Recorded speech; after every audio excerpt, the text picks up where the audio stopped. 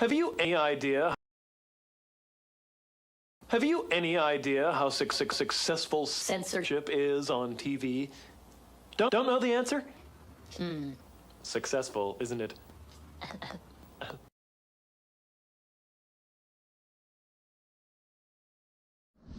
Welcome to Antarctica, baby.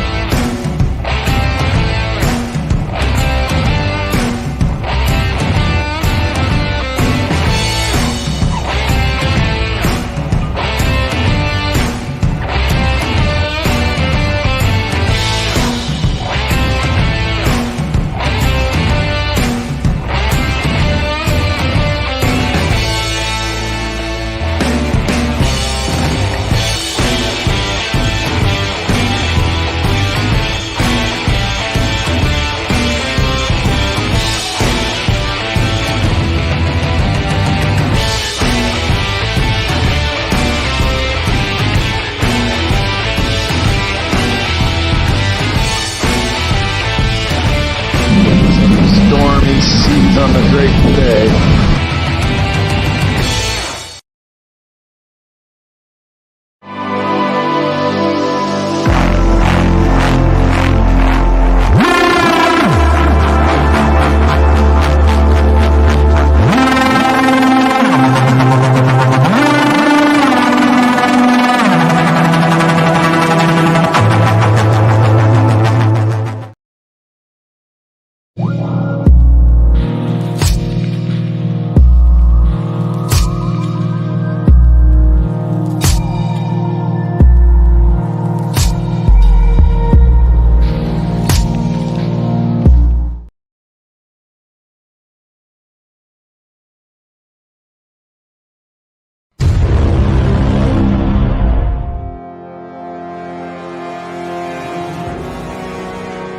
Planet Earth is alive and ready to give birth to a new Earth.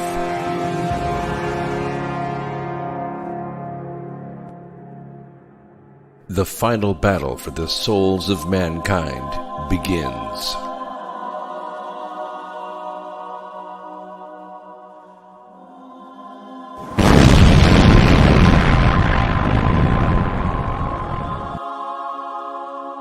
Worlds and their people begin to separate.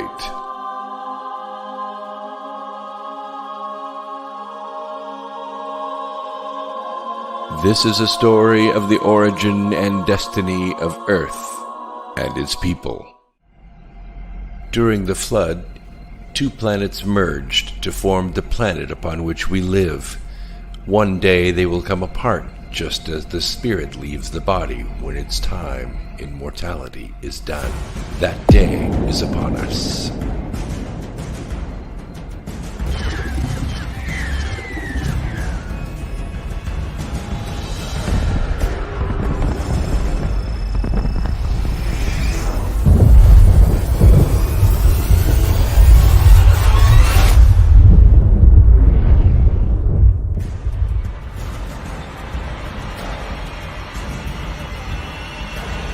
Are you ready for the change? The awakening has already begun.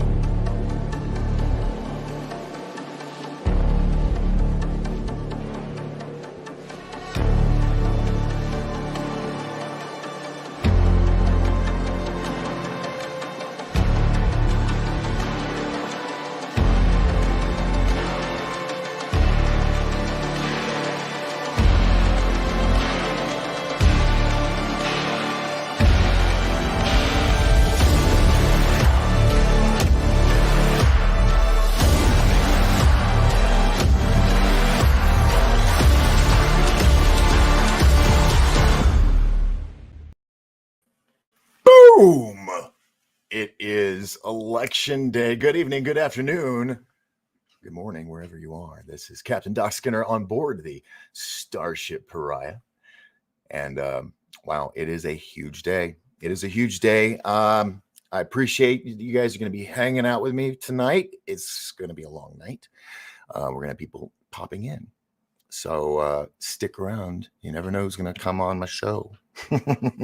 I just have that thing, you just surprises. I love surprising people. But yes, we will have some people popping in. And let me do this real quick. Tonight, here is the link if you would like to come on. Now, either side, blue or red, that's fine. Just everybody be respectful of everybody. My crew, I normally don't have to say that, but tonight's a big night, and who knows who we got some new viewers. Anyway, let's see. So I got that there, and the next thing I want, those are videos. I don't need to show that's comments. So let's do a quick roll call, shall we, before we get all hot and heavy with politics. Yeah, what movie was that from? History of the World, Mel Brooks. Awesome movie. Check it out. Unless you're sensitive, don't watch it. It's like Blazing Saddles. Have you seen it? Have you seen the new version, the 2022 special edition of Blazing Saddles? It's like opening credits, closing credits. Oh, wow. First on board is Dots. Is it Mick or Miss MC? Dots. Welcome. Hi, everyone. Love from Ireland. Thank you so much. I do intend on planning, if the world doesn't go to shit, a trip to Scotland, Ireland, maybe London, the whole area right there. And I've got viewers over there. So I love them all. And, we're just waiting on all these world events to simmer down now.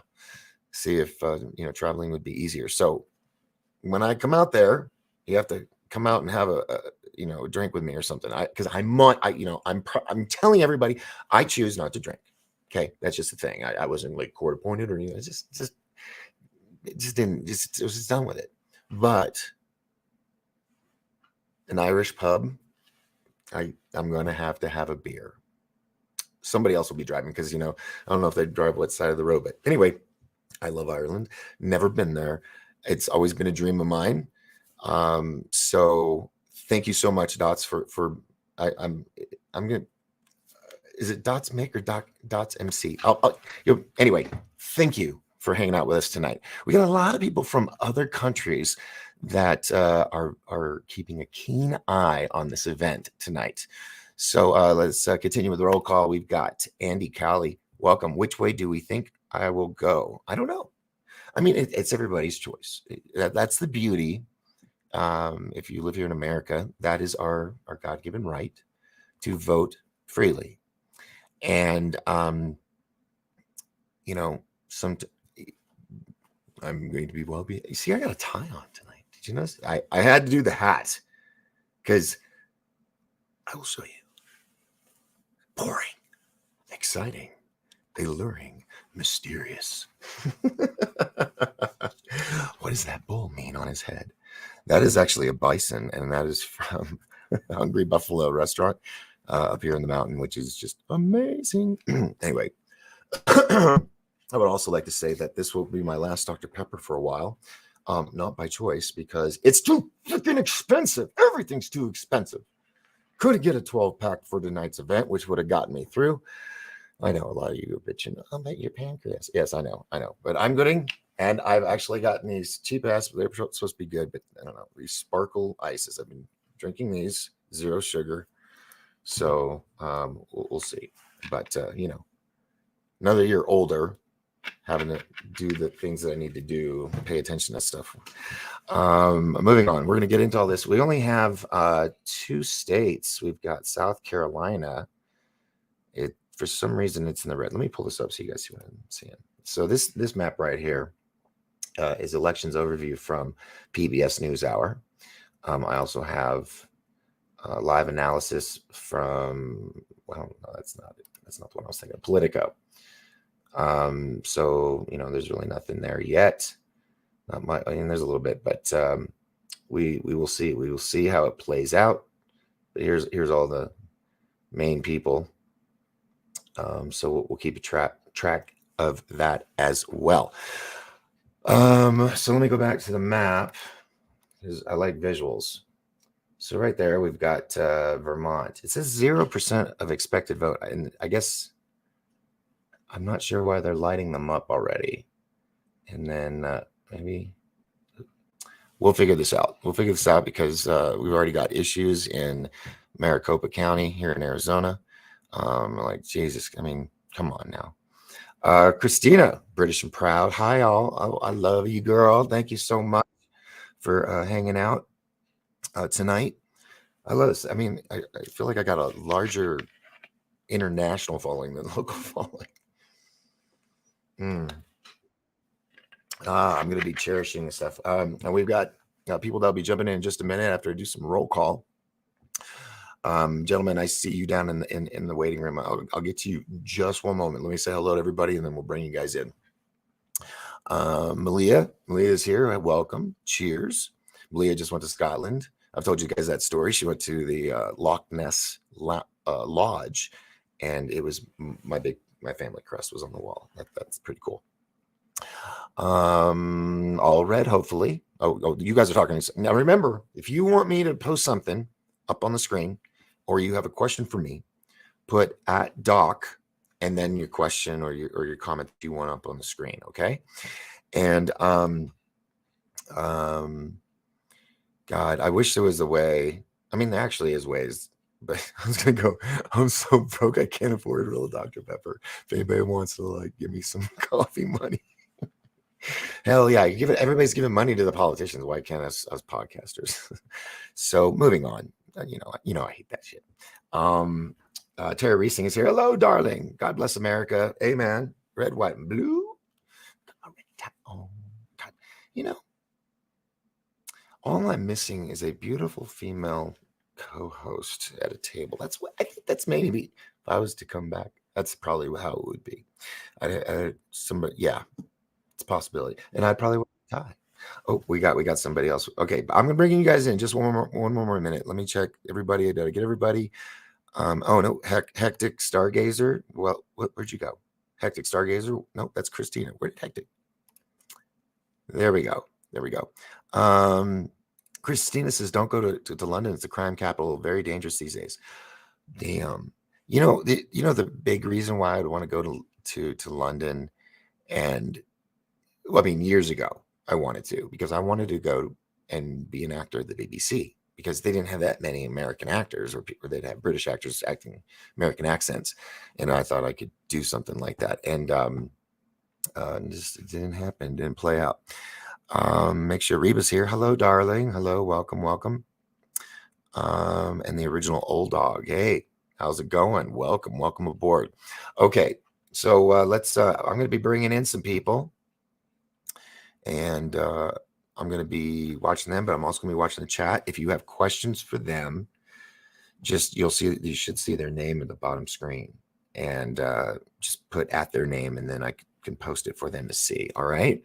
So there we go. There's the rules. And everybody here plays nice. So I know I don't have to say much about that. Let's see. One more thing, and that's it. Nope, that's it. Oh, Terry says polls close at 8. So we've got another hour. Well, we're going to be here all night. And I'm going to actually depend on these other podcasters that are coming on to help me out. You know, give me a break if they're hearing me straining.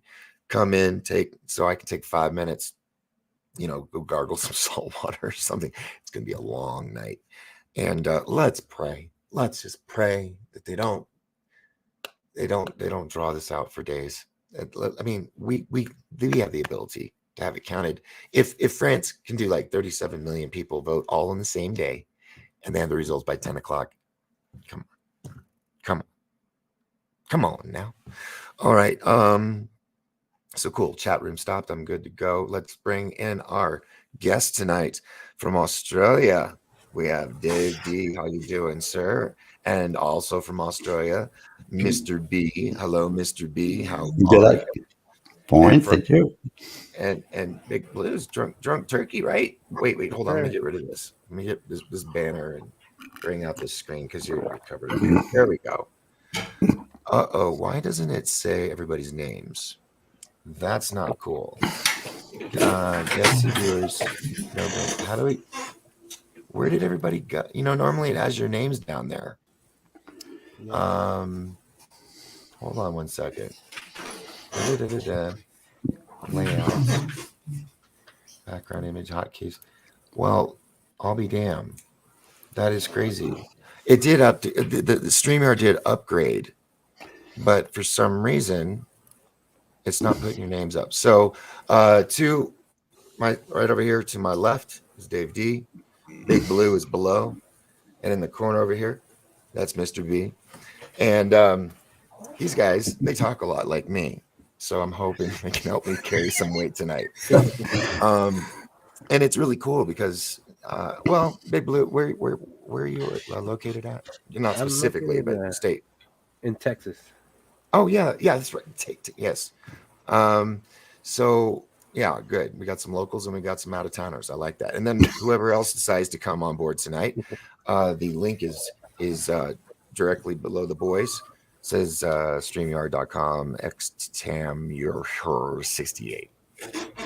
Whatever that means. Danny got tied up on a Steelers episode, so he'll be on here in a little while.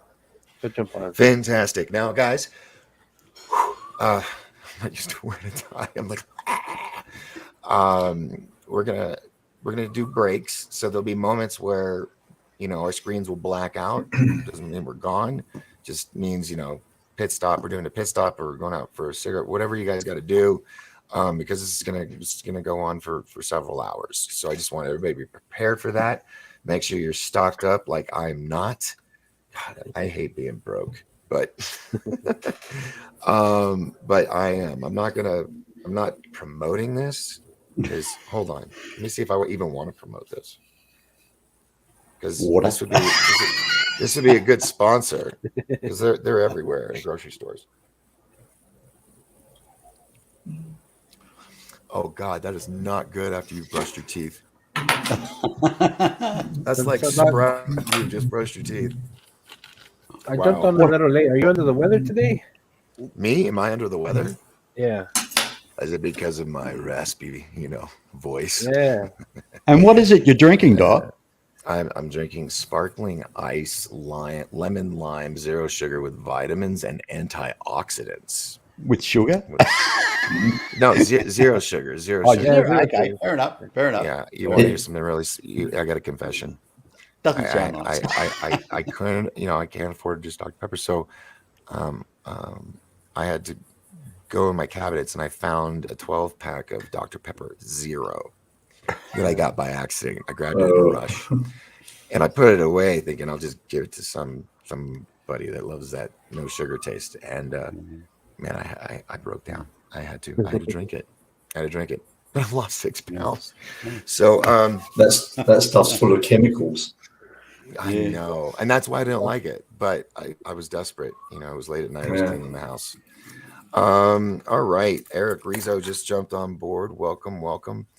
I'm looking for any ad docs or anything like that. All right, Robert Bauer. Hey, Robert, I would love it if you want to come on. But we are talking, by the way, for gentlemen and ladies that would like to come on. We're going to keep it to this election. The only conspiracies we're going to talk about, well, we have to be careful with it, is maybe what happened last election. But let's not get heavy into it. Okay, so there's some ground rules. Is that cool? Yeah. I mean, it's basically, I just want your opinions on what's going on.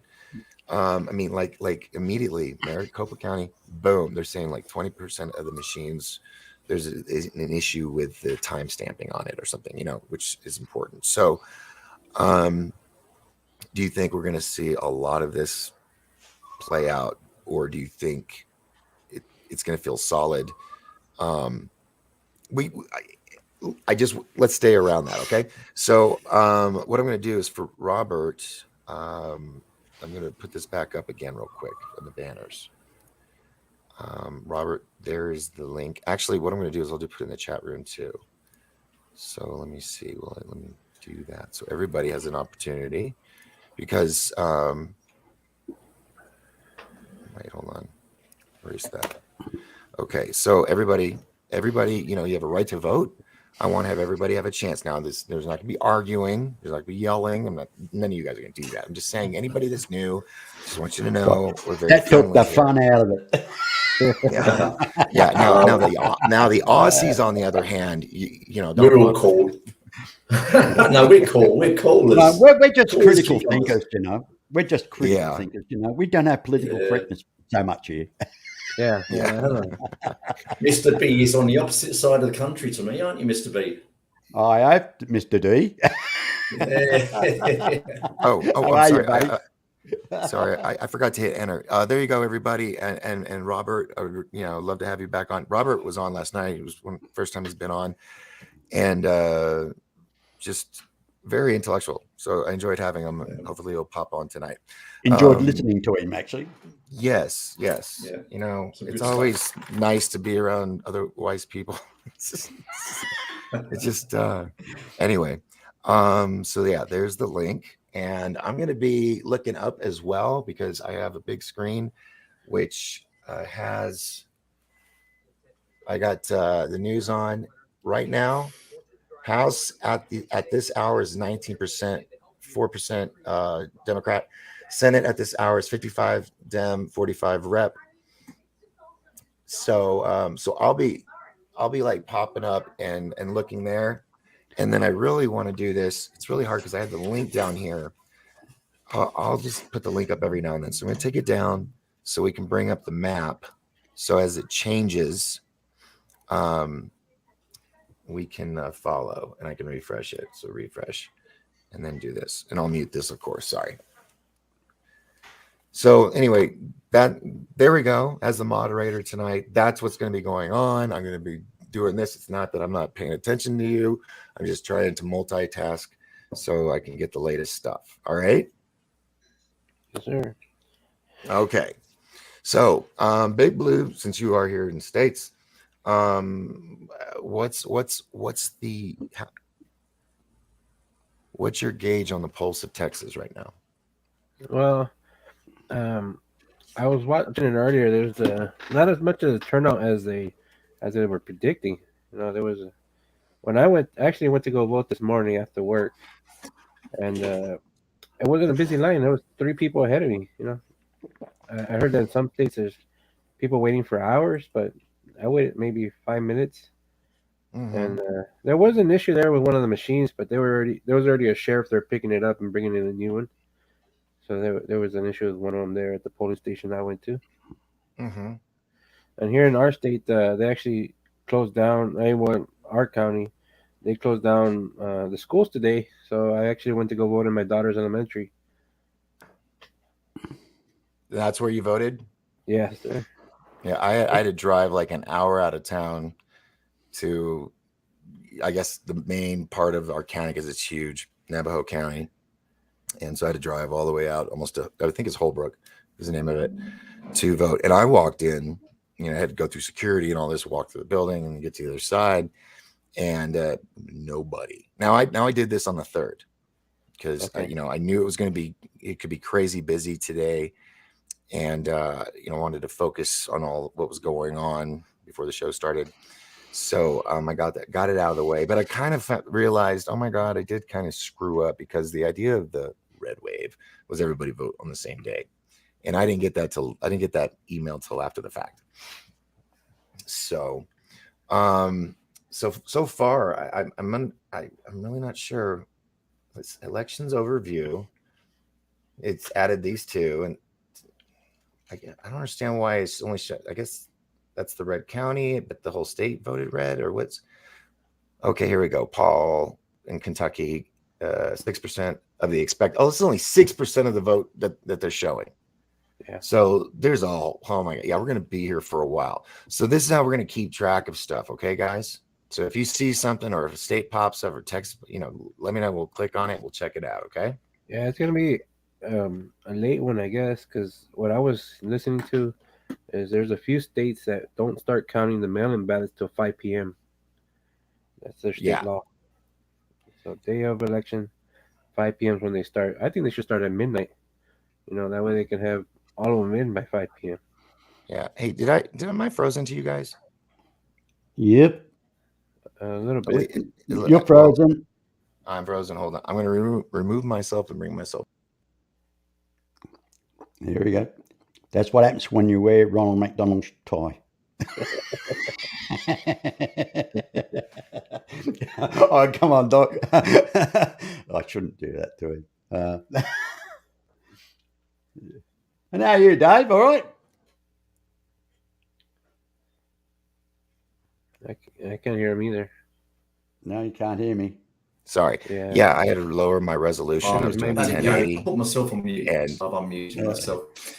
Yes, I'm good, Terry. I'm nervous about the results today. I know what the results should be, but whether they actually are what they should be is another matter. All right. Okay. Hey, by the way, Doc, I was taking the Mickey out of your tidy. I thought you stole it from Ronald McDonald. Hold on. Let me get my translation. At least it's not blue. Here we go. Because I have no clue what you just said. Oh well, never mind. Hey, listen, I was He actually his talking to blue a friend tie of for mine. the day. I was actually talking to a friend of mine from Wyoming, and for some reason, I don't know. Look, some people they really get upset about Donald Trump, and it really gets to me because I mean, politics is politics. Look, it's like Dave and I are outsiders looking in, and to us, it's a circus. It really is. It's a circus. Well, Right. to me, it is. But it's a very serious one because whatever happens in the States affects us in Australia and the rest of the free world virtually. Especially fuel. Especially if we have the diesel issue and all that, we're not transporting goods by train, by boat, by trucks. We can't do it. So it stops for everybody. Mate, grocery shopping has gone up at least 25 to 28%, I mean, right across the board, even Australia. And I believe it's the same in the US. Now, my friend in Wyoming actually said to me, he says, look, the problem is, he says, especially in Texas, the Trump organization is trying to put a lot of block on people voting. Well, I don't know how that's possible, quite honestly. There was nobody picketing, nobody standing outside when I went. I drove by 3 polling stations because I drove by a library and another elementary on my way home.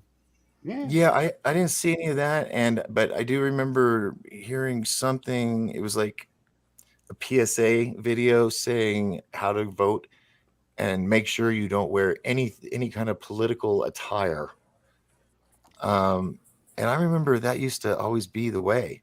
You flaunted who you were going to vote for to try to influence others. I mean, that's just, it's weird how everything is just different and changed so quickly here in the States. It's just, I actually overheard one of the staff members at the school said that they told her to wear just professional attire, not to wear like whichever side she represented. Got to be neutral. When in Australia, when we go to a polling booth, we just go in. We have our name taken out of a book. They mark your name off. They give you an application. They give you a form to fill out. You go into a little booth, tick it up, do who you want to vote for, wrap it up, and just put it in a box. Hey, nobody knows. Nobody knows. You're not playing electronically. You're not doing anything. You're just getting your name off the register. If you don't want to vote, you just don't have no confidence. Just don't fill out the form. Just put it in the box. Easy as.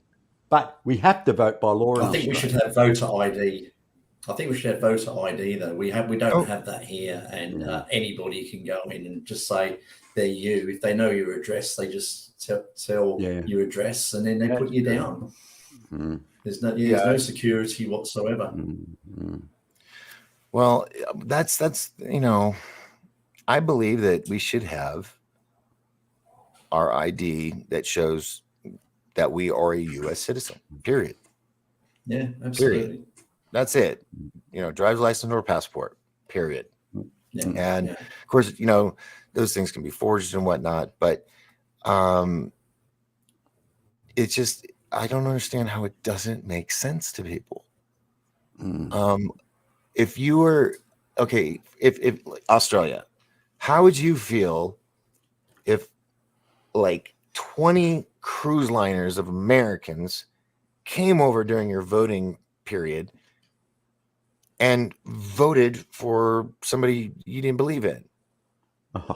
How would that make you Like the feel? Greens. Pissed.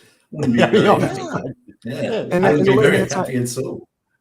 that's the thing is there's this one side that they want to give amnesty to all of them and say, come on in, we'll let you in.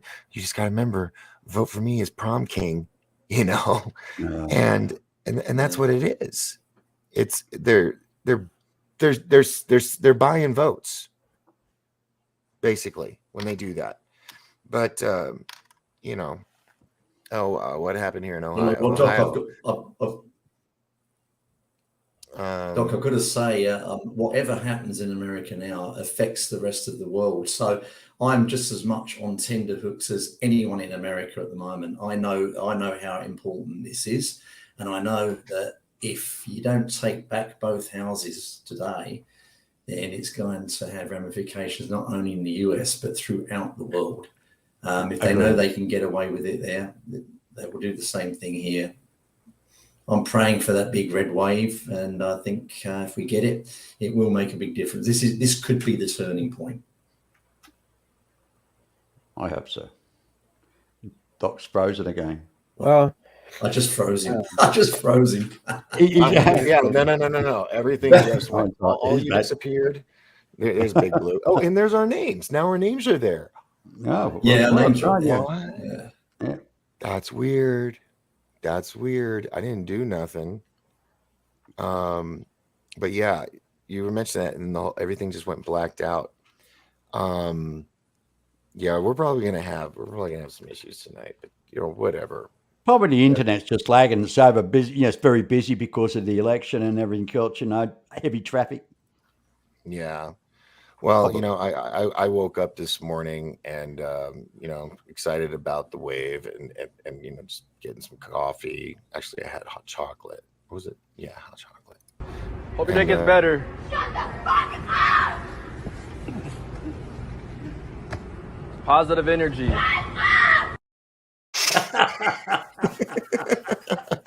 I love it. Was that real, Doc, or was that one of your playthings? No, that was actually Gave me a me. good laugh. That's actually me. It's an audio track on TikTok. It's good. I lip synced it, but fuck that. That's what TikTok's all about. It's just, love it. Send it on to me later on. I love it. Gave me a good laugh. Yeah, and that's what we need. And everybody's so freaking angry, man. It's like, oh shit, someone need to get in no bunker. What is that? Oh, that was just a siren. Okay, no big deal. Who was that? Who had the siren in the background? Claim it. It's like a fart. Oh, Claim that it. was here. That was here. Oh, okay. Yeah. it was in Sydney. All right, man. They know I'm online to arrest me. Yeah. Well, we've got some. Let me refresh. I'm just gonna be refreshing this stuff all night. Refresh. Indiana and South Carolina are showing red. It says 35% Democrat, 61% or 61.5% reps. I'm gonna say Dems and reps all night, just so you all know. And then South Carolina 49.5 to 50.5 reps. So does that mean that their vote is done? I mean, they're done counting. Oh, that says the last poll's closed. Oh, here's the schedule. It's not even on here.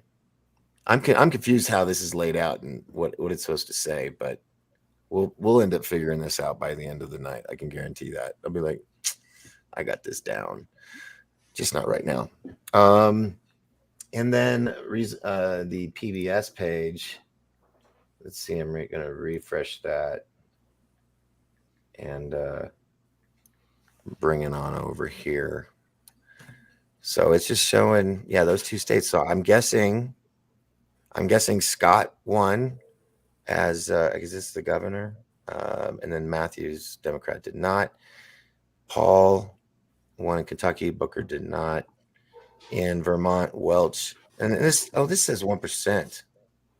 Oh no, 1% of expected vote. So, goddamn, is this thing accurate? 10% of expected vote. I need to look at that at the top. I wasn't looking. This is gonna be confusing. I guess it's just saying as where we're at right now, counting. This is who's in the lead. So that you guys, we're gonna be following that, I guess. Yeah. Pretty early And what yet. sucks is these people, they keep going back and rediscussing last year, or excuse me, the last election with T and D, and it's confusing because it's like, well, are you talking about now? Okay, so DeSantis is 53.6 rep, and then Christ is 45 so far, 63% of the votes. Man, it's gonna it's gonna wear me out. All right. So yes, Dave, it is going to affect you guys. You want to go more in depth on that? Well, I believe that our military here is very much tied in with your military. I also believe that our last government, which has been overturned now, they seem to follow the US lead very closely. We've now got a more socialist government in here. So I don't know exactly where they stand. I mean, they still support the alliance with the US, obviously, but they are quite a long way to the left. Mm-hmm. So, yeah, but I still think in the background that there's a very strong connection between our two countries, and what happens over there is going to determine what happens here. Exactly. Do you think it's probably because we were both used as drop-off points for riffraff they didn't want? We're a bunch of convicts over here. I mean, think about it. Colonials. Australia. I am an import, though. I'm actually an import from the UK, so I chose to come out here, and I sailed on a Qantas jet. So yeah, we've got UK. We got UK, Australia, Texas, White Mountains, Big Blue. You're up next. Hit it. Sorry, I was distracted. I was trying to text Danny the link. Okay. What was the question again? Oh, I was just. I was saying with all this stuff, like how it's not only affecting us, but it's affecting other countries that depend on services. And this stupid camera tap unlock. Oh yeah, sorry, I got the flu today, guys, so I'm a little bit under the weather too. So. Oh well, hey, you don't have to go all night, guys. You guys can just hang out for 15 minutes, 2 hours, whatever it is you want. When you're ready to go, you just say, "Hey, I'm out," and we'll say I do, and we'll see you next time. So don't worry, because this is going to be a marathon evening. And like I said, if you got to take a bathroom break, just go to that bottom and hit stop cam, just like that. And then if your bathroom's close to the mic, you want to hit your mic too. Yeah, I did that mistake a couple of weeks ago. Do tell. So I had to go. I had to go to the restroom. My restroom's next to my laptop here in my office, and then I left the door wide open. I hit stop cam, but I forgot to hit mute. So when I came back, everybody was like, I can see the live chat to say, was he in the restroom? I couldn't hear him, and luckily it was only number one. So,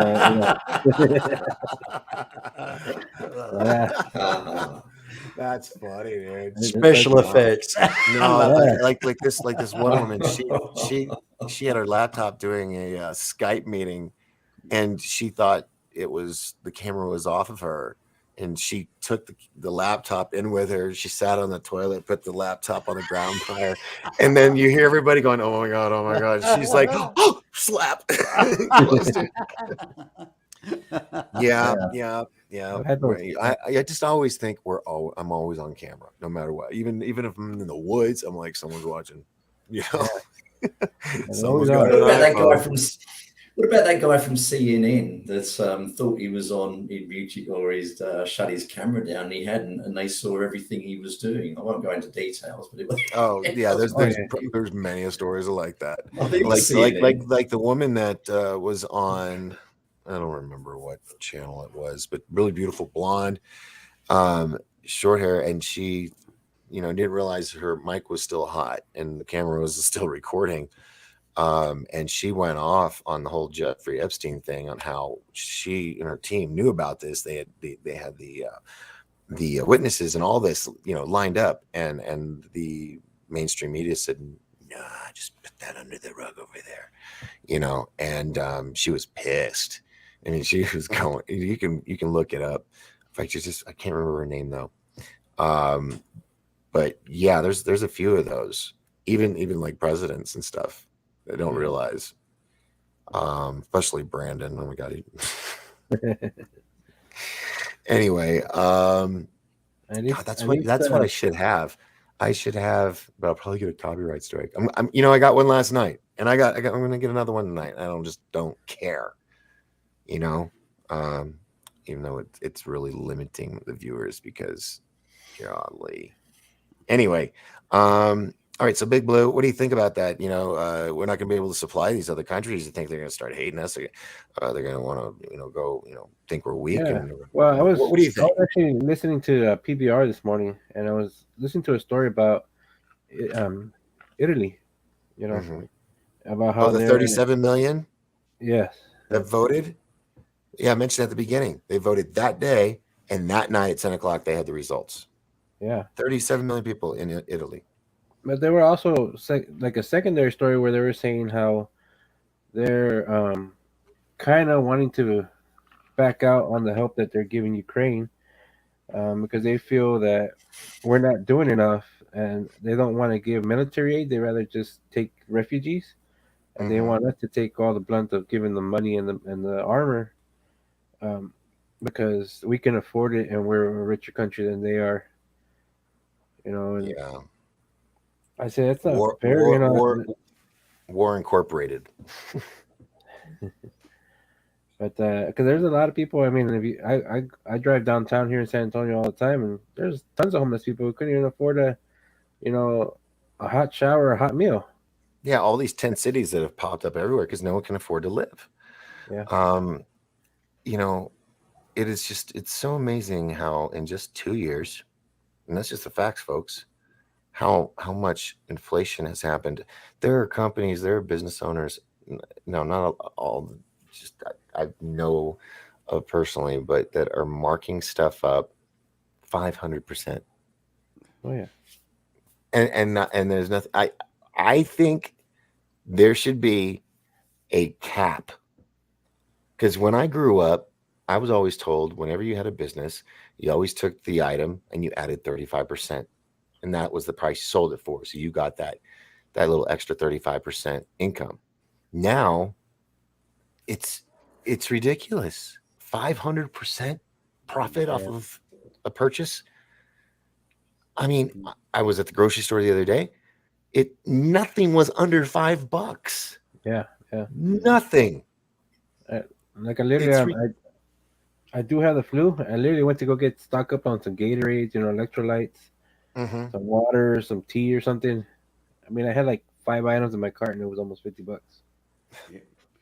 This morning. Same thing this morning. I bought about 12 items, and it wasn't anything extravagant. $90. Thanks. Yeah, my buddy, he has three little girls and a little son, and they went to Subway. $76 for them to have a meal, the sandwich. Wow. I mean, it's getting ridiculous out there. Have you guys seen The Postman with Kevin Costner? Yes. Bring it. Let's do it. Let's go. Let's start these little woodland villages and shit, and have Tom Petty come back from the dead and hang out with us. Yeah, because it's just, I feel like I'm just drowning in bullshit every day with what I see and hear. What I'm actually seeing, Doc, at present, you've got a president that's got a limp wrist, as far as I'm concerned. I think he's limp. Yeah, well, I see Donald Trump. I mean, there's a certain arrogance about him, but he's strong. That's the thing about him. He's got a strong approach, and he's fearless. And now, as an Australian, I mean, the Asian Pacific region is now under threat because of all this. Literally, I mean, we got the British Navy going to the South China Seas. I mean, they've never been there before. It's because it's becoming rapidly unstable because the US government at the moment is trying to be they're pussyfooting around. I'll be honest with you. That's my personal view. I mean, I may be wrong, but they are, in my opinion. And no, I think Doc's Doctor. I think Dave has got it spot on. I mean, how it affects us totally, and it really does. All the free nations of the world are going to be pinched by this, honestly. And it's got to change. You've got to get back to a strong president. You've got to get back to a strong economy. Put people in work. Bring companies out of China and put it back into the hands of the people that actually got to pay for the product. You know, American company shouldn't be working out of China. Absolutely. It's gonna get. What's the word I'm looking for? What people don't understand is, it's a fact. Transporting goods will come to a halt. Won't be diesel for the trains, the trucks, the boats, the whatever. Planes. It's not going to be there, and that's bad in itself. But what people also forget is what this stuff that Brandon told everybody in the world the other day, that we're not drilling any more on my watch. You know, all those hippie, all those tree huggers. Nothing personal against them. I'm just labeling you as a group. So build a bridge, get over it. They're like, oh, I gotta have my water. It's all this, you know, my health stuff. I got to get my sushi, and it's in a little plastic tray at the store. You know, none of that shit's going to be around anymore because kids, newsflash, plastic and, my glasses, all this stuff that you use around you, CDs, microchips. We're going to have a shortage on that shit soon. All that stuff is made with oil. I mean, in one fashion or another. The clothing you're wearing. So those that like the stupid little twats that tried to ruin I know I'm getting a little Aussie here. I'm getting go for it, mate. That fucking twat. These two twats that were twats. Get it right. Twats. These two twats that were at the Van Gogh painting, that threw the Campbell's soup at it and then glued their hand to the wall. Now, this was reported. Someone else said this. I'm just reiterating it or saying it over again. They were like, newsflash. Who was it? It was a night show, talk show or something. But they said, newsflash, all those paintings have a very, very thin layer of glass, supposedly, for stupid people like them. Second, you're sitting there protesting against oil when your clothes are made of oil. The hair dye that your hair is purple and red and all that has oil, all this shit. And it's just mind-numbing how people,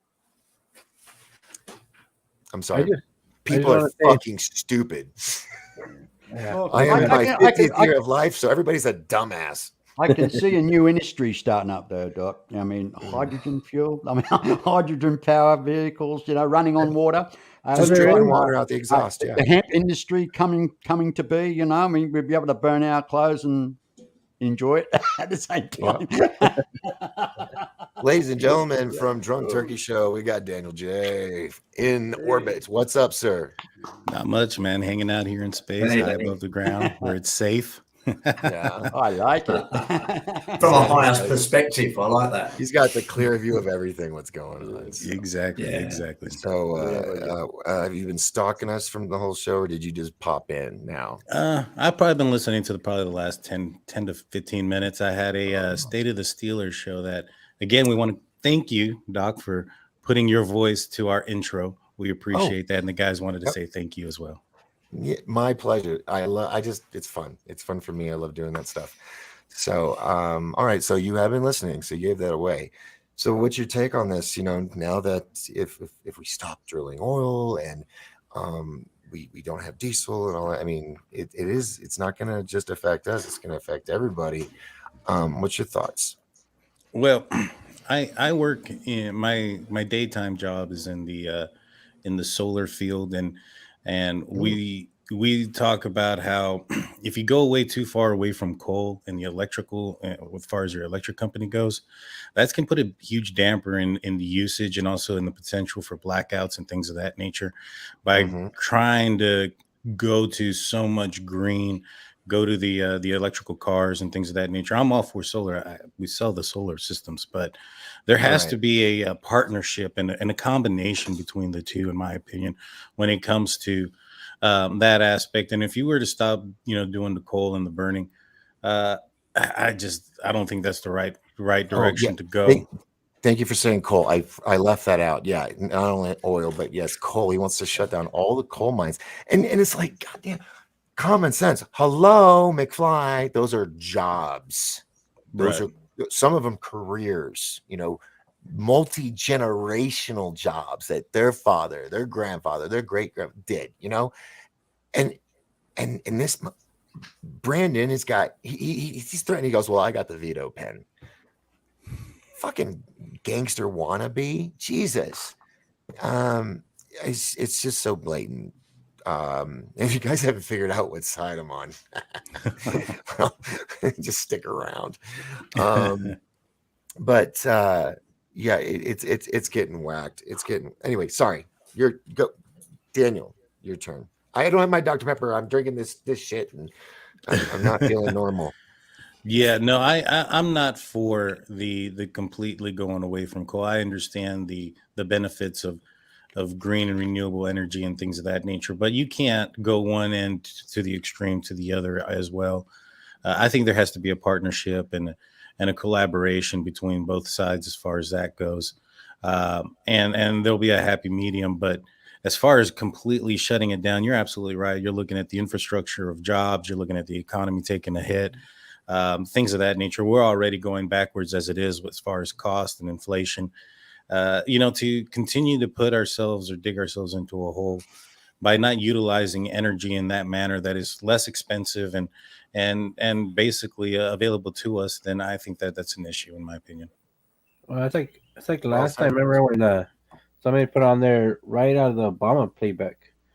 Um, if y'all know, when Obama was in charge, he kind of wanted to shut down oil production also, and it got so bad that most oil field workers lost a lot of their work. You know what I mean? They lost their houses, their cars, and we all Mhm. were paying really, really expensive prices for no reason when we had oil already here. Yeah, Right. it's so ridiculous. It's so ridiculous. Joining us, we got Professor Bauer. Hello, sir. Good evening. And then Good evening, everyone, gentlemen. How are you? and then Good, also good. we have Jamie. Hello, Jamie. That's a lot of pops, brother.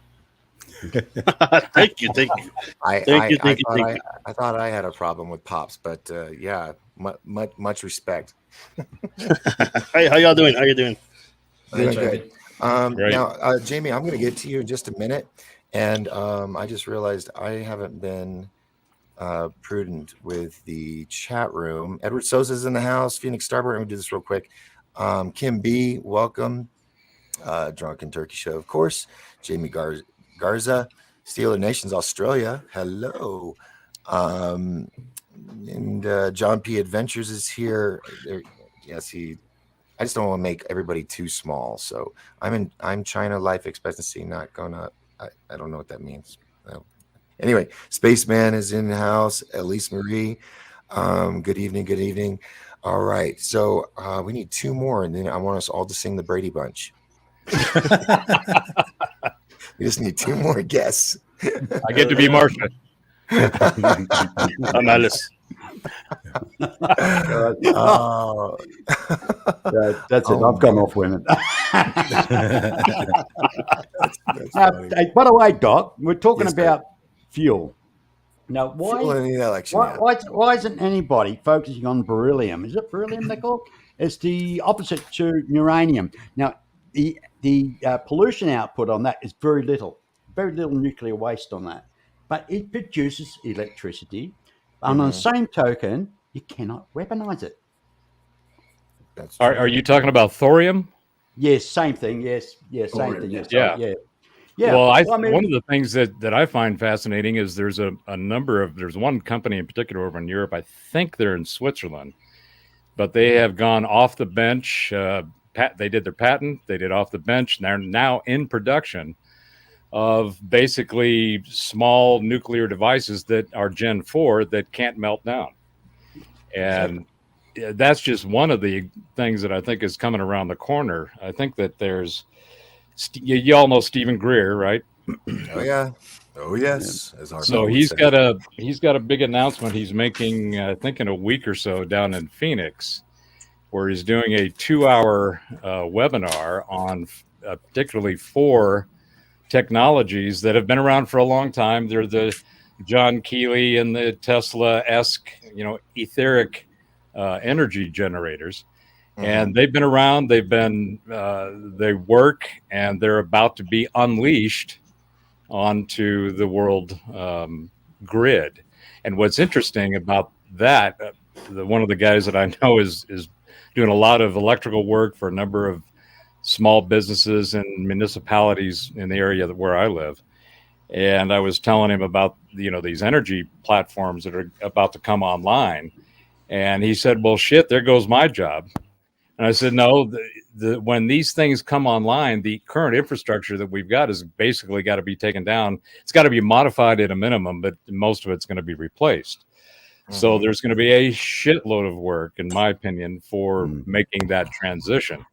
And the other thing about oil, about this whole fossil fuel thing, I think I was talking to Brooks about this as well, but one of the misconceptions about fuel, or about petroleum as we use as fuel today, is that it's fossil. It's not. It's abiotic.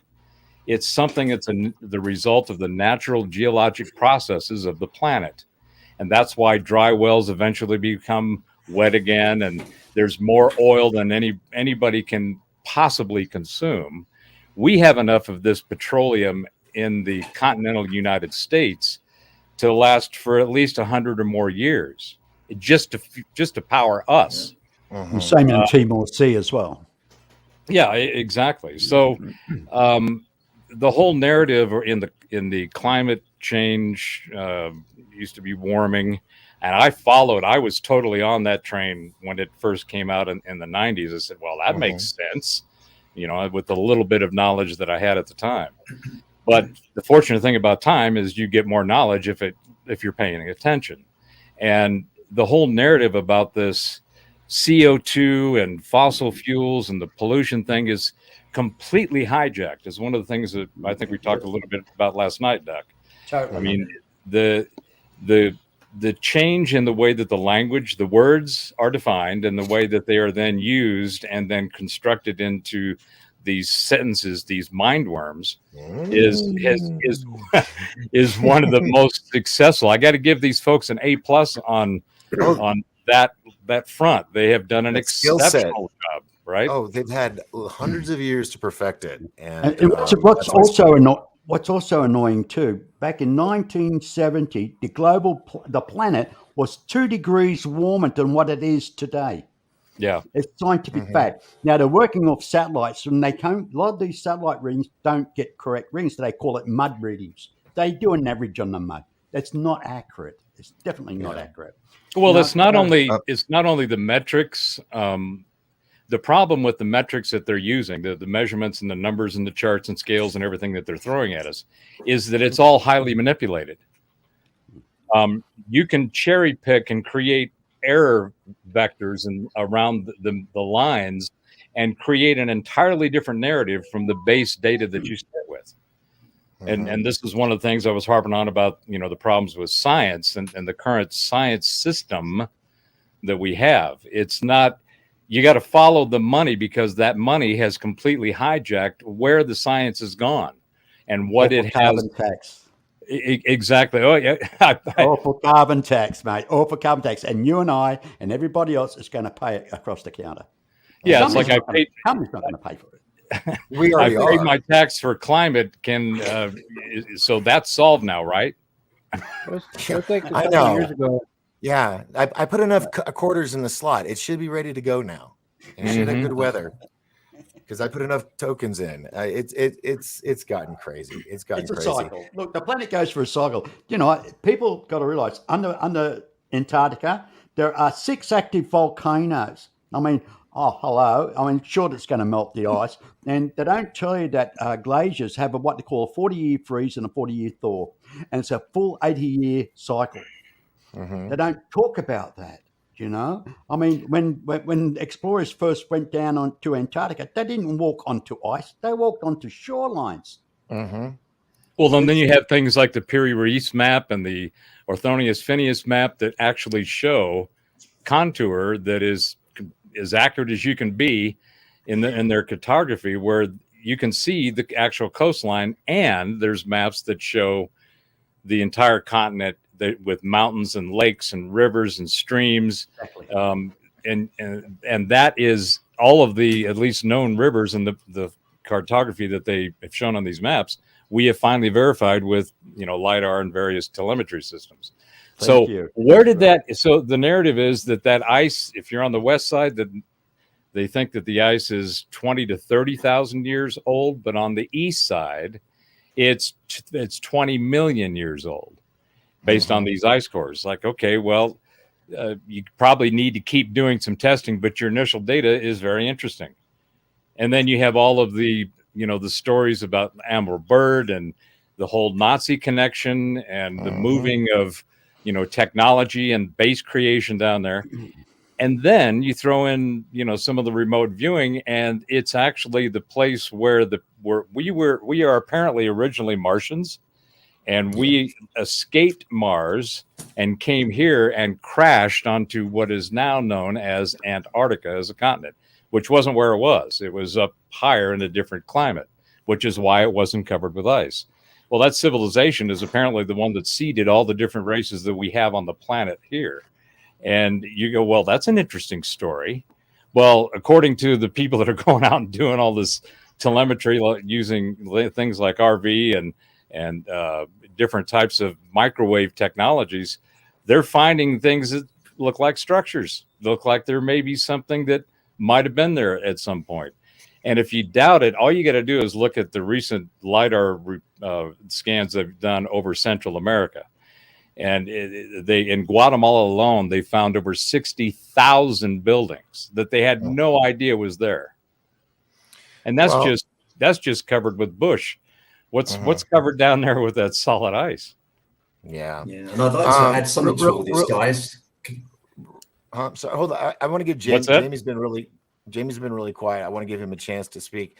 But I also want to throw in this statement from Facebook user. We own a restaurant, and our food bill has doubled from $3,800 to $7,800 plus, and we can't get a lot of produce because of production. Now they're saying no diesel. This is the beginning of the end. And I think farmers, I think people in the food industry, even Walmart, the shelves are getting empty. And God, I hope everybody's stocked up. Jamie, real quick, I just want to make sure that you're in the I'm in the loop. I almost said Adam's family. I was thinking the Brady Bunch. But so what's your thoughts on how this is going to affect everything? Well, I mean, I still think that fossil fuels is the way to go. You know what I mean? I don't think it's not gonna change, and if they do, it's gonna affect the economy a lot more, especially with lithium, how it's mined and everything. It does more damage than it's supposed to do with fossil fuels and whatnot. So do you think it's gonna be a Mad Max scenario? pretty much, man. At For one fuel? point, I'm guessing we're gonna have to be jumping on tractor trailers and stealing it. I want the guitar and the flamethrower. Yeah. Put me on the front of the semi and strap me in, you know. Yeah. So go on. And like you were saying with the comment that you just put on, like this time 2 years ago, I think everybody was a little bit richer than they are right now, especially with all the inflation and all the prices, the price hikes and whatnot. And then not only that, they're blaming it on the Ukraine war, but yet my stores here, especially, I live literally like 5 minutes away, maybe not even 5 minutes away from the border. And here in the stores, at one point they were empty because they were getting food for the immigrants and whatnot, but also because all the inventory that's coming in was all backed up, like, and it wasn't running through the country at the time. So like everybody was struggling. I'm like I said, like everybody at 2 years ago was a lot richer than they are right now. Right, because we weren't spending twice as much for everything. Exactly. Everything. Like I said, go in the grocery store, everything. Maybe bubble gum was $3-4, but everything else was $5 and up. Yep. And Do you think the problem is what is making it more expensive as opposed to greed? Or is trying to figure that out? What is that? Why is that? Why are the prices increasing? Is it price gouging, and they're getting away with it? I mean, some of these people are charging. I'm not going to say what company, but there was a certain, and I had nothing to do with this. I was overhearing a friend doing business, and he's trying to find chain link, right? And he knows he can get it at $140 a roll or whatever at Lowe's. But you call the fence companies, they're charging you like, I think it's like $400 something a roll. That's ridiculous. Is it because all of a sudden everybody decided to get greedy, or is there something else going on? Yeah, I mean, yes. I'm trying not to give too much information because I don't want anybody to. Well, let's put it this way: once the oil crisis is over, you can guarantee the prices will not come down. And that's what sucks. Yes, I don't see prices like we're having a price drop sale. No, I can't see them going back to the old prices. Because, and just the oil will flow, and hey, everybody's making 500%, as you say. Yeah, it's. I mean, the time that the gas went down was only because they tapped into the reserves and whatnot. Well, and there wasn't that big difference. Yeah, we have fossil fuels here. We could do it ourselves, and we could. Here's the thing: why not teach these other countries how to find and drill? What the hell is that? Is that me? Why not teach people how to have veggie gardens? How about teaching people how to have veggie gardens and have some chickens and things like that? Yeah, stuff they used to teach kids in school. Now it's no. Exactly right. Yeah. Did you guys have shop class in high school? Oh yeah. Yeah. And up here they have the Future Farmers of America, the FFA. Yeah. And so, I appreciate those courses that they're still around. Of course, they're in the rural areas, I guess. But it's you, Dave, isn't it? You've got some Australian Pikachu or something hanging out on your window. I think that's a magpie. I just shut the window. That's what I'm sitting here going. Because it's mating season. Hey, it's mating season, Dave. Yeah. Talking about flying things, I do have something from a higher perspective I'd like to just put in here and just see what all you guys would like to say about it. See, from what I'm following at the moment, I'm aware that we have now entered into a much higher frequency area of the galaxy. So we've entered into a new zone. So our entire star system is being bombarded at the moment by much higher frequencies. These are affecting the sun. These are affecting the cores of all our planets. It's changing all the planets. So all this global warming and everything, this is actually a stellar phenomenon. Now, to take this to another level, I believe there are higher forces out there and with us on the planet that are directing the show at the moment. So we're being shown all the evil and all the corruption for a very good reason. The solar system, Earth, or Terra, as we like to call it, is evolving. It is moving into the fifth dimensional consciousness. Now, human beings need to as well. Not everybody is going to be ready for this, and many people are taking a way out. Other people are ready for it, and we are being moved forward. So all the evil and corruption we're seeing at the moment is actually a motivating force to change us, to change our outlook, to get us into action. So we are going to evolve along with the planet. I believe that what's going to happen is new technologies are going to be made available to us, and these technologies are going to make a huge difference to the world. So on a positive note, what I would say is I think things are going to get better, but we do need to be active. We can't just sit back and get our popcorn and watch the show. We need to be out there. We need to be sharing. And the other thing is to be centered in love and hope, and do not allow all the fear and negativity to affect us, because when we do that, when we hook into it, even when we talk about it, we need to be available, we need to be aware of it clearly, and we need to stand up against it, but we mustn't let that drive us. We mustn't be driven by fear. So if we can do that and we can remain positive, I believe big changes are coming to this world. What's happening at the moment is inevitable. I believe it's driven by source. I believe it's driven by various super intelligent life forms that are out there, and they're on our side, and different federations are working with us and working with an Earth Alliance to change things. So I don't think any of these bad scenarios are going to come out. I think we're going to go into a very positive, as Dr. Michael Saller says, we're going to be moving into a Star Trek future. But we have got to be on line with that, and we've got to be active in helping to make it happen. So I'd like to just see what you guys think about that and how that relates to events with the election. I know we're talking about the election and what's going on there, but what's happening in America today is absolutely instrumental to what is going to happen in this world. Oh yeah, because if T-Man comes back, more power to the Space Force. Hey, just real quick, breaking news: the House has flipped 3 seats on the rep side. So nice. I guess that's a good thing, right? So this Trends is where we're at analysis. so far. This is not the final, but this is so far with the counts in these states. This is where they are. This is the leading. So reps leading in Oklahoma. Pink, I guess, I don't know what that means, but the reps are leading. Missouri, the reps are leading.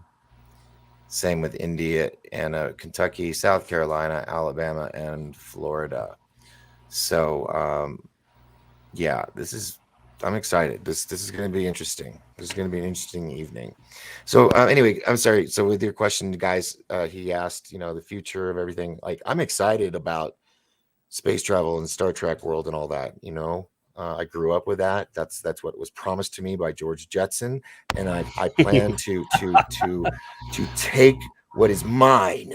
So I want to go to space before I leave the Earth, permanently. I believe we will, Doc. Or just leave the Earth permanently on a ship. That might be an option. I don't know.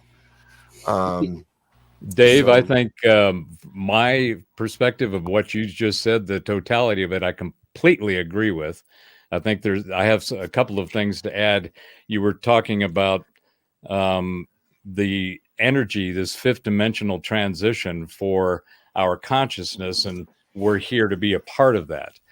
I think that there is other frequency signatures out there that are from ancient and much older that have decided to be here at this time to help facilitate the transition.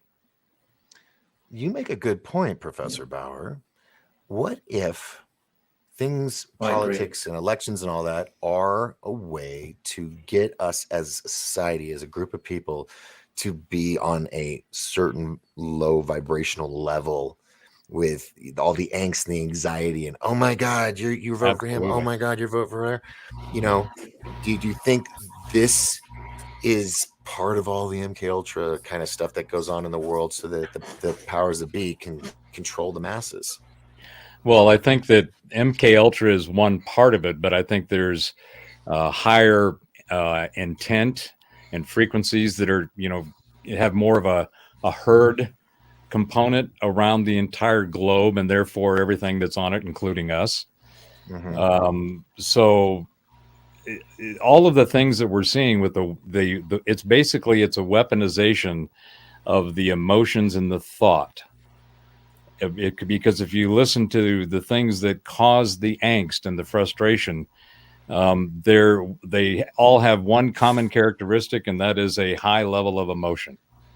And the emotive content, the personal sense of the self-identity of one's emotions has become a compelled, respected entity that everybody has to get along with.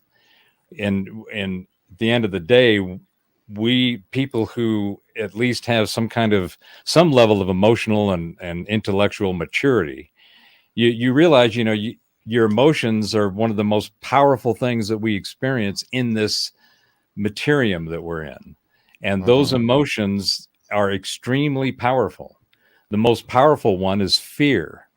Oh, yes. And fear, when a fear thought and imagery and narrative, and then using sound and sonics and sub frequencies that you don't even know are there normally, you can package up a very effective weapon.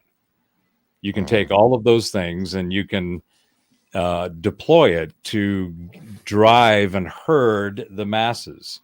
And that's been going on. It's been really interesting this last 100 or so years. When you think about what the technology and the thought and advancements that have been made, at least in the scientific perspective, which is one of the reasons it gets so much cred, is that you look at science, and hell, science is why we're doing what we're doing right now.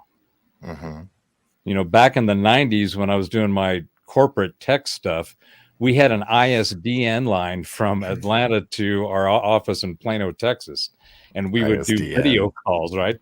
It was I think $16,000 a month for that one connection.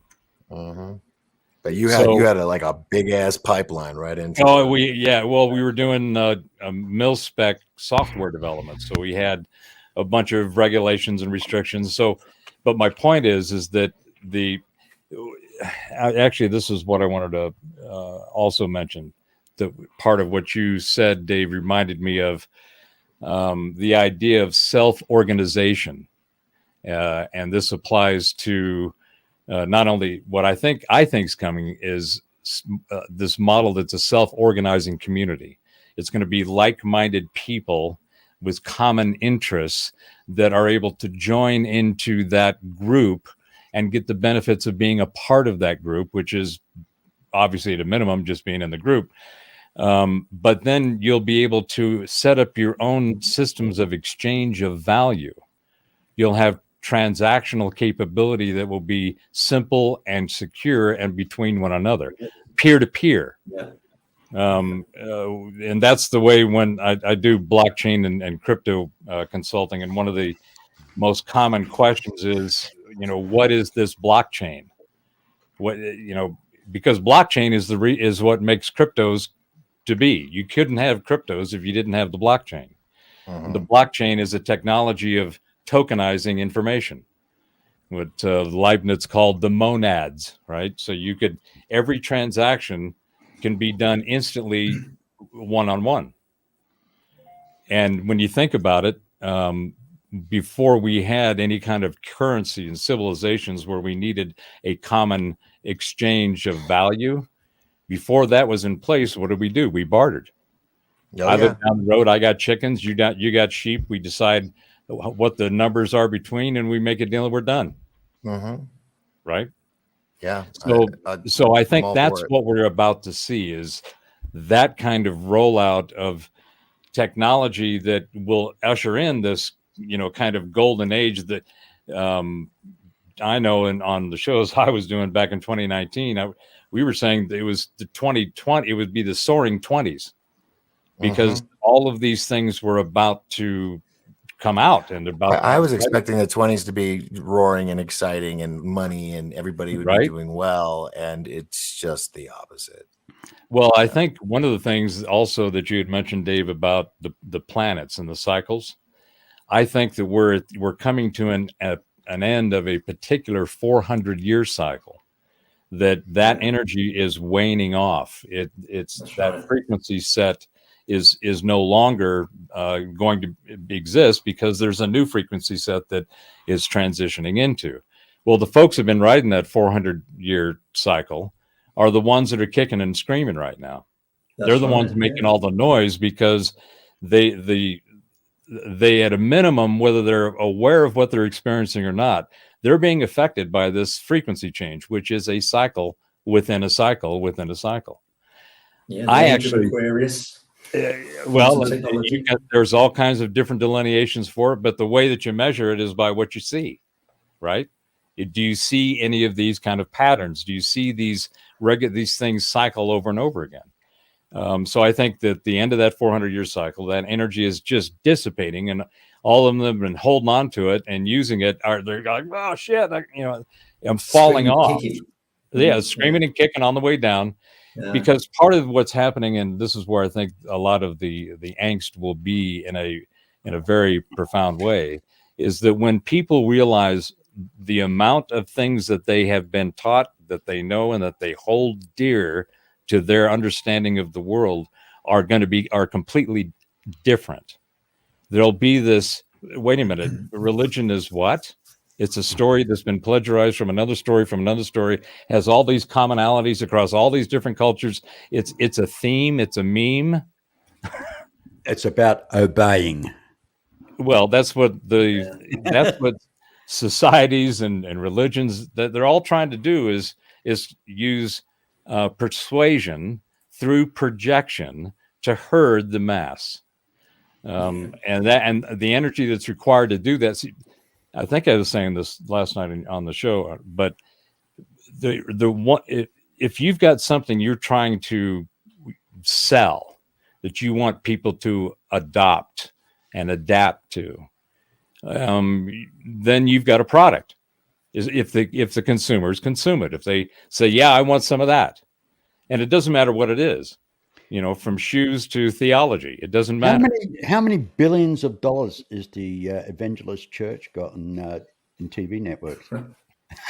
Oh yeah. How long's a piece of string? It's an industry, man. It's an industry. Hey, and look at these. How long's a piece of string? Yeah, hey, like you challenge these ministers about the 3 jets they own, private jets, and they get upset saying God's good to me. God willed it into my life because of the fervent prayer, dedication, and capitulation that I've given to it. But I'll just finish up this point and drop out. So this changed because I wanted to. I had an analogy with what Dave was talking about in the planets. We are going through what is being described as a scalar wave, and it was actually the edges of it apparently were picked up back in the 70s by some Russians, and it's been monitored ever since, and it's just increased. Like we were now getting a lot of it, even more. So it's affecting the entire system that we're in. People don't realize that Mars is heated up. You've got all kinds of strange stuff going on with Jupiter's storm. Pluto lost half of its atmosphere. I mean, you go, well, there's something going on out here that's just not here. And that information can change the way that you think about the things that you have to think about because somebody's compelling you to think about it. So if you've got a shitty product and people aren't buying it, you have to compel them or force them. Well, when you get into that model, and you've got as many people as there are around the world now that are all connected in some way, shape, or form, you can raise a ruckus. And the more you try to force, compel whatever it is, some kind of financial or some medical and health oriented, whatever. I mean, these guys they're covering the spectrum of the experience of how we live economically, gas, doesn't matter.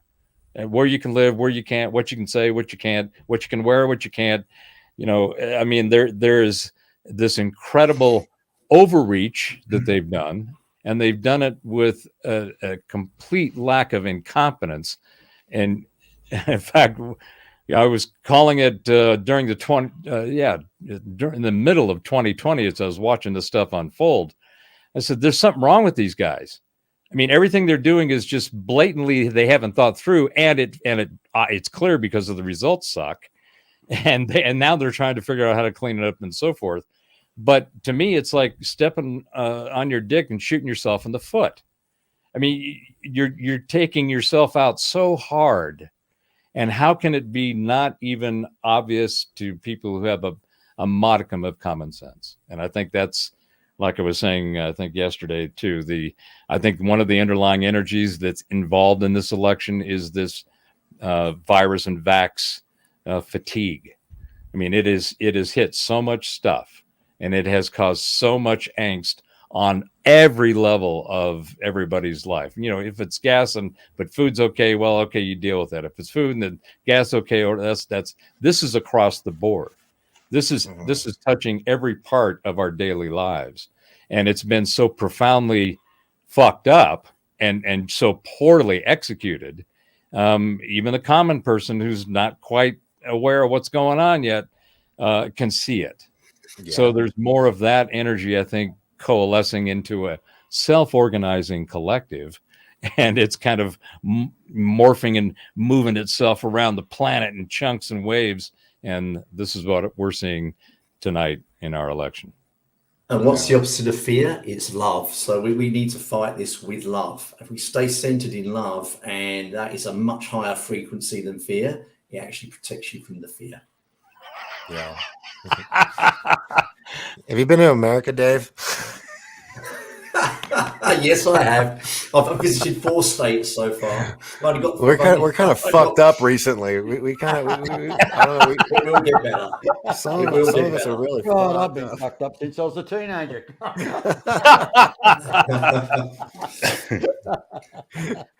That reminds me, Doug. Weren't you saying you had a Big Mac story last night? The intel you got from some McDonald's hamburgers? Oh yeah, actually, that's where he got his tie from.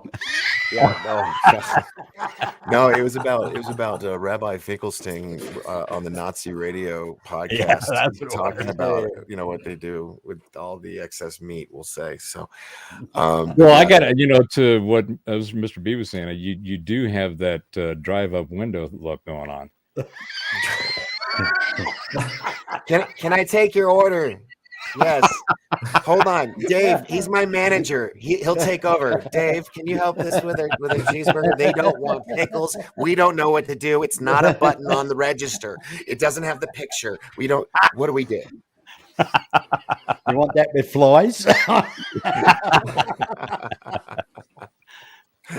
Oh my God! Yeah, good guys. Oh man, where are we? So what's the stats? How are we doing?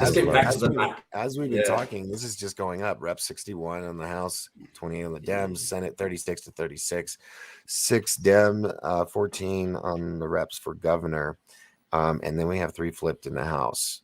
So it's looking pretty good. Oh, let me get the arrow over there. Right now, the voting is about 80% counted, and Rubio is leading, and by 56.5%. Val Demings at 42.4. Stephen Grant squeaking by a 0.4.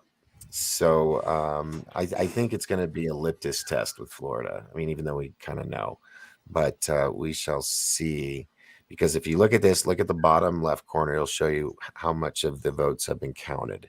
So if you see it, don't get excited thinking, oh my God, they won. No, you look down there when I go over them, and you'll see. So hopefully in the next hour or two, some of these will be 100% counted, and we can get a rough estimate. So there we go. That's where we're at right now. And this page it's live, so it's updating without me having to refresh it. So, did any So, of you guys hear about the voting tabulation machine fiasco in Arizona? Maricopa, County. Maricopa, yeah. Terrible. What the hell is this? It's like all of Sorry. a sudden 20% of the machines just don't work or they're broke. It's like, well, that sounds like, one or two would be you get, a machine or two going bad. 20 of them, there's a system problem. Hey, whoa. Funny that, isn't it? I just had a thought, guys. Do these voting machines, because I did paper and pen. So on the voting machines, do they fill up to a certain number of ballot entries before they put it into the server? Because that makes me think if they could do that, they know, okay, each of these machines will hold up to a terabyte, which is like, 100,000 votes, whatever, right?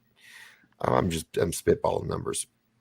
And then all they would have to do is know, okay, there's that many votes in that voting machine. So they would have a digital copy of their, fake votes that they would. I don't know, man. I'm thinking like Dr. Evil and James Bond right now. Well, it kind of sounds like some of the complaints that went on about the number of votes that showed up magically after midnight, between midnight and 6 a.m. Right? Isn't that the same thing? They were saying, well, wait a minute, where did these 400,000 votes come from at 2:00 in the morning? Yeah, Right? that whole night So was that's the same upside thing down. you're talking about, right? From under the table. You know that. Because from my here's the thumb thing. drive. They said they wanted everybody to wait till today to vote. So that way, the opposing team wouldn't be able to know how many votes there were to not adjust coincide, for. go against. You got this many. Well, we'll have that many, and then replace. You got to titrate just a little bit more in there. Wait a minute. Oh, look, back it up. Hold on. Up. Keep going. So I know it's a little late to the party to say, but if you have the opportunity to do a handwritten ballot, I would suggest that over the computers, because they did have the issues before, which we found out some of the people running for those offices were on the board or investors in the company that made the machines. And so I just don't trust them, because people would have their phone and they would videotape themselves in the voting booth, and they're sitting there, picking one candidate, and then it pops up saying, thank you, you voted for the other candidate. And that's bullshit. That's why I believe write-in ballots, not, write it and drop it off right there. Don't even do the mailbox thing. Don't trust that. If you haven't seen 2,000 Mules. Okay. Why can't Dave we fall do? over? Where did Dave go? Why can't we do the same thing they do down in Pakistan or India, where you got to go and you got to get your thumb dip, right? At least at a minimum. So you could show I voted instead of a Right. little sticker that anybody could. In order to get that tip, you had to go in and do your thing. And then what's going on over in Israel? This is the 5th prime minister or head of state in 4 years. I mean, what kind of system they got going on there? They just. And I think the Brits do the same kind of thing, where it's like a vote of no confidence. Yeah, in 30 days they had like 3 or 4 prime ministers or something ridiculous. Yeah. So hey, Daniel, you were about to say something? Yeah. I got to get off. And I'm here. Oh, you got to get off. Okay. Yeah. I do got to get off. I want to thank you so much for bringing us on board and having us on here. Oh, no problem, man. It was always a pleasure. Yes, sir. Yes, sir. It looks like it's going in our direction. Hopefully, it continues in this trajectory. We will hope for the best. But thank you. Sir. I appreciate it, Daniel. And Blue, I guess he got off earlier. He kept popping in and out like a groundhog. Yeah, he messaged that his internet was screwing up.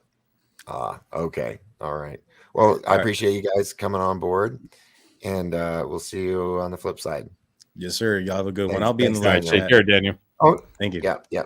And then, so we'll talk to him later. And then we got Mr. B, Professor Bauer, myself, Dave. If he didn't fall on the floor, he was there, and then I looked and he's not there. So, back in the 60s or 70s, we had a prime minister. The Governor General actually sacked him on behalf of the Queen. So he was elected by the people.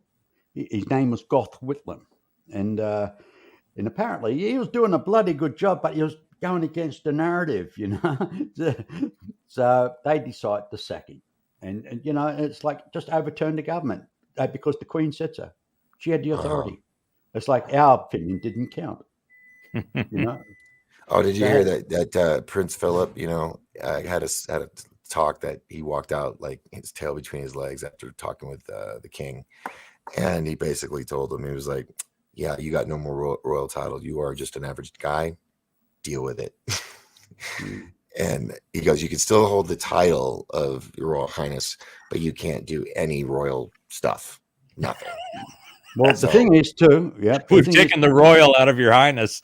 Our new prime minister has actually set up a new minister to actually push Australia forward for a republic. That'd be Very good. interesting, and it's long overdue. Long overdue. So, Mr. B, when you did when the Queen did the transition and the crossover, and the whole idea of the Commonwealth, the state of the Commonwealth was, all these, like Australia and Canada in particular, are you going to stay with the Queen and all of that? Because now it's not the Queen anymore. Was there a bunch of chatter on that?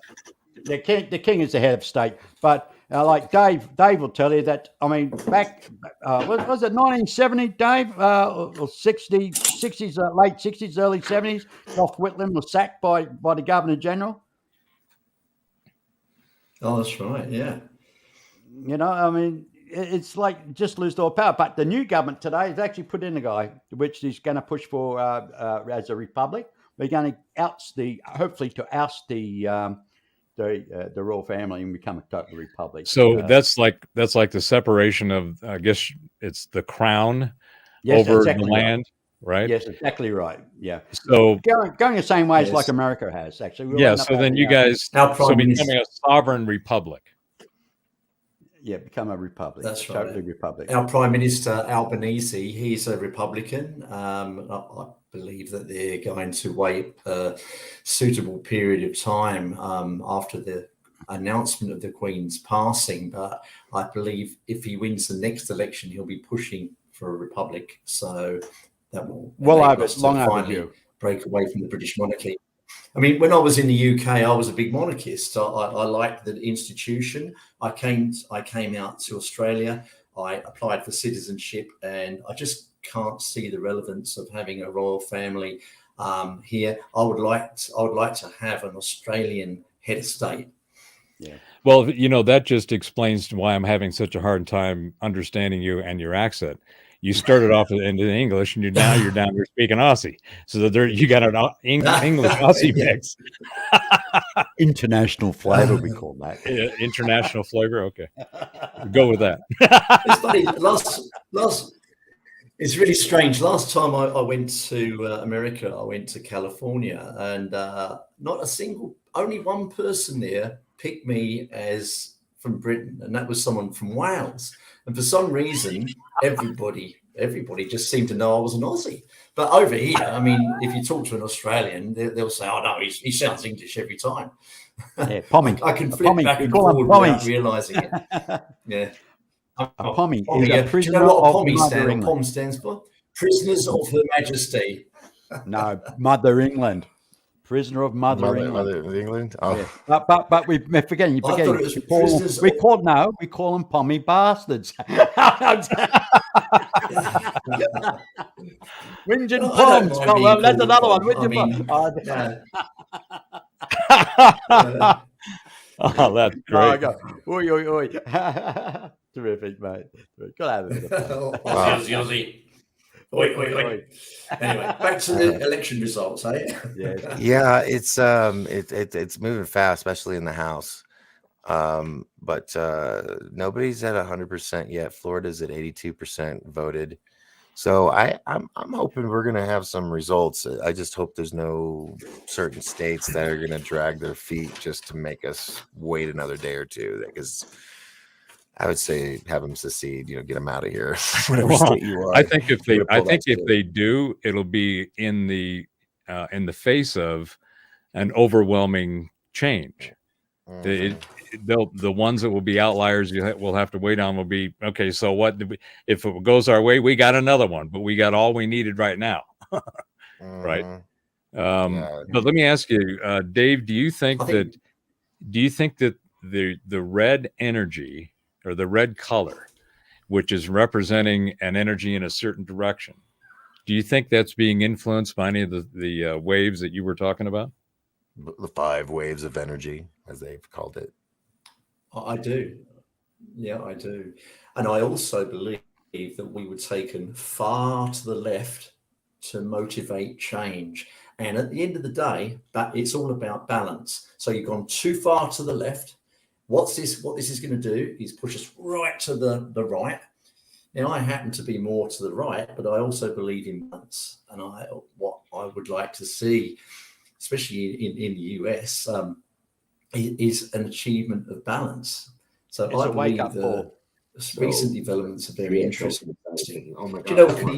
This is a prediction. So prediction of mine.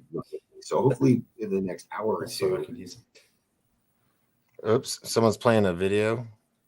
That was my fault. My bad. Fixed. Okay, no worries, no worries. Yeah. Go on, I guys. was going to say, one of the predictions I have for balance in the United States, I believe if President Trump does come back in 2024, his running partner could well be Tulsi Gabbard. And I've been listening to her. She's an amazing woman. And as you know, she's been to the left. But I believe that balance could help bring balance back to the US. I mean, correct me if I'm wrong, but I think that could be a good combination if that is where we're headed. I made that suggestion a couple of days ago, and then it popped into my mind that a Tulsi Lake combination, those two strong women like that, both good looking. I mean, they know how to speak. They've got great persuasion skills. They are speaking at least to the kinds of policies that the people on the map in red are experiencing. But I thought, oh man, that'd be hard not to vote for that. Yeah. Kerry Lake, the Rockefeller roller. Yeah. Amazing. Oh yeah, Kerry Lake, definitely. What do you guys think of the name Ichabod Mud Nuts? Isn't it fucking awesome? Love it. Oh, I love it. Mud Nuts. Bless you. That is brilliant. That's like the greatest band name. I mean, it is Ichabod. Does he walk around with a wheelbarrow? Does he walk around with a wheelbarrow in front of him? Oh, from South Park. His wheelbarrow, he's got the elephantitis of the nuts, and he's got to carry him around in a wheelbarrow. No, I love that name, Ichabod. I think my first son, I think I call it Ichabod Mud Nuts. Like it. I like that. Elise Marie, restaurant Hungry Buffalo and Pine Top Lakeside. Comment on price increases. Blessing to you in the midst of the struggle. Was that who? It was maybe. Because I represent, and it is. It's every restaurant. They're paying double what they or more of what they normally pay for food, and so they're having to gouge prices too, just to stay afloat. So what do you guys? Let me kind of mix it up because we're supposed to be talking about elections tonight. With these elections, let's do both sides. Let's talk about the Dem side. They win. What do you see is going to happen?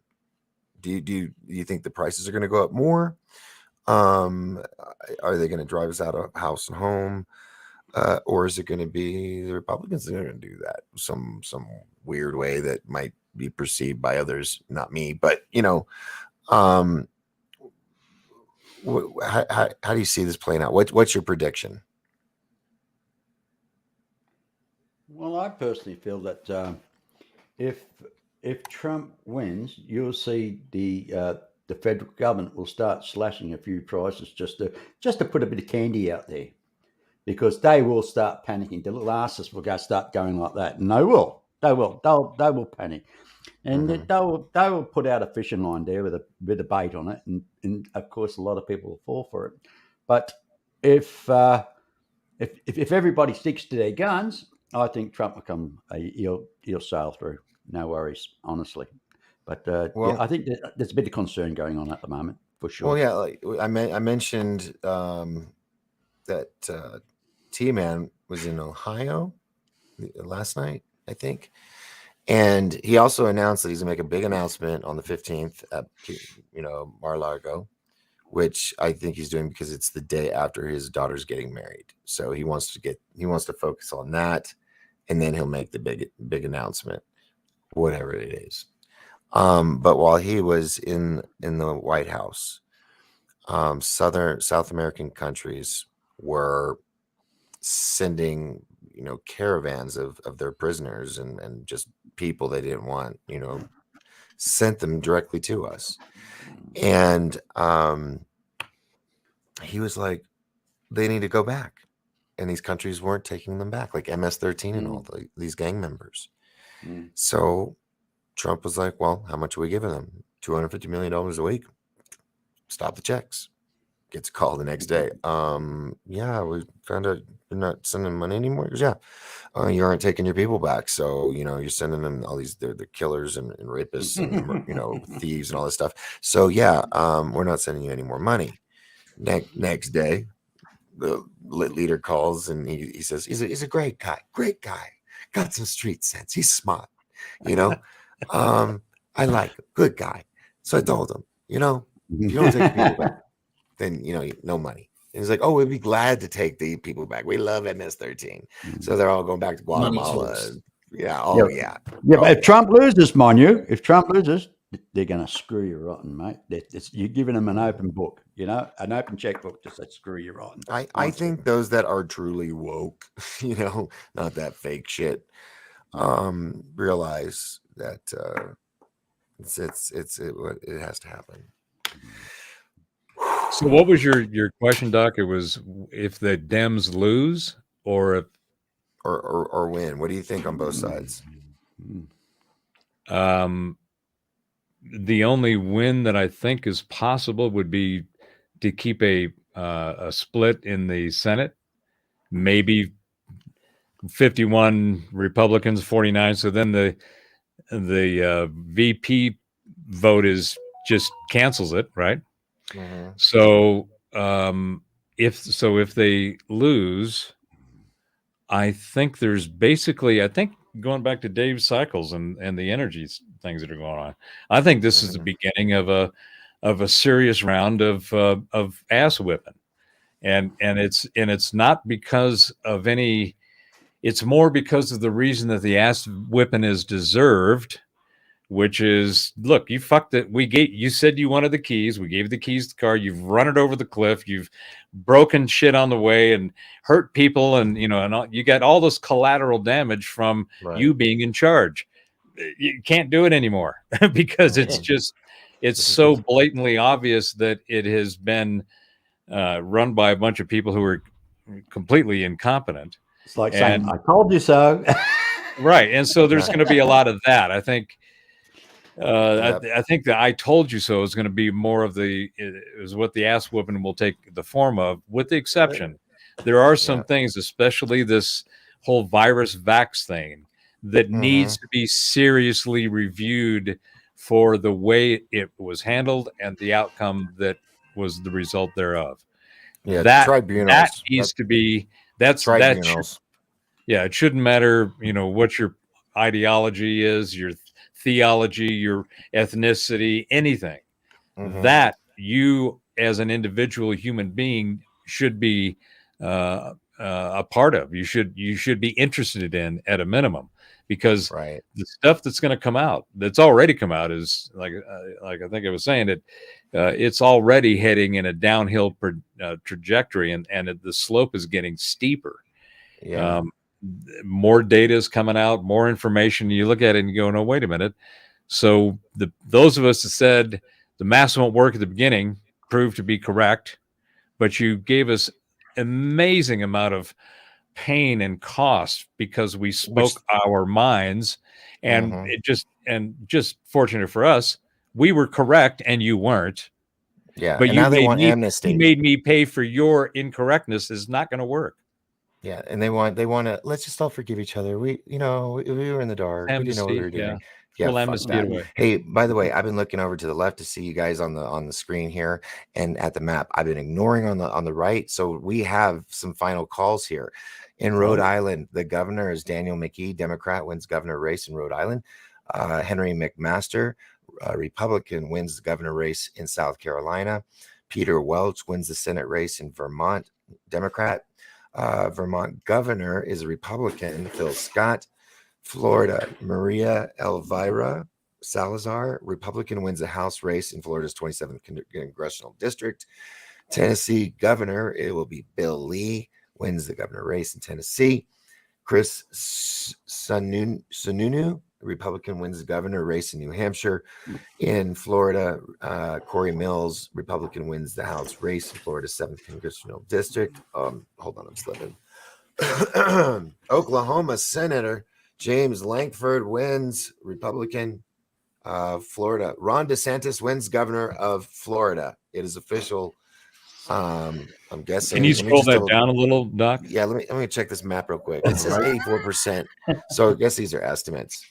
Let's see, got Florida, Alabama, Republic, Florida, Republican, Kentucky. Rand Paul wins the Senate race in Kentucky. Ohio, Mike DeWine wins governor. John Rutherford wins House in Florida. South Carolina, Tim Scott wins Senate. Indiana, Todd Young wins the Senate race in Indiana. So that's what we have so far. It's kind of a little bit all over the place, but it's gonna, like I said, it's gonna be a long night. That's where you guys jump in. Who's running for governor in is it Arkansas?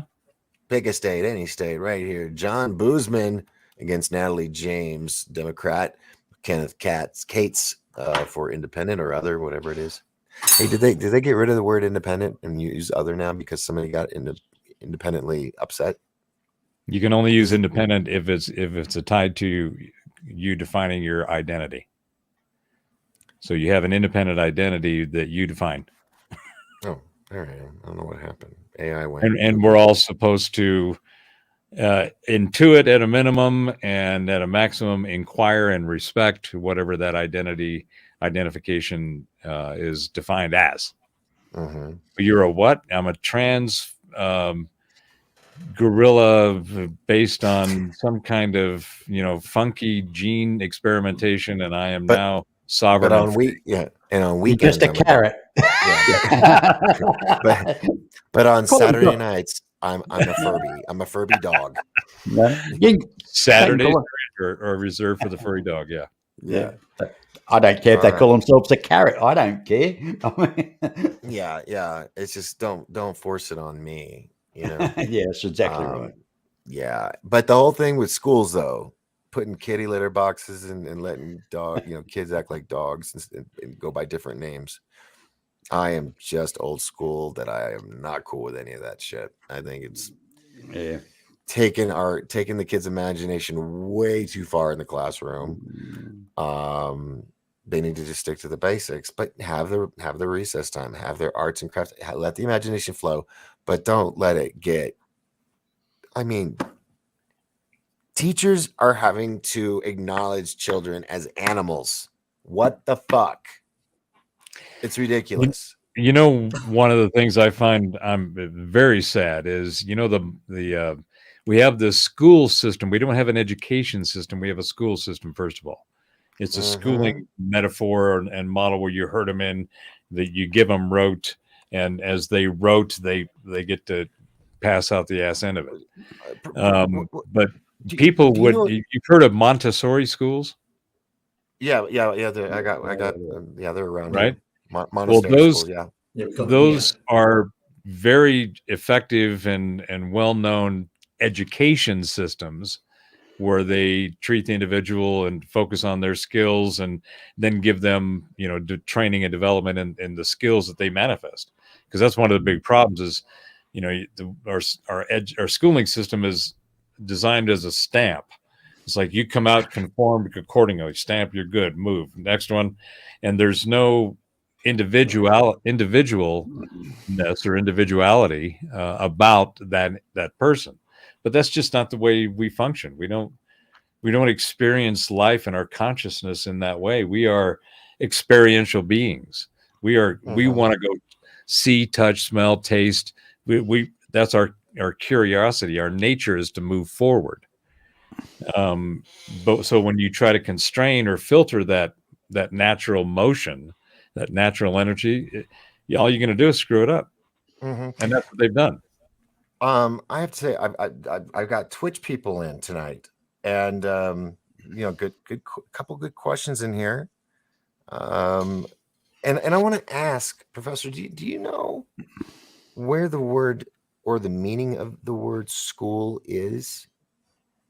Like I was going to look it up, but then I'm noticing all these new Twitch people coming in. God bless them. Thank you so much for being a part of this tonight. I am Mr. not Catfish sure as of well. the origin. It sounds, it's probably Let me a gathering. I think it's a gathering, isn't it? Something like that. Let me look it up of the word school. Let's see what the doggle says. Get schooled on the origins of school in Merriam-Webster dictionary. Let's look. It's talking about a school of fish. That's not what I want. Yeah, they go in schools. A gathering. Yeah, that's what I thought. Yeah, get schooled on school. I just want to look up the word. Everybody school. follows the leading fish. Yeah, okay. School, an organization that provides instruction such as an institution for teaching children, for the teaching of children. A college or university is a group of scholars or teachers pursuing the knowledge together that with similar groups can constituted a medieval university. One of the four faculties of medieval university. That's what it says in here. An institution for specialized higher education office, often associated with a university. The school does it give a linguistic origin? Is it? Yeah, hold on. Let me pull this over to the other screen so you can see it. So it can be a verb, a noun, and all that stuff. So let's see. Word history. Maybe that's where I want to go. Old English or Latin. Old okay. English. Yeah. There we go. Skol from Latin scola, from Greek skole, leisure, discussion, lecture, school, perhaps akin to the Greek eschian, to hold, more at, scheme entry. Okay. As a noun too, to Middle English is to skull. Okay, we got that. But what's the meaning? Time traveler. Isn't that funny that came up? Verb defined. I don't know what. I guess is first known use is in the 12th century. Huh? School. Just like sound like a speak and spell. I was hoping it would have something more elaborate and make it really cool, like it's a cult or I don't know, some kind of dark arts. Some cauldron is involved, but nothing not that exciting. I mean, it originally took us to a school of fish.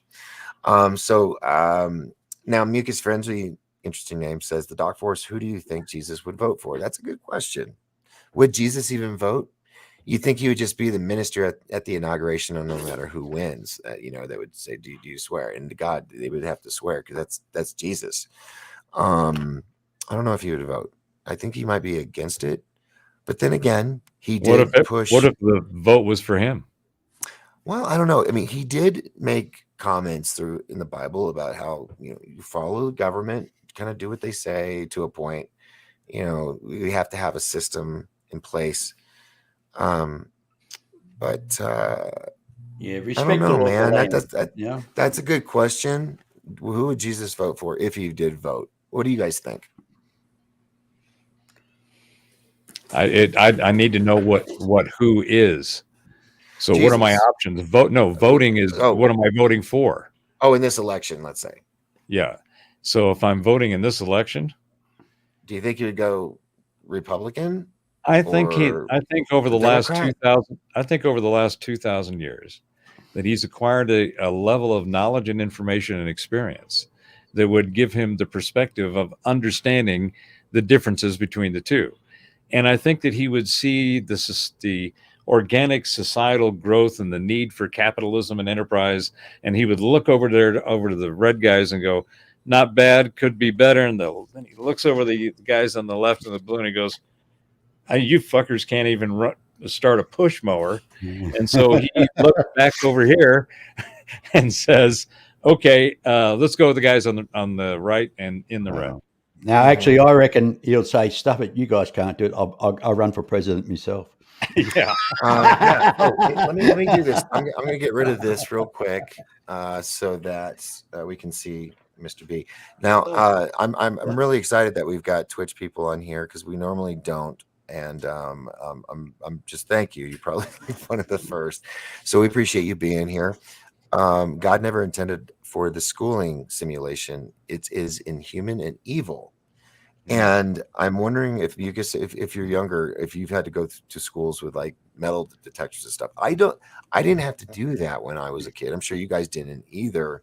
But these kids today, they are treated like inmates. They really are. And they're also cattle. And they have their tags, which are usually like an ID or a wristband or something, that says I'm a student here at this school.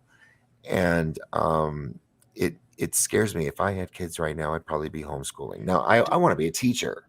Okay. I hope that one day I can be a teacher. Maybe I was actually offered before COVID an opportunity to be the director of a film department at a high school.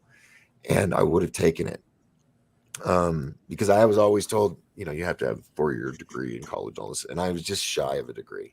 So I thought I'd never have a chance, but they were like, no, film, that's a elective. And you've had 30 years experience. You can teach it. I'm like, well, shit, is it paid? Like, oh yeah, it's a paid job. I'm like, sign me up. And then COVID happened. So, I would love to be that, Dead Poets Society, Robin Williams kind of thing, Mr. Holland's Opus, and be that one that goes against the norm of the school system of how they are screwing kids, and give them that light of hope. But if I had kids, I'd probably homeschool them. That's well, not only not only would you be outstanding as an educator, because I think you already are, but the opportunities in front of you that's about to happen as we go through this transition is going to be phenomenal. And provide the kind of, maybe not in necessarily the delivery mechanisms, because most of it will be in this kind of format, but your reach, even in this format, to be able to instruct and educate and teach people things is going to be off the charts. Education is going to, in fact, I think, hey, Audrey, I think that, miss you too. I think that what we're going to see is this, again, going back to the self-organizing collective concept. You're going to see people who have skills and talent stacks that are going to be able to provide their knowledge of those things to a large community from this kind of format, whether it's video, audio, interaction, whatever. And that instruction is going to change the way that we think about learning. We're going to start gravitating towards where the credible teaching, knowledge, instruction is coming from. Who's delivering something that the community finds of value, and therefore consumption begins. Right? You're not, but that is what's in front of us, and I think that you would be outstanding, and I would keep your eyes and your mind open on the future. Well, I reckon, Doc, you've got a nail on the head. Look, home tutoring. The statistics are showing that students excel more with home tutoring. They learn to expand their own imagination. They're not told what to. They can think outside the box more. So They can read what they want to read. They can expand on everything they want, and they do achieve. Now, who wants to learn algebra? I don't. You got kids. You got kids in the public school system, and not just private as well. I mean, they're learning things they don't need to learn, and they're struggling in other areas. Than their maths, their English, they're struggling. Now, you teach a young child to read, he can learn anything. You can pick up a book and understand it. And Right. but he doesn't need cooking lessons. If he's hungry, he'll learn to cook. He doesn't need domestic science. He doesn't need to play football. He doesn't need to do art. If he does not interested, he can focus on the things that matter. And in the school system, oh no, you've got to do this and you've got to do that. So what happens? The child that's struggling falls behind, and that's where they get lost. This is where Yeah. homeschooling True. comes in on its own. Homeschooling comes in on its own, and they achieve. Well, I agree, yeah. what is the homeschooling? It's just taking the instruction that is supposed to be going on in the schooling institute or infrastructure, and it's doing it at home. Well, if you can, I think that it seems like the whole remote learning and the schools and all that while everybody was locked down got kind of a bad rap. It's like, there was a degradation in percentage of scores and performance and all these things because of that.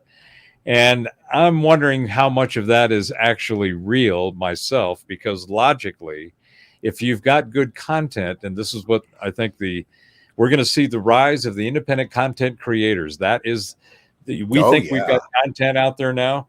The stuff that is about to get dumped onto the interwebs is just going to blow our minds. And sorting through it and finding the stuff that you really like, that you want to consume, is going to be the goal of every independent content creator, because you're putting stuff out there because you want people to consume it for whatever reason, whether it's profit or not, or just because it's your mission, your goal in life to say and do and so forth. So I think that the first start of this was, and it was one of the beneficial, the silver linings, which I think there were many of the lockdown, but it kick-started that. One of the important things is it turned on the cross state line doctor restrictions, and being able to work wherever with a doctor who is ever licensed in any state. I mean, why wasn't that in place before? Well, there was a whole bunch of systemic bullshit that went on to create that. But when it was needed, it was finally pushed, and then that was cleared out of the way. Now you can work with doctors anywhere as long as they are licensed and accredited. The only other thing, I'll throw this out and then I'll shut up. The only other thing I thought was really a nice outcome of the pandemic and the lockdown was everybody had a renewed and refreshed perspective about their hygiene. And there was that had become a lost art. There was a lot of people that needed to be reintroduced to hygiene. I agree. And not only that, their hygiene was affected by their environment. So everybody's fucking wiping down everything, squirting everything down, hosing it down, just keeping everything clean. I remember it was like 3 or 4 months into lockdown, and I went into Durango. There was nobody around, but I was looking at, it's like the streets were really clean and the windows were clean and the sidewalks were clean. And I'm going, I've never seen it this clean. And there was no downside. There is a downside though. We are sanitizing ourselves to death because our antibodies need certain bacteria. Well, and exactly right. And I think that the positive thing of this is that it had been overdue for a good wipe down for a long time. So you get a good wipe down, and then you let the stuff kind of creep back in, only to find out that the stuff we had cleaned up for was just apparently it had at a maximum the effects of a bad flu. It was not something. It was not something that was anywhere near had the contagion or the spread. I think the testing for it, all of the metrics that were used were highly questionable at a minimum. Yeah, now we got black goo going through our veins. Right. Yeah. But now that we've got time, we see data, and I think, it's like Doc was saying earlier, if do you? I think that was the question we started on probably an hour ago. Was what we thought of what was going to happen if if the left wins, right? Mhm. So I think You got to expand. You got to expand. yeah, there's a lot of context to this required. That's right. So I think that if Jesus was going to come down and pick a team, he'd go for the guys in the red, and then he'd go in there and smack them up and get them into shape, and be able to do more with them. A lot more work on the blue side. I mean, there's a lot of mess and a lot of growing up and cleaning off, and I mean knocking chunks off. You got barnacles and some of this shit. So I think that's where he'd go. And I think in a prediction, feels like there will be at least 51 in the Senate. It probably will end up after extended count of like 53. And it feels like the Senate's going to be in the low 240s, maybe 245. And if those numbers are correct, then Biden is just he's at the head of the bow of the ship, standing there holding on to the rim and watching the ship go down, because there's nothing else he can do there. And there's on the the thing Jesus is, question, yeah, I just wanted to add on the Jesus question. I would say he loved the little children. And what I would point out to everyone is who is more pro-life. So I think he wouldn't vote, but if he had to vote, he would vote for the children, and he would vote for the party who would represent the children. Amen. Agreed. Absolutely. I agree. I agree 100%. And on the other subject of hygiene, I just like to add, I actually took Trump's advice.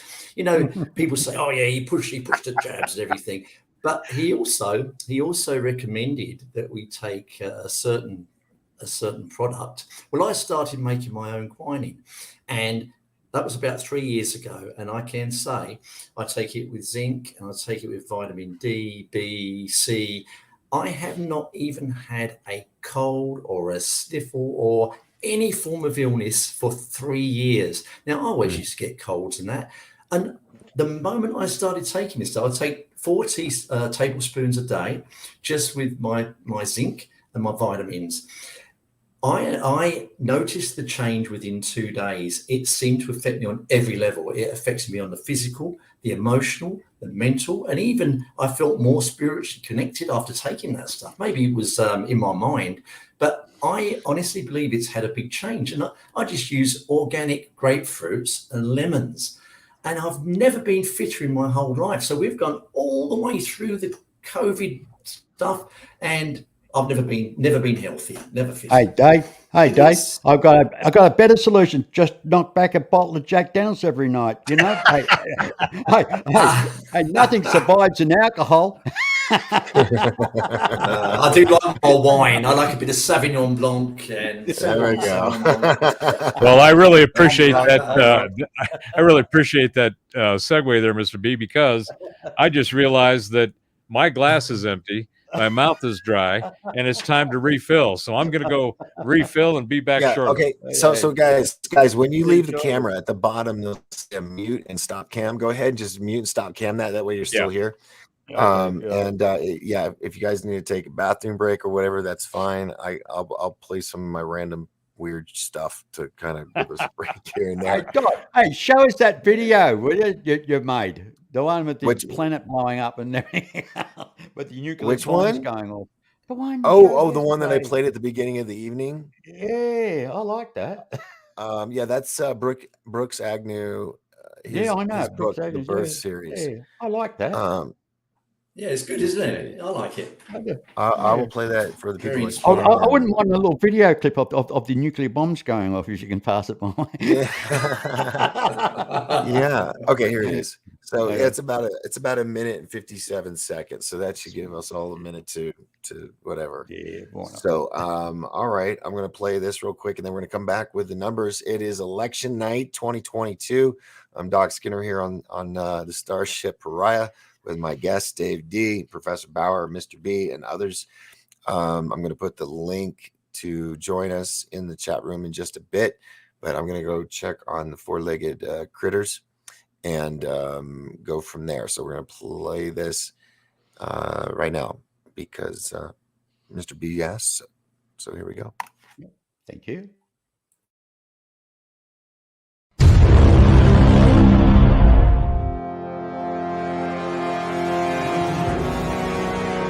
Planet Earth is alive and ready to give birth to a new Earth.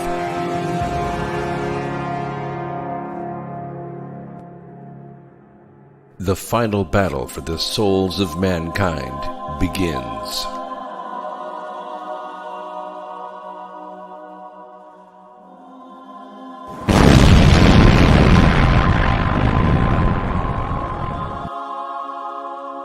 Worlds and their people begin to separate.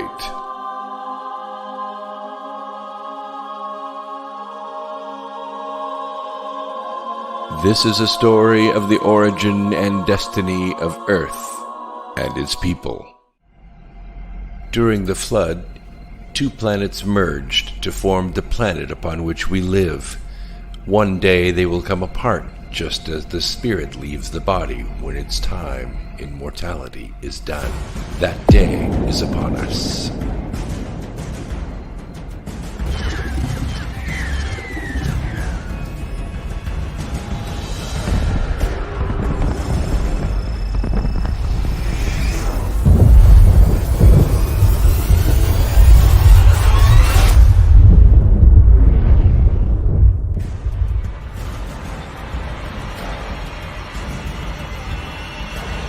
Are you ready for the change?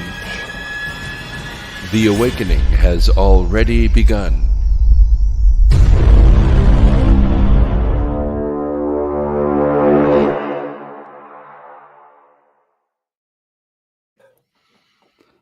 Wow. That's good. I like that. Oh, there we go. I like that. Yeah, so I did that. I did that for Brooks Agnew. How long does it take you? How long does it take you to put something like that together? Doc?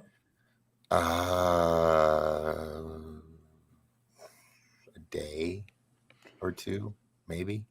I don't even remember. I've done so many videos since then. But yeah, if that was kind of whipped together quick because he needed it for. Just imagine what you could do if you give a project a month. Oh yeah. Well, we plan on making. We're gonna do it into a movie series. So we're pretty excited about it. Right now, God, I went did a pit stop and came back, and it's gone up 94 reps, 50 dems in the house. Looking good. Well, we will see. We will see. Governors 15 are Republicans. We had those flip 3 seats. That's kind of cool. I think that might help. And it's going to be it's only 7:17 right here in Arizona. And send me a link. I think this is another guest. Let me make sure I did this real quick and sent him the right link.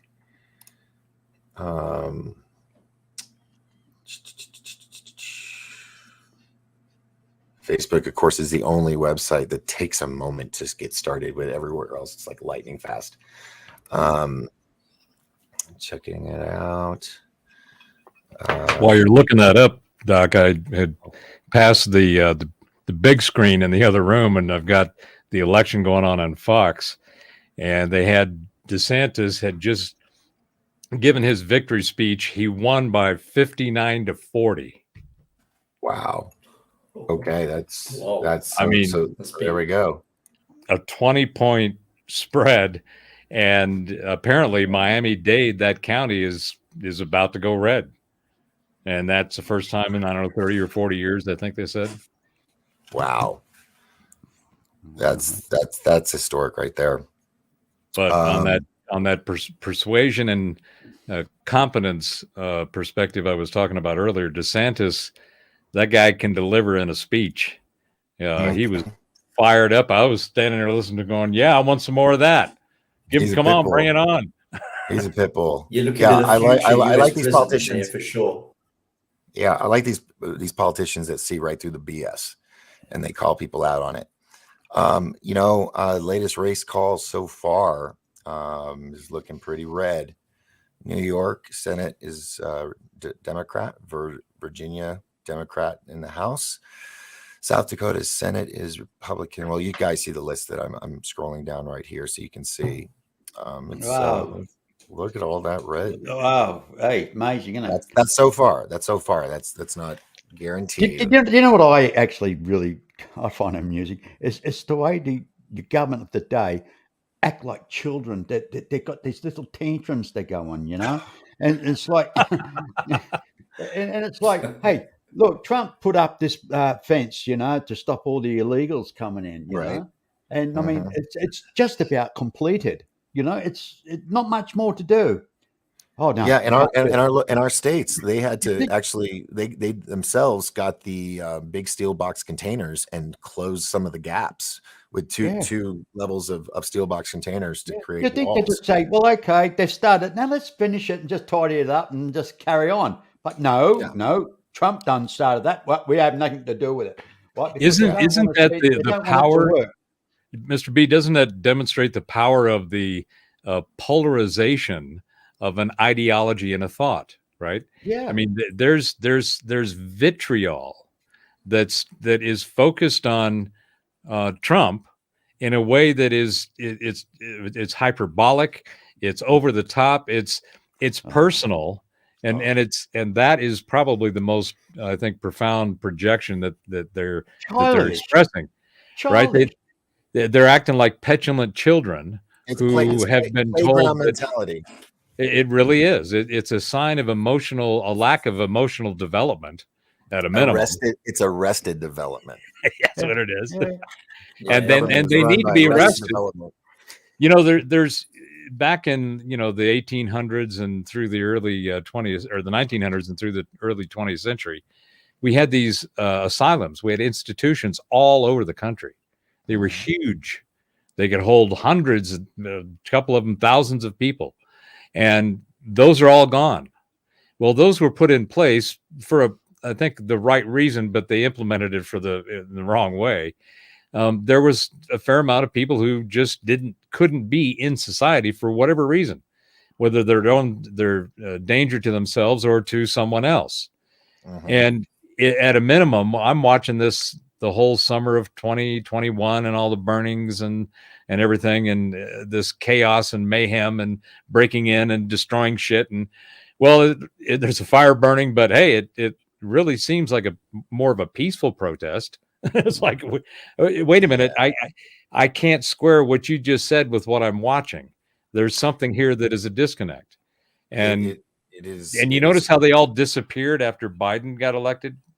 They just kind of vanished. Yeah. I mean, if there was a concert going on, you got all the security people there, and if there was a union march, you got all the security people there.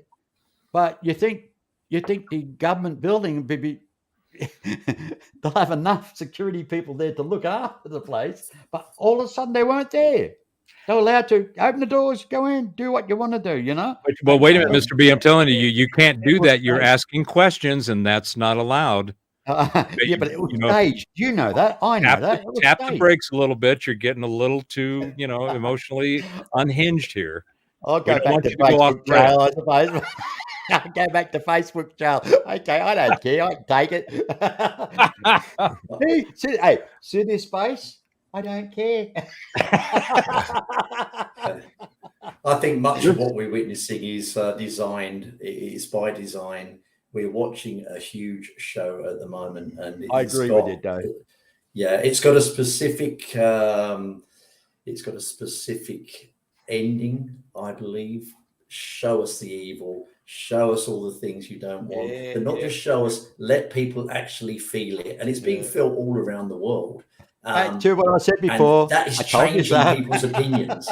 But it's changing people's opinions. Exactly. People are waking up. Before, we had like 50% of our, 50% of America believed in Trump, 50% didn't. 50% went for one side, 50% didn't. Now, you look at what's happening now. Public opinion is changing in favor of one party. And I believe that everything we have seen everything we've witnessed has been very carefully orchestrated. I still am a firm believer that the military are in control in the background. I really do. And I think we're being shown this, because you can't just tell the people. A lot of people just will not accept it. They'll carry on doing what they're doing, and society will not change. You have to show the people for the people to change. And you need the people to change. You can't just force it on them and say, all right, we're going to march the military in now. We're going to take over the country, and we're going to force you to go in a certain direction. It just would not work. They know that. No, you have like got in to. South America, So this is a huge psychological operation, the whole thing.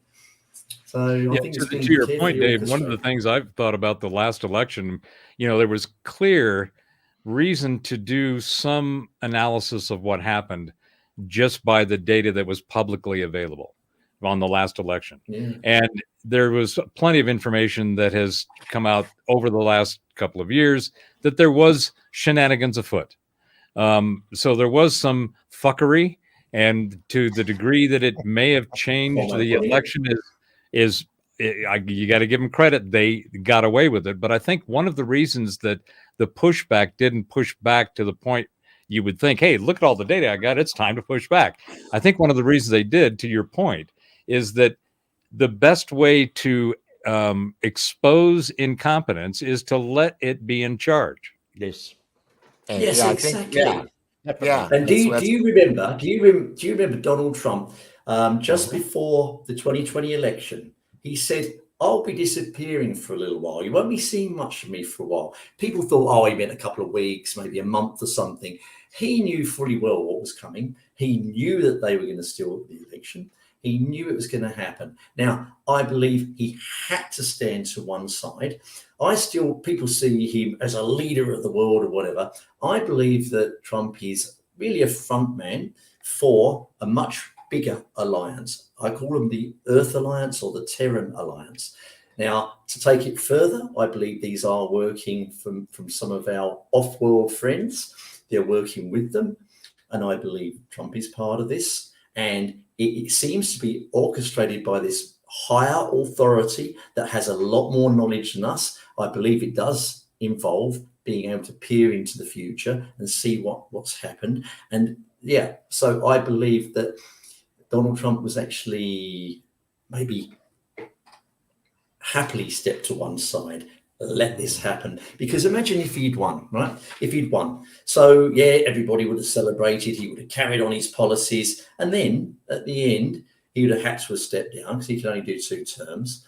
Then what would have happened? We don't know. So the schoolyard fight would continue. Eventually, everybody would go back into their same behaviors. But what has happened is so painful, and it's a shame.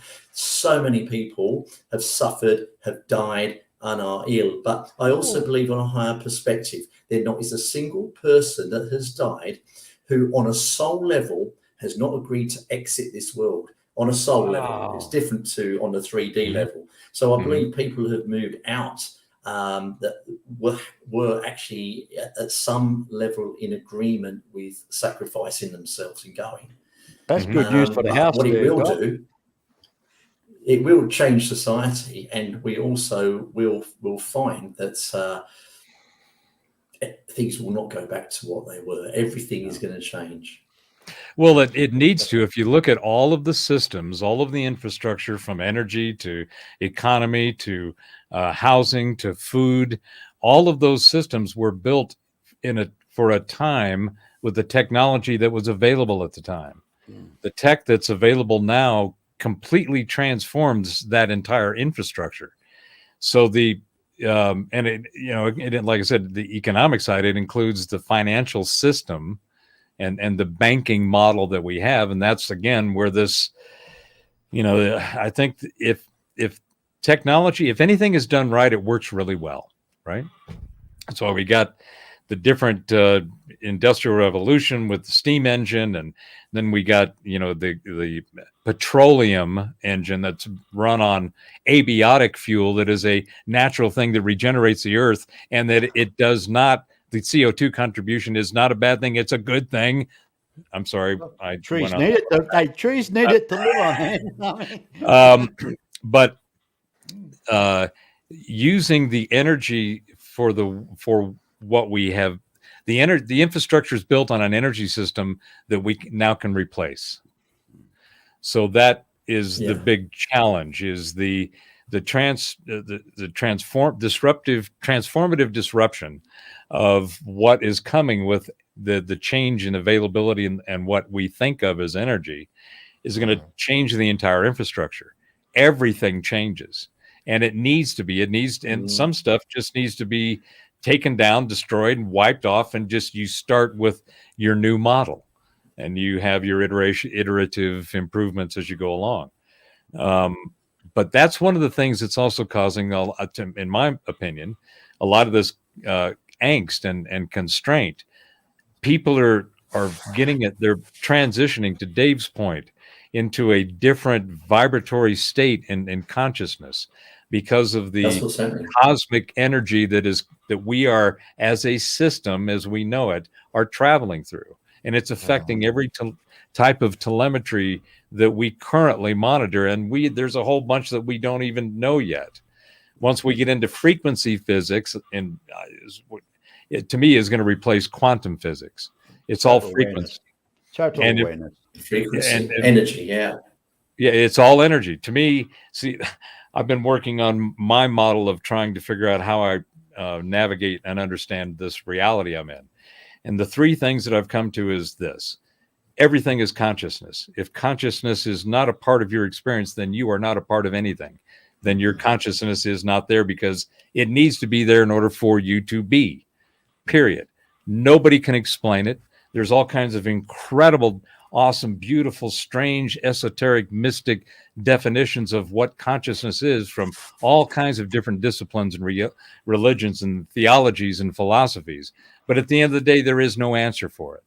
In all of the sciences, quantums, the scalar, when you look at what each one of them define existence as, none of them have an answer for consciousness. Well, one thing I found that makes no difference where you come from, like the most remote island in the middle of the Pacific, and they've never seen a white man before, and don't know what religion or Christianity is. Doesn't know what he is. Yeah. But they believe in something far greater than themselves.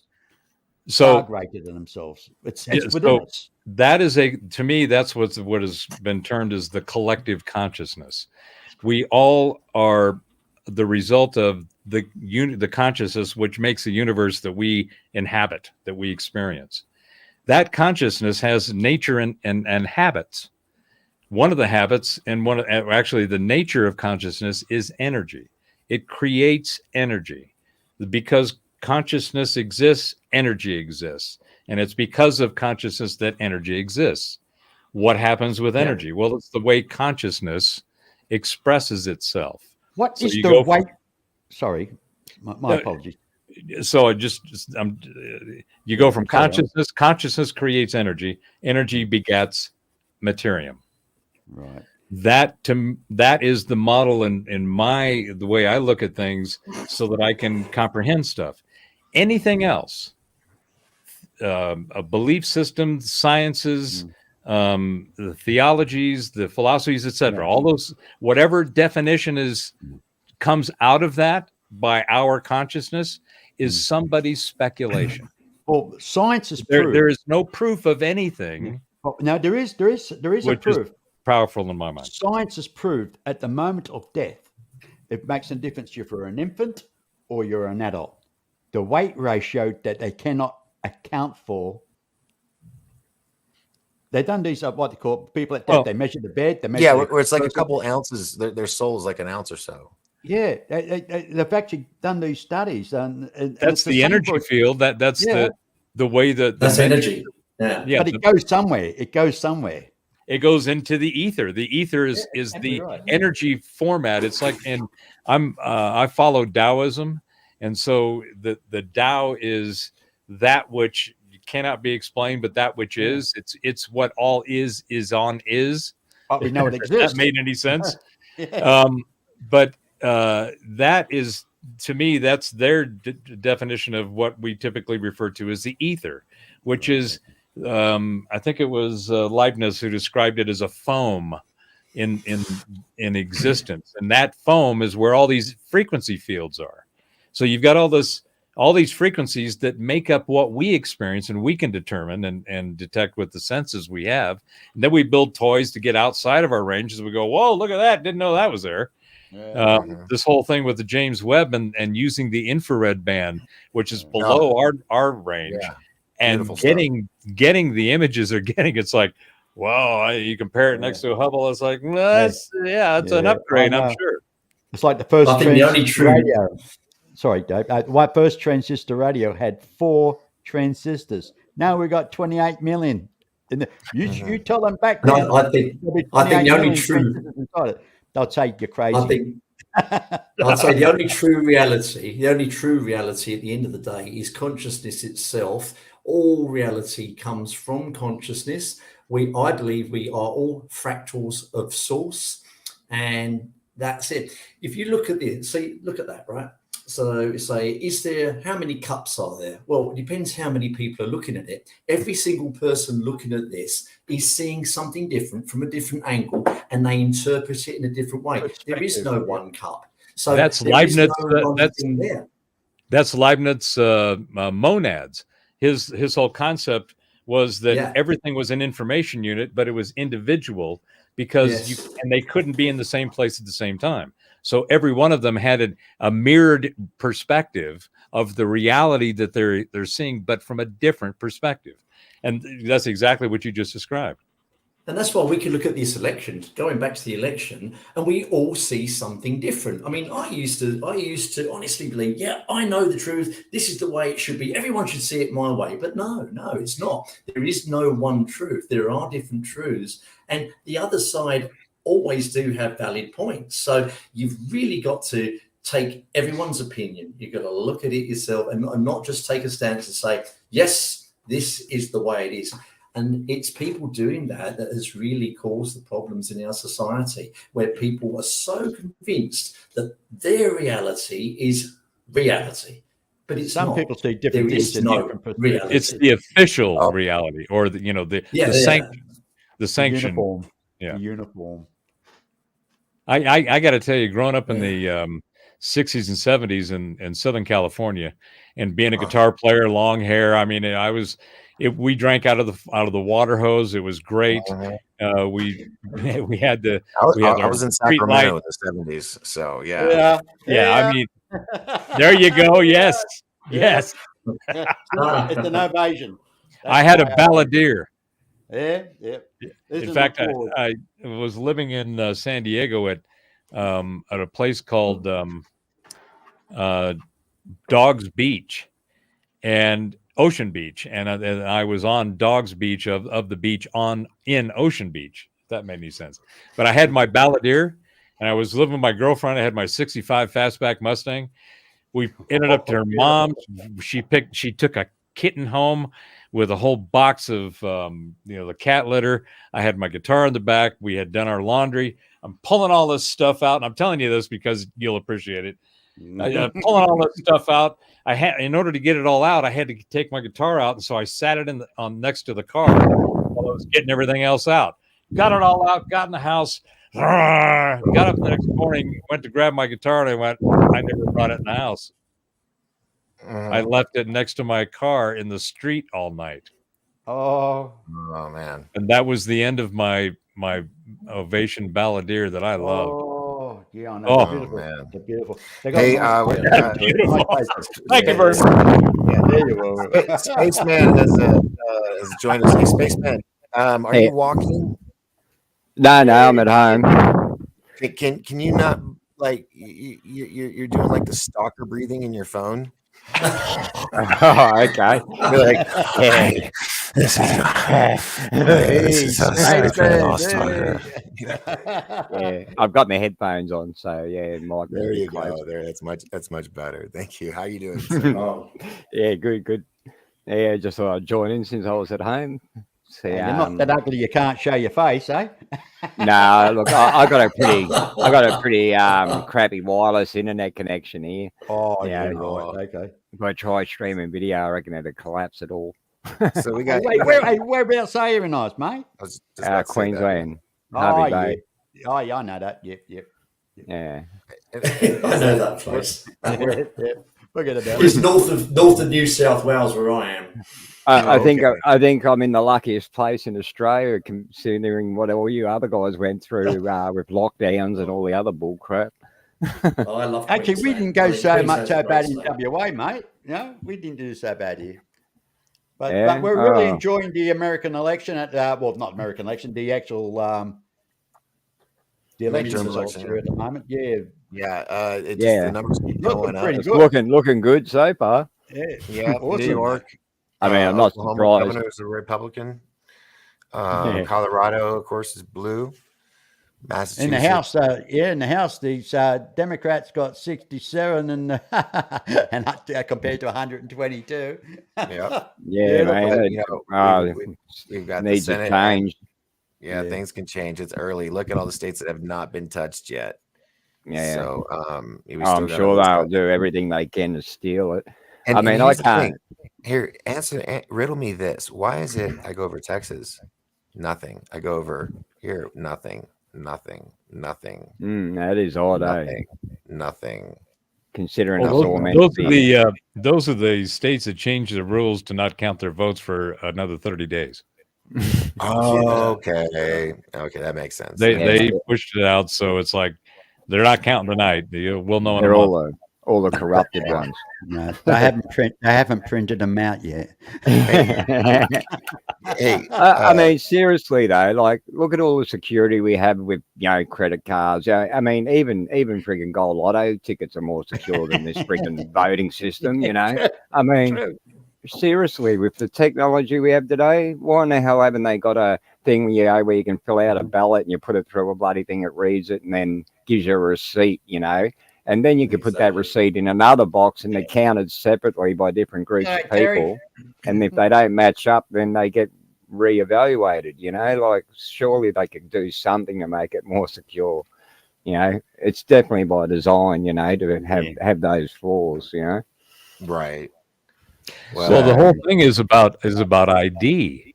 If you meet the identification requirements for wherever and whatever you're voting for, that's the only requirement you have. You don't have to prove that you're even a citizen. You just have to have an ID that says this is your name and this is where you live and you're. Oh, look, I'm sure I could even vote on it. Here in Australia, because I get emails all the friggin' time telling me to, have my say, donate money, all this crap. It's bloody amazing. Yeah. Well, I got a special guest. Someone need to get that. No, it's all right. It was just my buddy. Oh, it's yours. Okay, cool. All right, Junk so mail. I'm gonna add to the panel, the one and only, ladies and gentlemen, Jim Goodall. Hey, Jim. Hey, good to see you. G'day, Jim. Hey, how's everything? Oh, there, Mr. B. Yeah, buddy.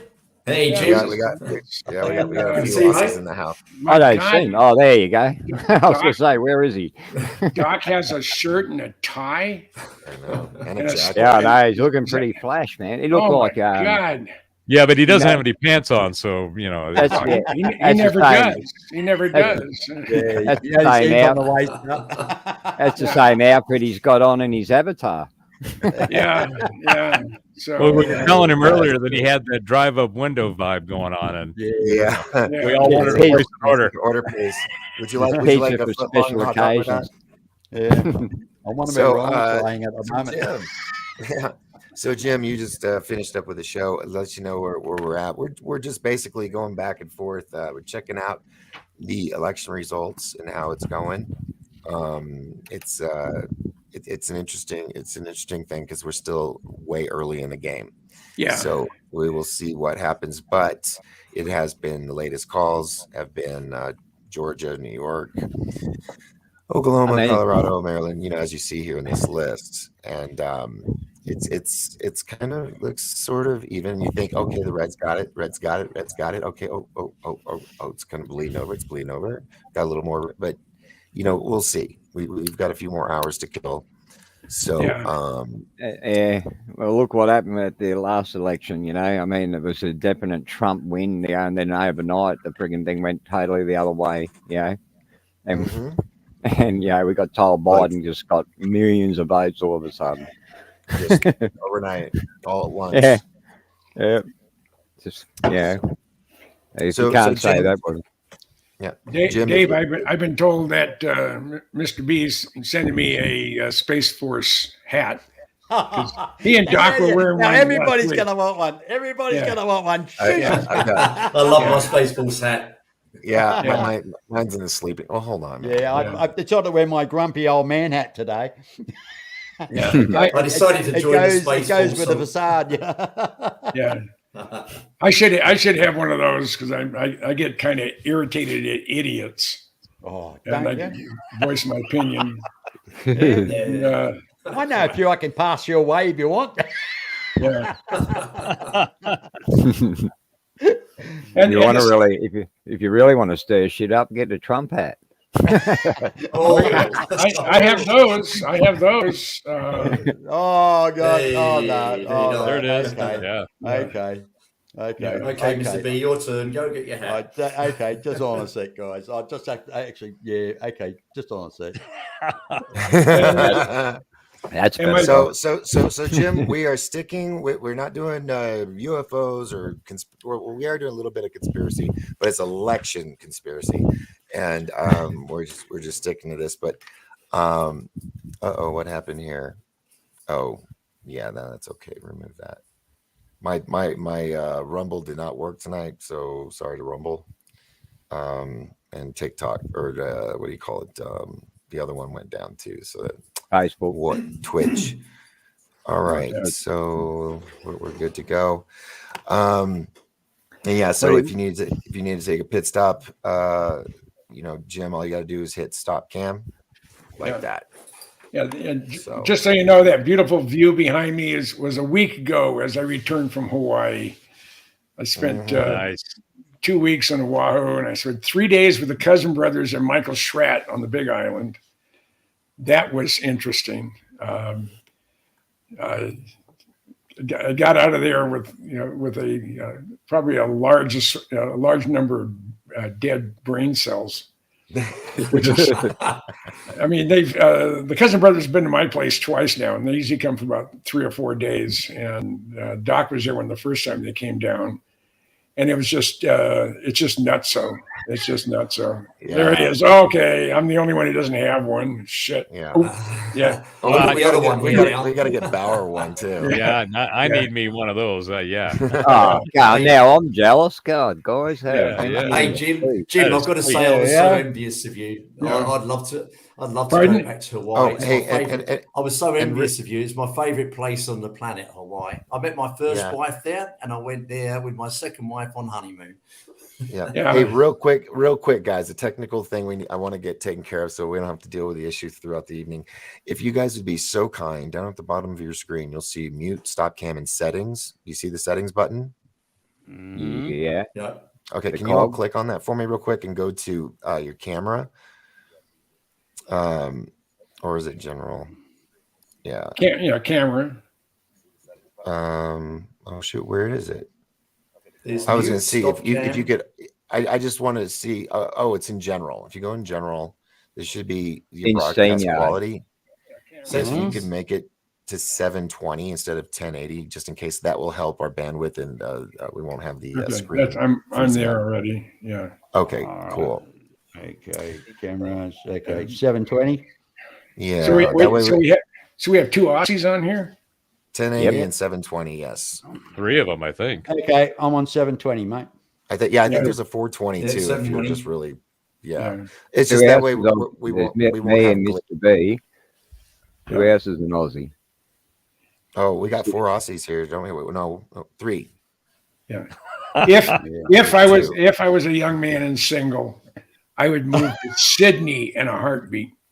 Oh yeah, I wanted to go to the yeah. University of Sydney. Oh, Sydney, yeah. Australia. No. You're welcome here anytime, Jim. If you want to visit, Yeah, you're welcome here well, anytime. one Hey, and the way I ended up in Australia in January 20th of 2009, I had knee replacement, and at the time I was the restoration manager for the Museum of Flight. And I was my restoration project was the only de Havilland comet airliner in the Americas.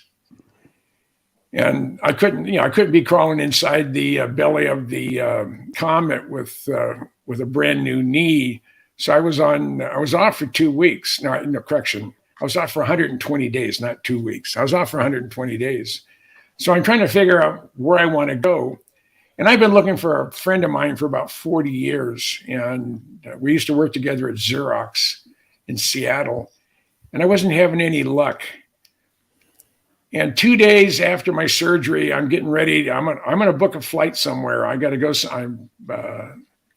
I need to go somewhere fun, somewhere where I haven't been. So I decided I'm going to go to Australia. So I'm contemplating. Do I go to? Where do I go? Do I go to Sydney? Do I go to Perth, Darwin, Melbourne, or wherever? And out of the blue, I get an email forwarded from one of my publishers from the guy I've been looking for 40 years, and it was a guy named Fred May. I'd called every Fred May in the country looking for him, and he wasn't to be found. Well, the reason why he couldn't be found in the States, he was in Australia.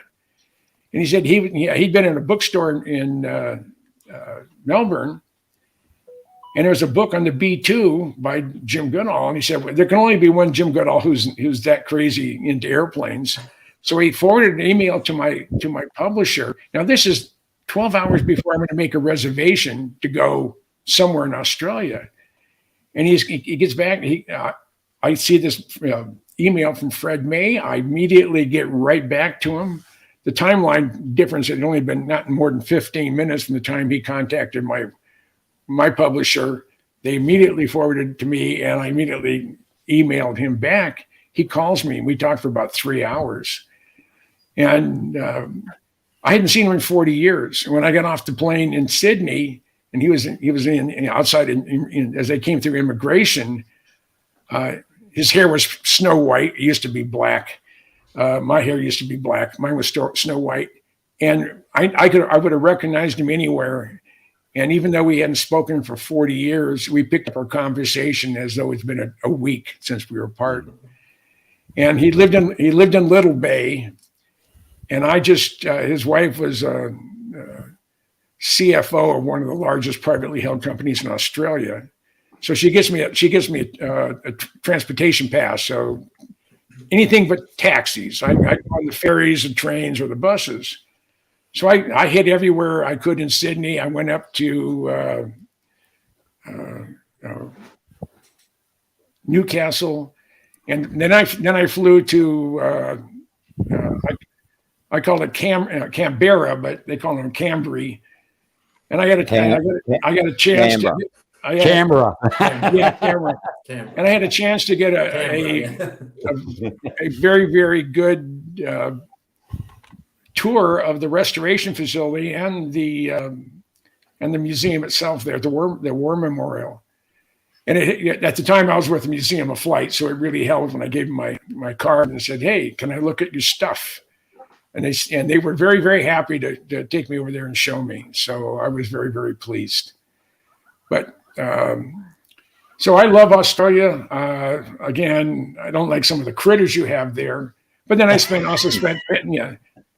10 days in New Zealand, and there's just more sheep than there are people. So I think I would stick with Sydney if I had to make that option. So, yeah, you got to try Perth. No snakes in New Zealand. You got to come to Perth, mate. I don't know if I have what it takes to fly halfway around the world anymore. I mean, I can't imagine what the flight from Phoenix, Arizona would be, to fly to Perth. It's probably not nonstop. I flew to San Francisco and then went on Qantas from San Francisco to Sydney. And I had a great seat. I had a friend of mine who worked at Qantas. He was a supervisor or whatever. He said, I can't get you first class or whatever, but I can make sure you have the right exit row seat. And I did. And it was wonderful. The plane took off at 10:30 p.m. West Coast time. I took 2 Cetamaro pills, at about 1 o'clock in the morning, West Coast time. And I slept all the way until the ding went on and says, please put your trays, seats in the upright position and your tray tables up. And we were coming in on final in Sydney. So I slept the entire trip. Probably didn't miss much.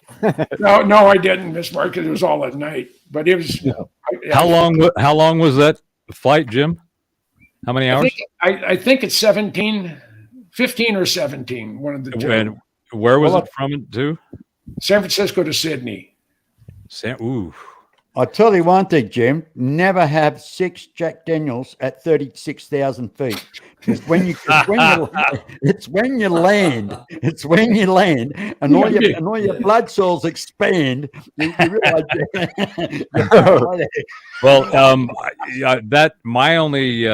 my experience with the longest flight was from Cape Town to Miami, and it was back in like '93, and we were on a big old 747 with the 400 with the bump up top, right? Yeah. For the first Second class level. the second floor. So it was a 15-hour flight. We left at 9 o'clock at night and flew over the Atlantic and part of South America to get up to Miami. There was a moonlit night over the Atlantic. We were at like 30,000 feet. I'm in business class. I've got remember those flights like the L.1011s, and they had that huge, just open area in front of the last row in like business class. And he was like, what are you doing with all the space? But it had all the windows. So I was in one of those seats and I'm sitting there and I'm looking out the window and I'm just going, wow, this is great. So I'm self-medicating with scotch. I was on a business trip. I was on a business trip and it was all expense paid. And so I was taking advantage of that. And about the third round, the flight attendant guy came up to me and he said, because I got my face plastered on one of these window portals and I'm looking out going, this is incredible, as I'm getting, a really nice buzz. And so I said, yeah, I was looking out and he comes up and he gets to the one in front of me and he looks out and he goes, that's amazing, isn't it? And I said, yeah, I wonder what it would look like from the flight deck. And he goes, you want to go up there? And I said, can I? And he said, I'll be back. So the good old days.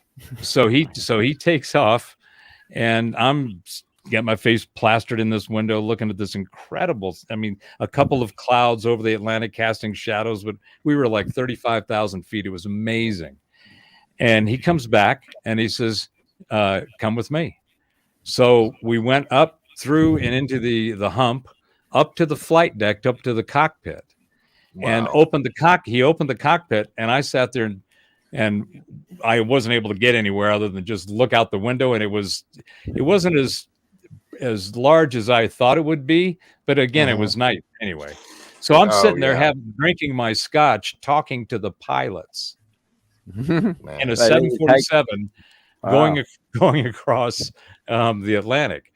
So, at this point, I think I'm on my 4th or 5th scotch, and I'm feeling. And besides, in this amazing environment, I'm going. Go back up to Georgia. You didn't laugh all over the controls, did you? No, but I did ask him. I got up enough nerve, and I said, "Okay, guys, you can tell me how many times you make this trip." Well, we do this twice a week. This is our regular route. And I said, "You ever seen anything out there that didn't look like it should be there?" And the captain's like, no, I'm not.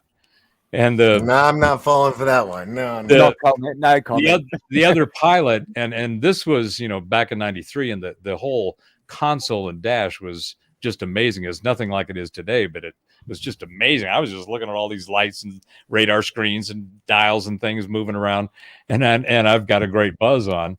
And the co-pilot said, well, last week we were making this run, and something came across from that side over to that side in like that. And it was large and it was fast and it was clear and it was probably about 10 miles away. But it was just, there was no doubt, couldn't figure out what it was. Wasn't a meteor, didn't land. It just came in, did its thing, streaked across and took off. And I went, whoa, okay, that's cool. So I ended up medicating well enough to wake up in Miami. If you're gonna wake up in Miami, you might as well be drunk. They carry Yeah, you. I did heavy drinking on my one over the Atlantic trip, and it was cool going over there, but it wasn't first class or business. It was coach. And then coming back, I was on the last flight to New York before they shut down Spain from the COVID, and I had no money, didn't speak Spanish, didn't know anybody local, and I was at the I had the little airplane bottles. I was tripping. Yeah. Try London to Sydney. I did London to Sydney 11 times now. And the best journey I ever made, I was coming back, is actually after my father had passed away. I was coming back and I got upgraded on the flight. I got to Saudi Arabia and they said, Mr. L.L.C, move to one side, please. Can we have your boarding pass? I thought, oh my God, what have I done? What have I done? They said, you won't be getting that boarding pass back. They said, here's another one. I looked at business class. I thought, oh, right. Never flown business class in my life. I went up to the top deck of Boeing 747, sitting back. I had one guy sitting next to me. There's only about 4 of us in the cabin. And they come across. They said, what would you like to drink, Mr. Dennis? I said, how about some Grand Marnier? They gave me a glass of Grand Marnier. I thought, wow, that's really good. I'll have another one of them. I had another one of them. I said, can I just have one more? She said, I'll tell you what. She went off. She got me the bottle, right?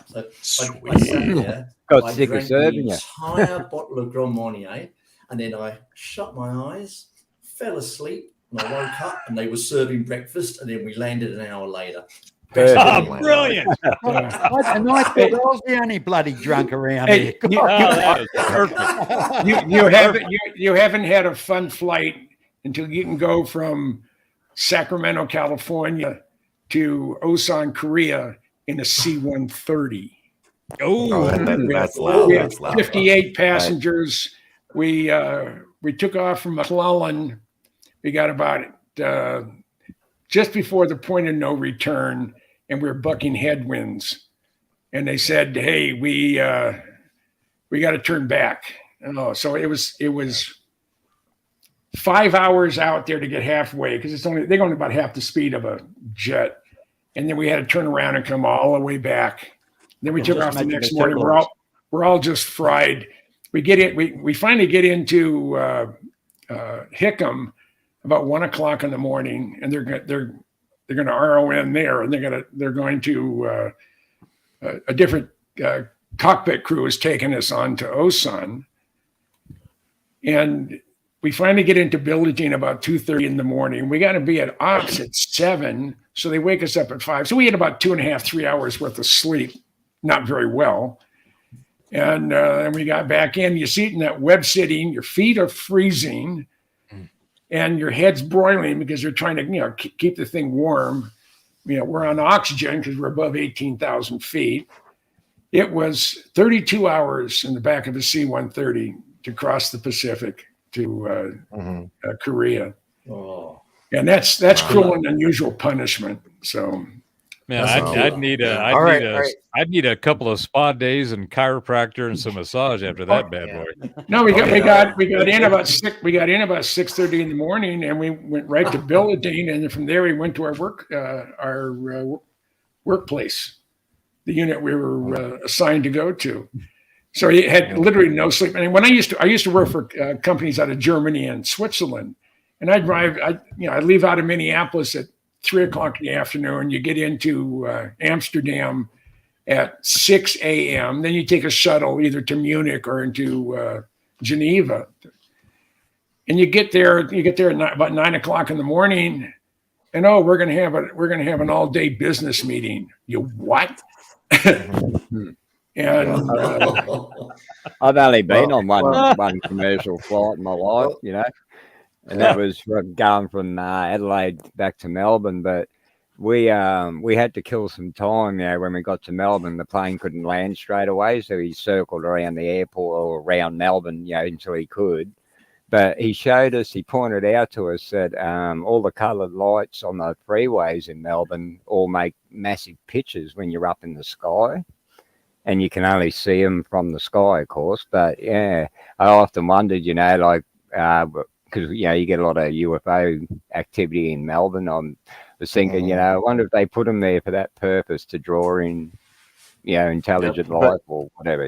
Well, hold on. Remember, tonight the title of the show is the elections. I said we're not going to do bring in the or squirrels, UFOs or anything. Okay. So Jim, I'm gonna make you stretch for this. Yeah. What do you Don't forget the think election. what do you think about the election? Well, if we can keep the idiots from cheating, and I mean, Maricopa County has all sorts of problems with their ballot counting machines in Maricopa County. Oh, I am so surprised. And a number of the ballots that were printed out, they don't make ballots until you're at the polling station, unless you have a mail-in ballot. And then they, depending on what precinct you're out of, they'll print up a ballot specifically for your precinct. And here in Oro Valley, that went really well when I voted this morning. But apparently in Maricopa County, the printers are not fully filling in the black parts of the print, and the things are being rejected. So you have to go get a new one, and apparently that's happened quite a bit. And now they're saying that there's other things that are holding up, and we can't count this and we can't count that, and I mean and Maricopa County still has Dominion voting machines. We know those things will steal votes. Yeah, I mean, it was associated with investors of that company, were people that were running for office. Yes. Yeah. So it's ridiculous. It just pisses me off that of course, it has to be Maricopa. It had to be, of course. Oh, it's majority.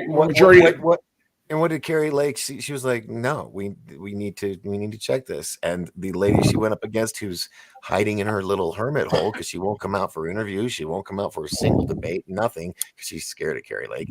And she really is. But it's coming out. It's all coming out. And people like Carrie Lake and some of these others like DeSantis who are pit bulls, with common sense. So anyway, I don't know what's going to happen tonight. Right now we are at, let me pull this up because this thing's been updating consistently. We 41-40 Republicans in the Senate. We got 80 Dem and 138 Republicans for the House, 10 Dems and 18 Republicans for governors. And this is the map. Now, please remember, folks, that not all the ballots have been counted. As you can see, if you look here at the bottom underneath Dennis, it'll say 93% of expected votes counted. So we can't be absolute on all these what do you call it? It's at the top. Race calls. It can change. It's still early. It's only 8:00 here in Arizona, which I think it is 7:00 in California, I think. Yep. And they're closing their polls at 11. I think it's what it said. So yeah. Last polls right here. Washington State will be 11 p.m. Eastern. California 11 p.m. Eastern. Hawaii 12 a.m. Eastern. So we got to wait on Hawaii too. And Alaska. Where's Alaska? Alaska should be in here somewhere. Alaska's already they're at 21% counted. They're down at the bottom of the solid Republican. I'm sorry. You're looking for Alaska. Yeah, it was right. It's the last one in the list. No, the last one on that list. Go all the way down. Keep going. There we go. It is. What the hell? Oh, it's Alabama. My bad. After all the lies and all the damage that the Democrats have done, I can't believe anyone's voting for them. You know what I mean? I just don't understand it. They're destructive as hell. The results they've gotten and the performance they've done to get those results is so blatantly inept and just it's like, well, Fraudulent. everything that you've put together and packaged and pushed has not worked out well at all. So if competence is a component of your rationale and reasoning that you use, then you look at that and you go, well, your competence level is not really good. And I was talking about this earlier. What do you guys think if we had some kind of addition or modification to the Constitution to have the element of the no confidence vote, or the change of the leaning party, or the parties one way or the other, like they do in Israel, and what's recently happened, but that was a different situation. But we don't have something that, and I think it's because of, did we talk about this last night, Doc? The 13th Amendment. I don't. The 13th Amendment, which was supposed to be, it was in play, and it was in Virginia, I believe, and it was about to be ratified, and then the Civil War broke out. The 13th Amendment was an amendment to the Constitution stating that no one that has been an attorney or as a lawyer could ever be in and hold a seat in Congress. Oh, that'd have been wonderful. Okay, that would. Yeah. So look up the 13th Amendment and prepare to be like, well, how did we miss that one? Well, it was mainly because of the Civil War, as far as the major event of the time. But there was a couple of attempts to resurrect it, and by then, the financial structure, the infiltration of the European Rothschilds and so forth, were already in place, creating and managing the financial system, which became the banks system that we have. So my point was, what the fuck was I going to make a point about? It was 13th Amendment. And I'm looking it up. It's talking about abolishing having an slavery. oversight, someone oversight. Yeah. Can I have what you're on? I'll send you that vibe. It was the 13th Amendment, and what that 13th Amendment was for, and because of its non-passing and inclusion, is one of the major, if not the major, reason that we're in the shit in the system we're in. And that's because if you look at the majority of the people who hold any kind of governmental seat, they have a legal or a background, or they are lawyers. There was a reason that they tried to put together an amendment to forbid them from being in government, because they knew that the lawyers are the ones who are going to outsmart everybody with language and loopholes and workarounds and all kinds of crafty shit, because they would be masters of the law system. And so it's amazing to me. I mean, these guys, a couple hundred years ago, they could see, the whole thing about power corrupts absolutely, right? Mm-hmm. Yeah. Well, they could see that if you had these people that had all this legal stuff, and they were sitting in there creating all the legal stuff, all the legislation, the regulations, all that stuff, all the agencies, all the systems, all the stuff, right? That you weren't going to be able to go in there and fix it if it needed to be, because they would create it so that they could control it. Yeah, reminds me. Well, they've screwed it up big time. That's why they're getting their asses handed to them. Yeah, I was going to say, are any of them obeying any of the rules though? Or to me, I think the rules are fluid. It's like this whole gender and this identity stuff. It's fluid. It just kind of flows one way or the other, depending on what's the hard-on du jour, right? It's like how can you be so repetitively incompetent, demonstrable in public, empirical data, and think that people aren't going to have some questions about what you've done? And that's what this whole thing is about. Is okay, look, and it's like we were talking about earlier. I think that even though there was probably more than enough empirical evidence during the last election to go question it at a minimum. And it's Hell yeah. funny that, you know, none of the cases were ever adjudicated by a court. So there was never anything where the evidence was presented, and the whole adjudication process was never went on any evidence that was available, because all the courts refused them for various reasons, typically around standing, right? So none of the evidence was ever pursued. So it was like, okay, well, at least we know we tried, but the best thing that we can do now is to let them have reign for the next 2 years. We know that we've got enough control and insight on the things that matter. We'll keep it tamped down so it doesn't spin completely out of control. But that doesn't mean that it's not going to head in that direction, because the potential, when you get that kind of ideology and emotion and energy all whipped up and people are all like, oh, I got to get out and I got to spread this shit. It's like they got to release that at some point and get it out, because they've built it up. Well, once all of that is expended and the energy behind it expires, they're just going to be sitting there going, what the hell? And they're going to be able to, some of them, see that, wow, I've been following a bunch of very questionable shit at a minimum, and most likely a whole lot of bullshit. Why can't we just have straight talk, in politics? Well, I mean, do you know? Well, no, I don't. I'll find out. It's always, I'm led to believe they can't take the responsibility of their own words, Like, I'm led to believe, yeah, well, you said this. Well, yeah, I'm only telling you what somebody else told me. I don't know if it's true or not. Do you know? No, I don't. Why can't I say yes and no? Yes, well, I don't know, but I could find out.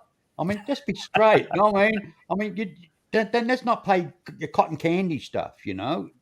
Call it how you see it. In the world, in the universe of the frequency physics, this stuff where all these waves and frequencies inhabit that make up what we experience, in that space, there's resonance and there's dissonance. There's things that you harmonize with and things that you don't.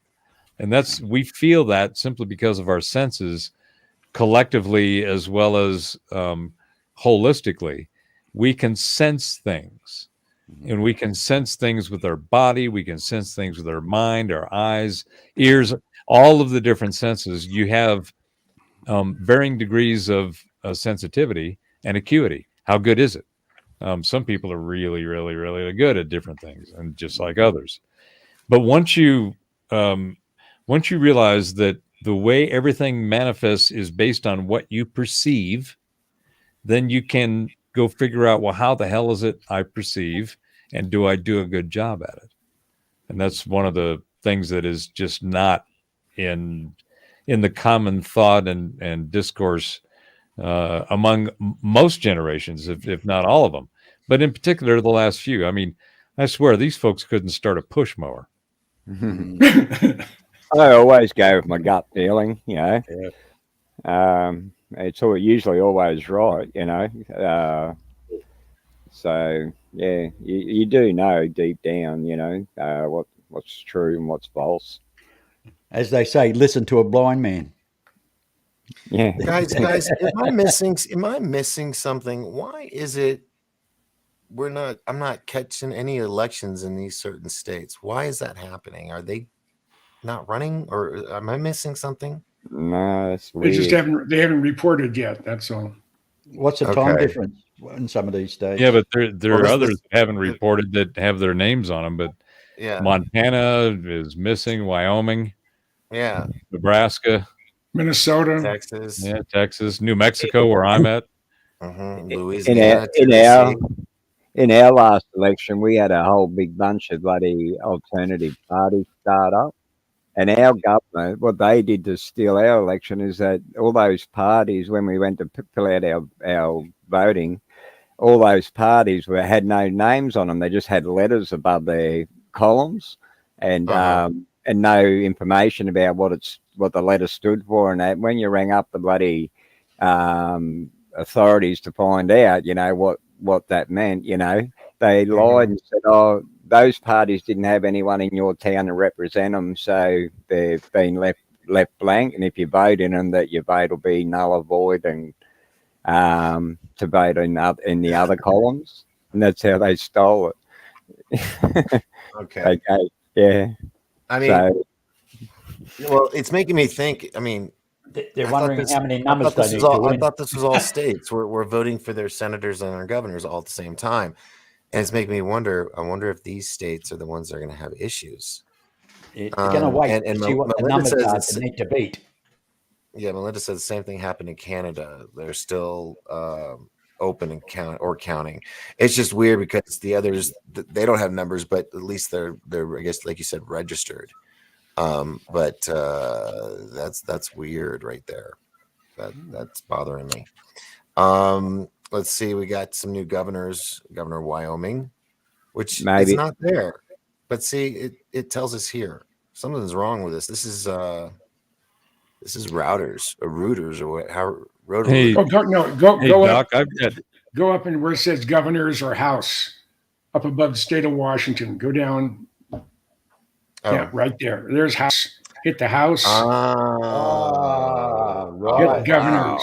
There we Wow. go. Look at that. My God, it's a landslide, isn't it? Shit. Shit. Oh. Let's look at governors. Well, yeah. Okay, there's Texas. Okay. Thank you for pointing that out, sir. I've been sitting here all night going, what's going on? There's oh yeah, that's a big difference. Oh, Yeah. oh wow. God, yeah, there's New York. Okay. Goodbye, Democrats. Yeah. Well, yeah, we'll see how this turns out. It's going to be go back to that house. Yeah, That looked like Yeah, it they looks just good, built a doesn't it? can all over the East Coast. Hold on. I was covering up Jim. Hey, Jim, you there? Sorry. Yeah, I'm still here. Yeah. Okay. All right. So let me click on the house. I think there's a few of these people need to be taken for treason. Some of them, I wonder why we have treason laws and it's never ever acted on. But I think unless it's some CIA thing, then they'll use it to their advantage or the terrorist rules or whatnot. Well, when they want to try and get rid of someone. But the thing is, if people confronted that, time to time, they would they'd certainly think twice about playing up. Oh my God! Yeah. Hey, that's wow. And Doc, when you go to a point, stay there for more than half a second, so I can read all the numbers. When you put your you can read that. That's small. This is all the different little districts and counties. Yeah, I know. Oh, is that okay? No, I'm saying when you go onto the state, whether it's the governor or whatever, you've just zipped by them, and I happen to be able to see what the numbers are. My bad. Listen to the old man, will you? Well, actually, Yeah. it's a lot easier. Okay, if you look on the Sorry, right, Dave. this is the list right here, and I'll just scroll for you. So Pennsylvania House, Senate. Do you want to look for the reds or the blues? You want to take the red pill or the blue pill? No, I'm not going to. No way in hell I'm going to take a red pill.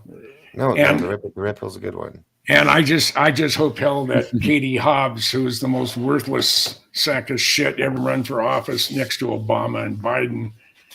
Excuse me. Hey, do me. Will you just please, deep down inside, pull it out and tell us how you really feel? Yeah, go on. No, I think I will get banned from the. I'll get banned from the internet if I do. I know. Well, you're going to get a T-shirt, mate. I think I should just name my show the "Is This the Last Show?" Did you ever see the? Hey, you can't do that to us, Doc. Hey, this is fun. You got to do this at least once a week, mate. Hey. Did you ever see that bloody birth certificate that the government in America had on their website to download of Obama's birth certificate? Did anyone download that and check it out? And a Russian of all people, right, told people to go and download it, right? It had all Yes, I downloaded it at the time. I went it through it, and I've still got the file. Me too, mate. And you open it up in Adobe Illustrator, and you can see all the friggin' editing, layering, and that they used to create Unbelievable, unbelievable. And they went to court and everything, and they still got away with it. That's right. They even found the document that they used, the original document that they used to rub out the information and put Obama's in, There we go. you know, and they still got away with that. So Obama wasn't even a true American, and yet he got, you know, all these. Where is he actually from then? Kenya. He even Kenya. he even His- said Oh. it in His in brother a said town hall so. meeting. Yeah, and his Well, father showed his birth. He said so. Hold on, I'll pull it up for you. His own father showed his birth certificate. Oh my God! This is going to get good. So you know how the hell they get away with that? Well, how was Yeah. it? You know, one of the things that was it Daniel List over at Dark Journalist uses the term steganography. And steganography is when you encapsulate information into a symbol or image, and you use that when that symbol is seen. The people that know the knowledge in the symbol get it. The people that don't just go, oh, there's another symbol. So, what were we talking about? Oh, bad Obama's birth certificate. Yeah. Here you go. Oh yeah. Can you hear this? Yeah. So my point there is that one of the things that you do is in order to hide the truth, is to put it out there. Yeah, and then you repackage it as just complete. You know, just there's no way anybody could even believe this In plain sight. and you let them chase the something else. You redirect, right? Oh yeah. So I think that, you know, the whole thing with is kind of like the election. People knew because of just that birth certificate, let alone all the other nefarious and questionable things that certainly need to be re-questioned and re-examined. But at a minimum, people knew that, well, there's no way this guy is who he says he is, and he doesn't have the ability to take that office. He doesn't meet the requirements. Yeah, because listen to what he says. I don't know. I'm going to turn this on my speaker, so hopefully it'll pick up on the microphone, because he just outright says it. And I shall show you what's going on. Let's do. Yeah, I remember this one. That one, I think. Okay, and then we're gonna go. Minimize that. Go here. Tell me if you can hear this. I'm gonna go back, but remember it's at 16 seconds. Can you guys hear that? Not yet. Oh, it helps if I turn the speaker on with it. Hold on. Can't see anything because I'm blind by the light. Here we go. You're not playing yet. Yeah. All right, there we go. Now let me try it.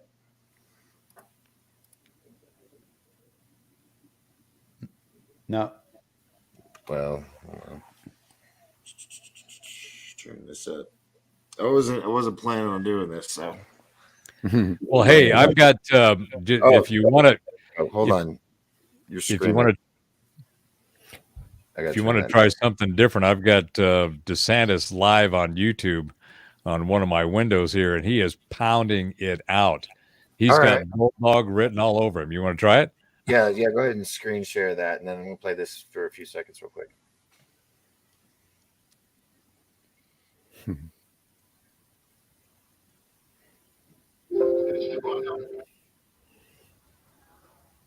I heard that.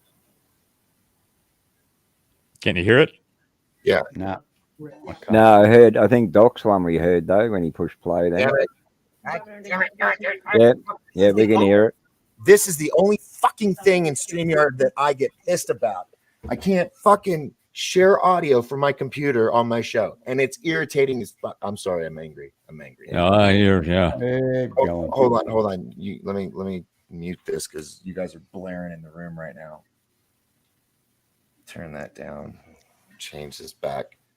It's like it says in the damn thing when you share your screen, do you want to share audio? Put a check mark in.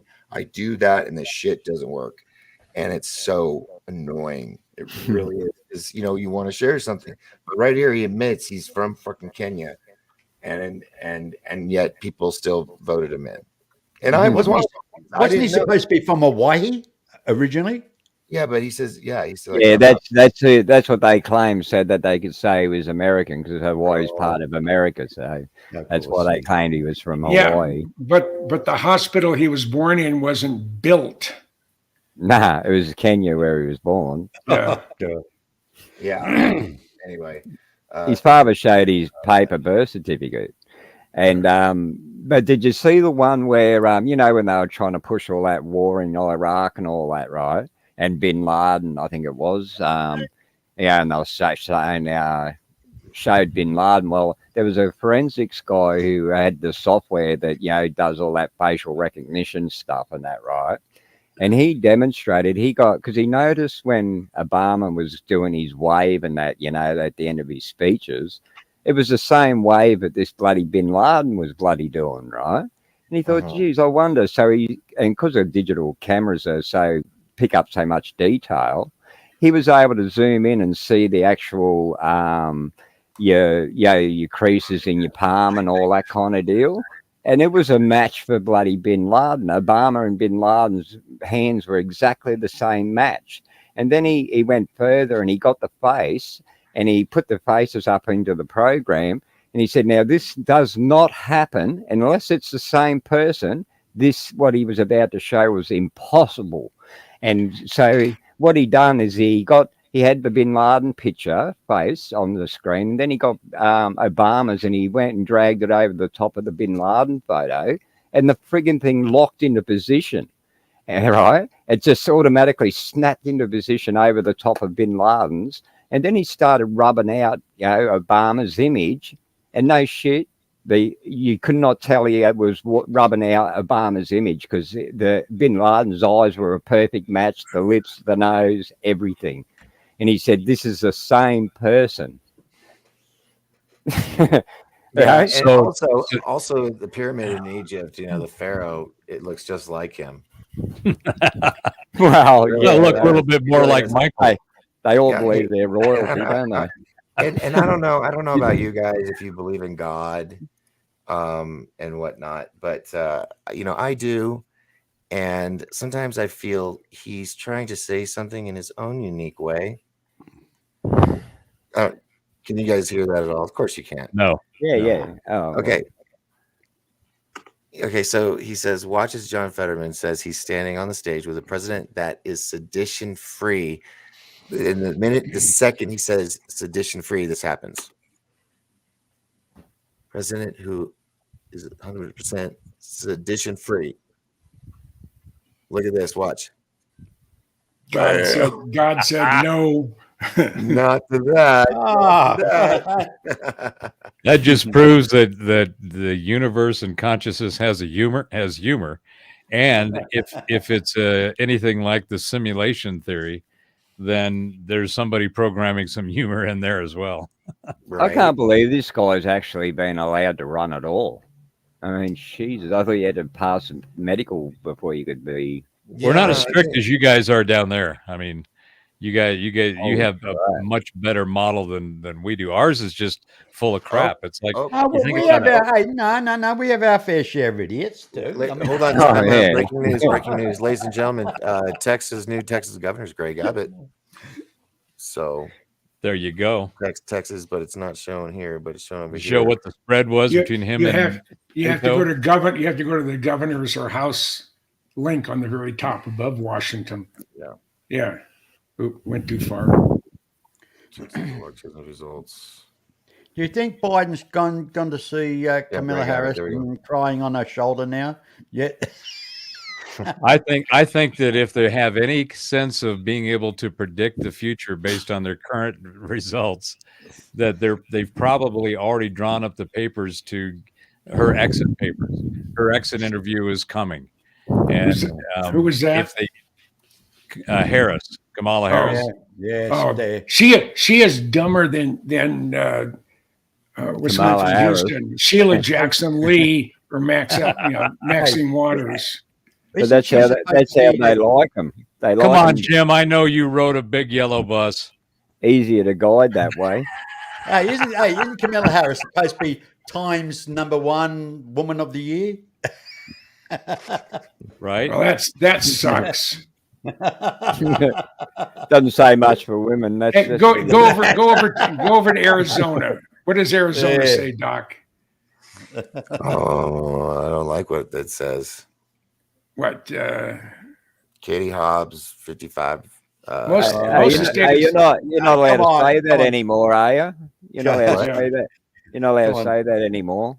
Come on, Doc, you'll have to move now, mate. Yeah.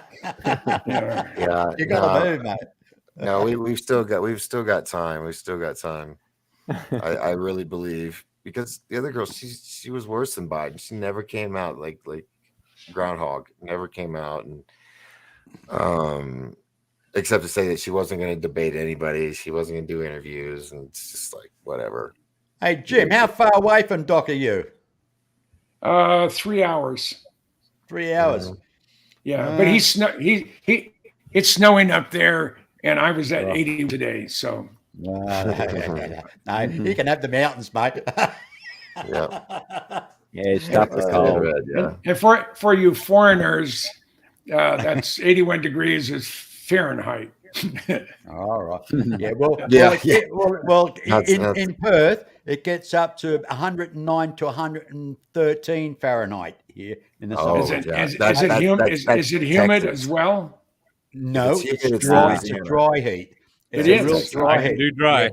But 'cause come I think it's end of January, early February, when we get the cyclones up north, then it can be humid, really sticky for about 2 weeks.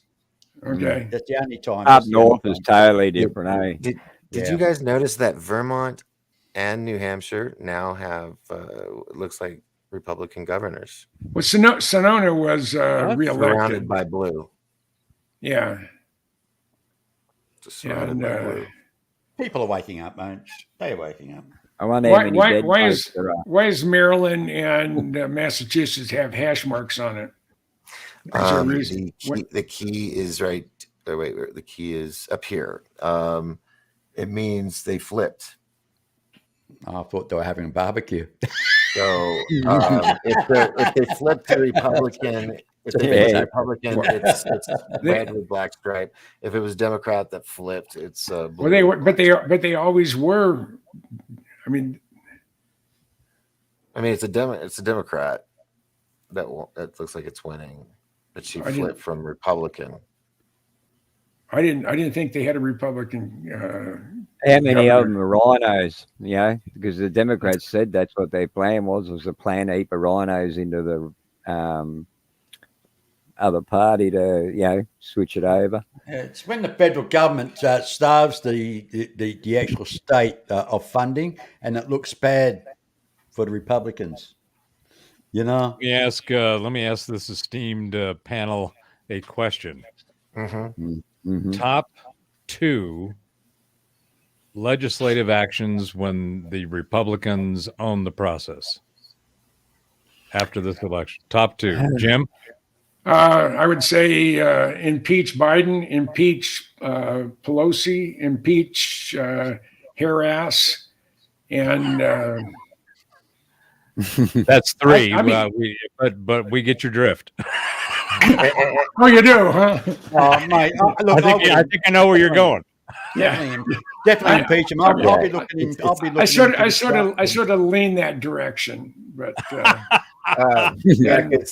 on, let me show you guys. and this is what I went to vote in today with my shirt. I would go in for a full-on independent There you go. investigation, straight in for all this illegal activity with Russia and China. No ifs or buts, straight into it.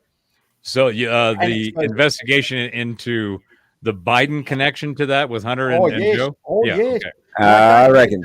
I don't think it just stops with them either. I reckon we should just send them all to Iraq. I think that's a deep and dirty rabbit hole. Yes, my oath. And it seems very logical as well when you consider how they stopped the oil line, and everything else associated with it. Somebody's got their hands already bloody paid, haven't they? I mean, they're not losing anything. Right. They're not.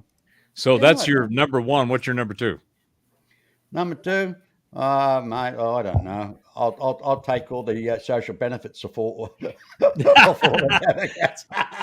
Extra funding into the senior citizen fund. I'm with you there. Yes. I look at war. I think wars are all planned out amongst themselves anyway.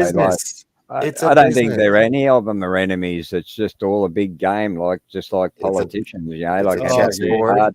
You got to have a bad guy to justify the military, So, So yeah. what do you think the Republicans will do? What'll be their first two priorities? Oh, they're going to impeach bloody. Oh, you're fired. Biden You're for fired. sure. You're fired. And I love it. It's gonna be like Twitter, Yeah, it's gonna be like Trump on Trump on The Apprentice. You're fired. You're fired. Yeah. You're fired. Yeah. And won't that be ironic? I mean, you know what's so crazy? Personally, I personally feel they'll clean up the shit. They really will clean up. I don't think they'll go in for vengeance. They'll come later. What I'm hoping things right straight away. What I'm hoping that happens is you do not have to be elected to Congress to be Speaker of the House. I would love it if Donald J. Trump became Speaker of the House. Oh yeah, that'd be cool. Jim, my understanding is that you don't have to be in the government to be elected and appointed and approved for the speakership. Correct. If I'm not mistaken, I think that's the way it's set up. You can simply be presented by the majority, and you have to be an American. All you have to be is an American citizen. I think that's right. Yeah, that's allowed to vote. If you're a felon, you can't. But they still let Hillary vote. That's right. Yeah. Let me throw this out on the table. There's some interesting intel that came up. This New York district attorney lawsuit against Trump, right? Yeah. You guys have heard about that? Yeah. And basically what they've done is they've put an entire hold on all of his assets. He can't do anything that relates to his business while this case is going on. They've put this whatever condition in place during this trial. It's not fully adjudicated yet. But what they did is they also attached anything outside of New York. So Mar-a-Lago and any of his assets in Florida are also subject in said monitoring and managing all of his assets. Well, state of Florida said, I'm sorry, you don't have any jurisdiction down here. You can't do that. That's interstate legislative or judicial activism, because you don't have that right. We are sovereign. You can't. No state can come in and take somebody's assets because they are wanted in another state. It doesn't work that way. So now, apparently, in that suit, the date of November 18th is a date supposedly when it will be formalized, when the trial will be over, then there'll be some ruling. I would love it if Ivanka Trump ran instead. Came out at the last moment. Well, and then this is the other part of the intel. One of the reasons that he's making this supposed announcement first part of next week is because under our Constitution and our law, you cannot be investigated or prosecuted or hassled if you are a candidate for an office of the government.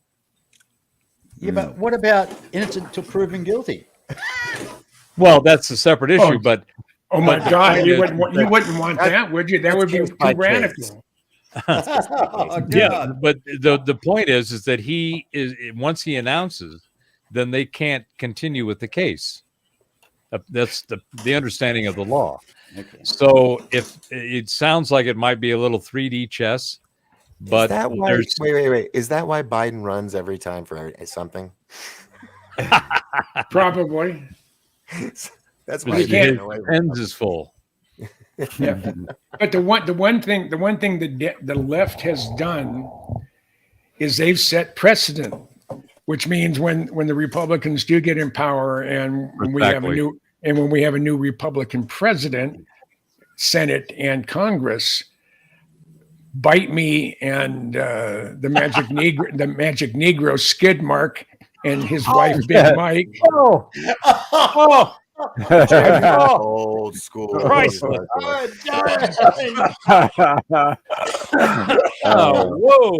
I was just thinking they must have good nappies on them. Can I quote you? I was gonna wait for that. Absolutely. You want to quote me? Absolutely. Now on to our commercial break. Yeah. Fantastic, mate. I like it. Hey, I started using As long as Big that's Mike. just- I know it will be. I started using the handle Big Mike for that thing he's married to. Was it way back when he was running for president the first time? And it's now I see it. I see it every at other places. So Catched on. yeah. Oh, Yeah, marvelous.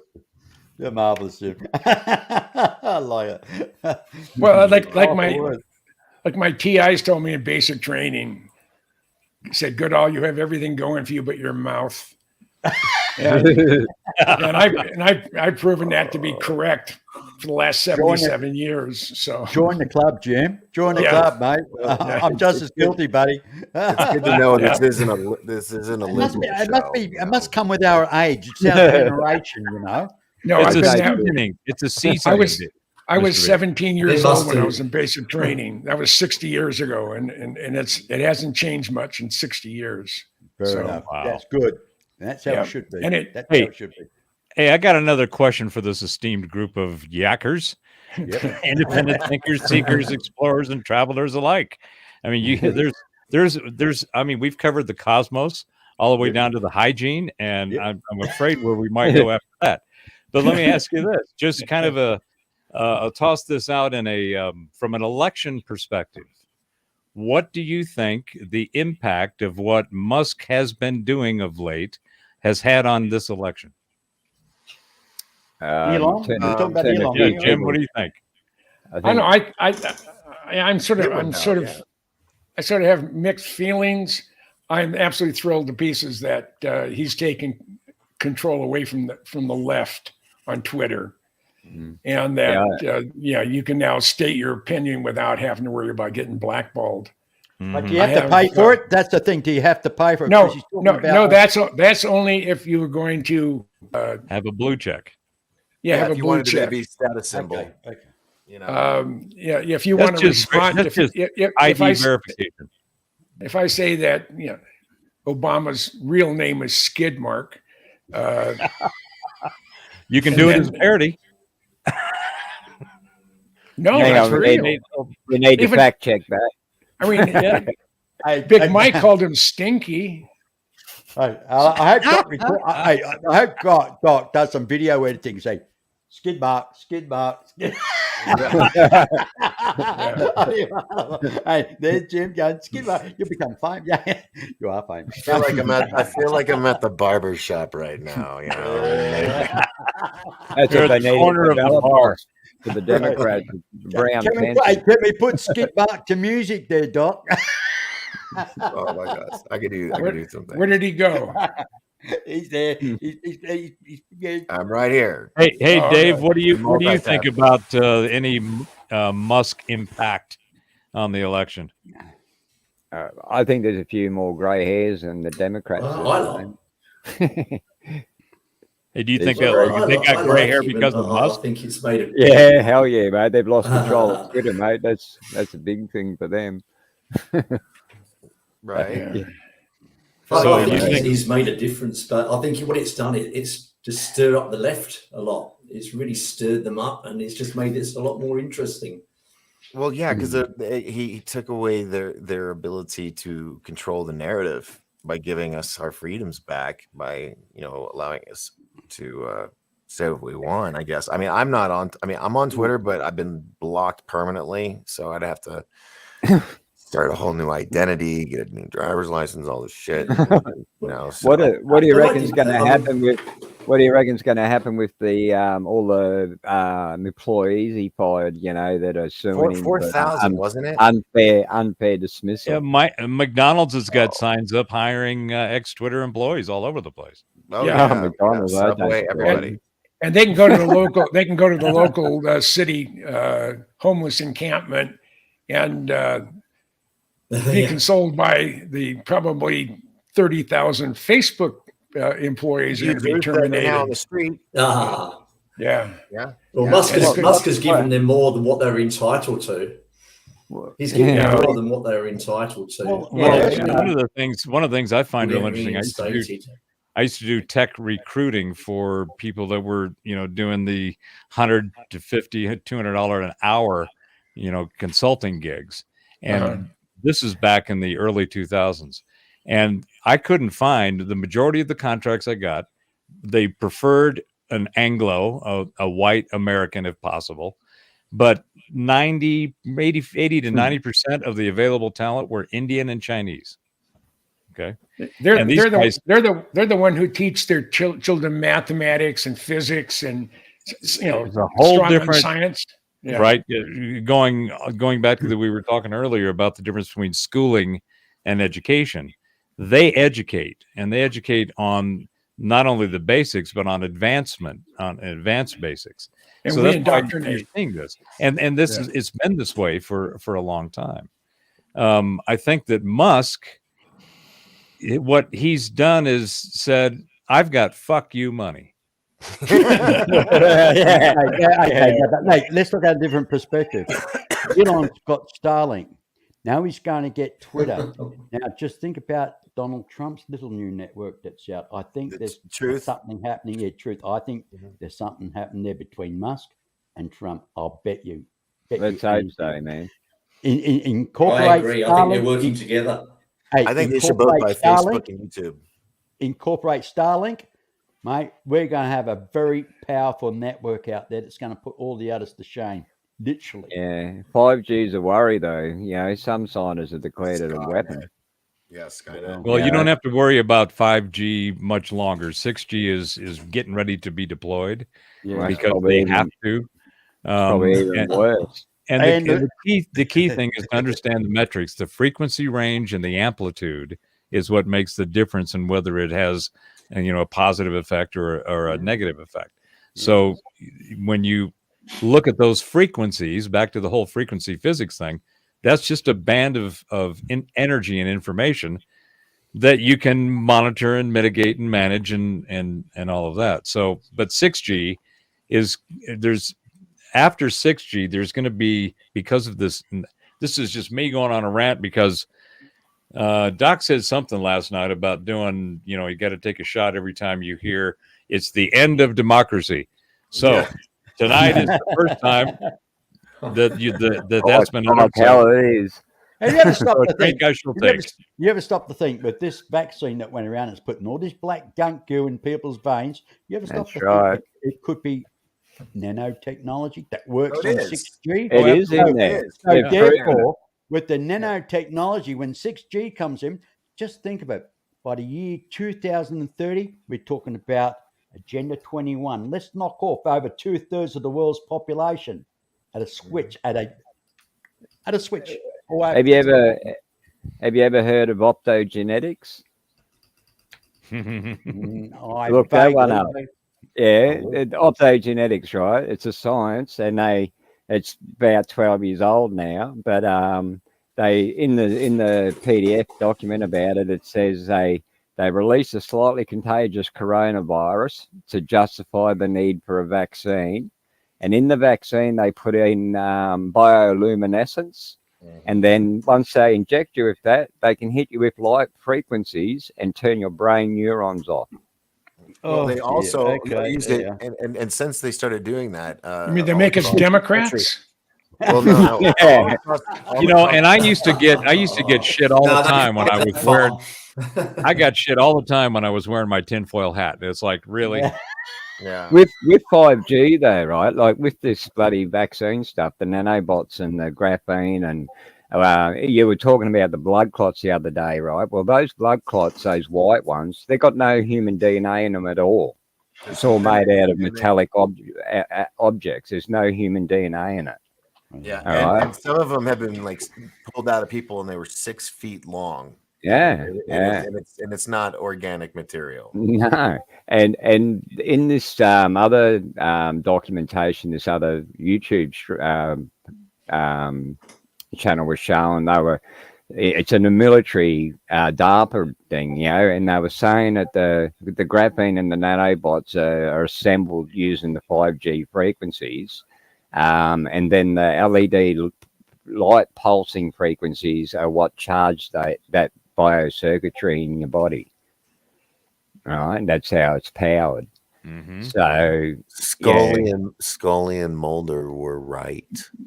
yeah, but you know, people talk about like being not wanting to take the mark of the beast and that, right? Back years ago, we had a TV series called Towards 2000, and they showed. Yeah, it was, and Arnold Schwarzenegger, a lot of his movies were based on the stuff they showed on that show, but they showed a camera that was, and they were able to photograph a fish swimming around in a fish bowl. They first wanted it to show you that it had no identification on it, and then they took a picture of it with this camera, and it actually puts a barcode on the skull of the fish. And then they told you what number they would put on it, and they took the photo, barcoded it, and then took the fish out and cut the fish open to show you the barcode they imprinted on its skull. You know, and then the next year, those cameras, the exact same looking cameras, ended up in our photo licensing booth. So how many of us are already barcoded? You know. Hey, I have to make a call, so I'll be right back. Well, if you read, see you soon, Jim. Don't forget to mute your mic and your vid. We don't need any more YouTube shorts. Well, guys, if you read Elena Darman's book,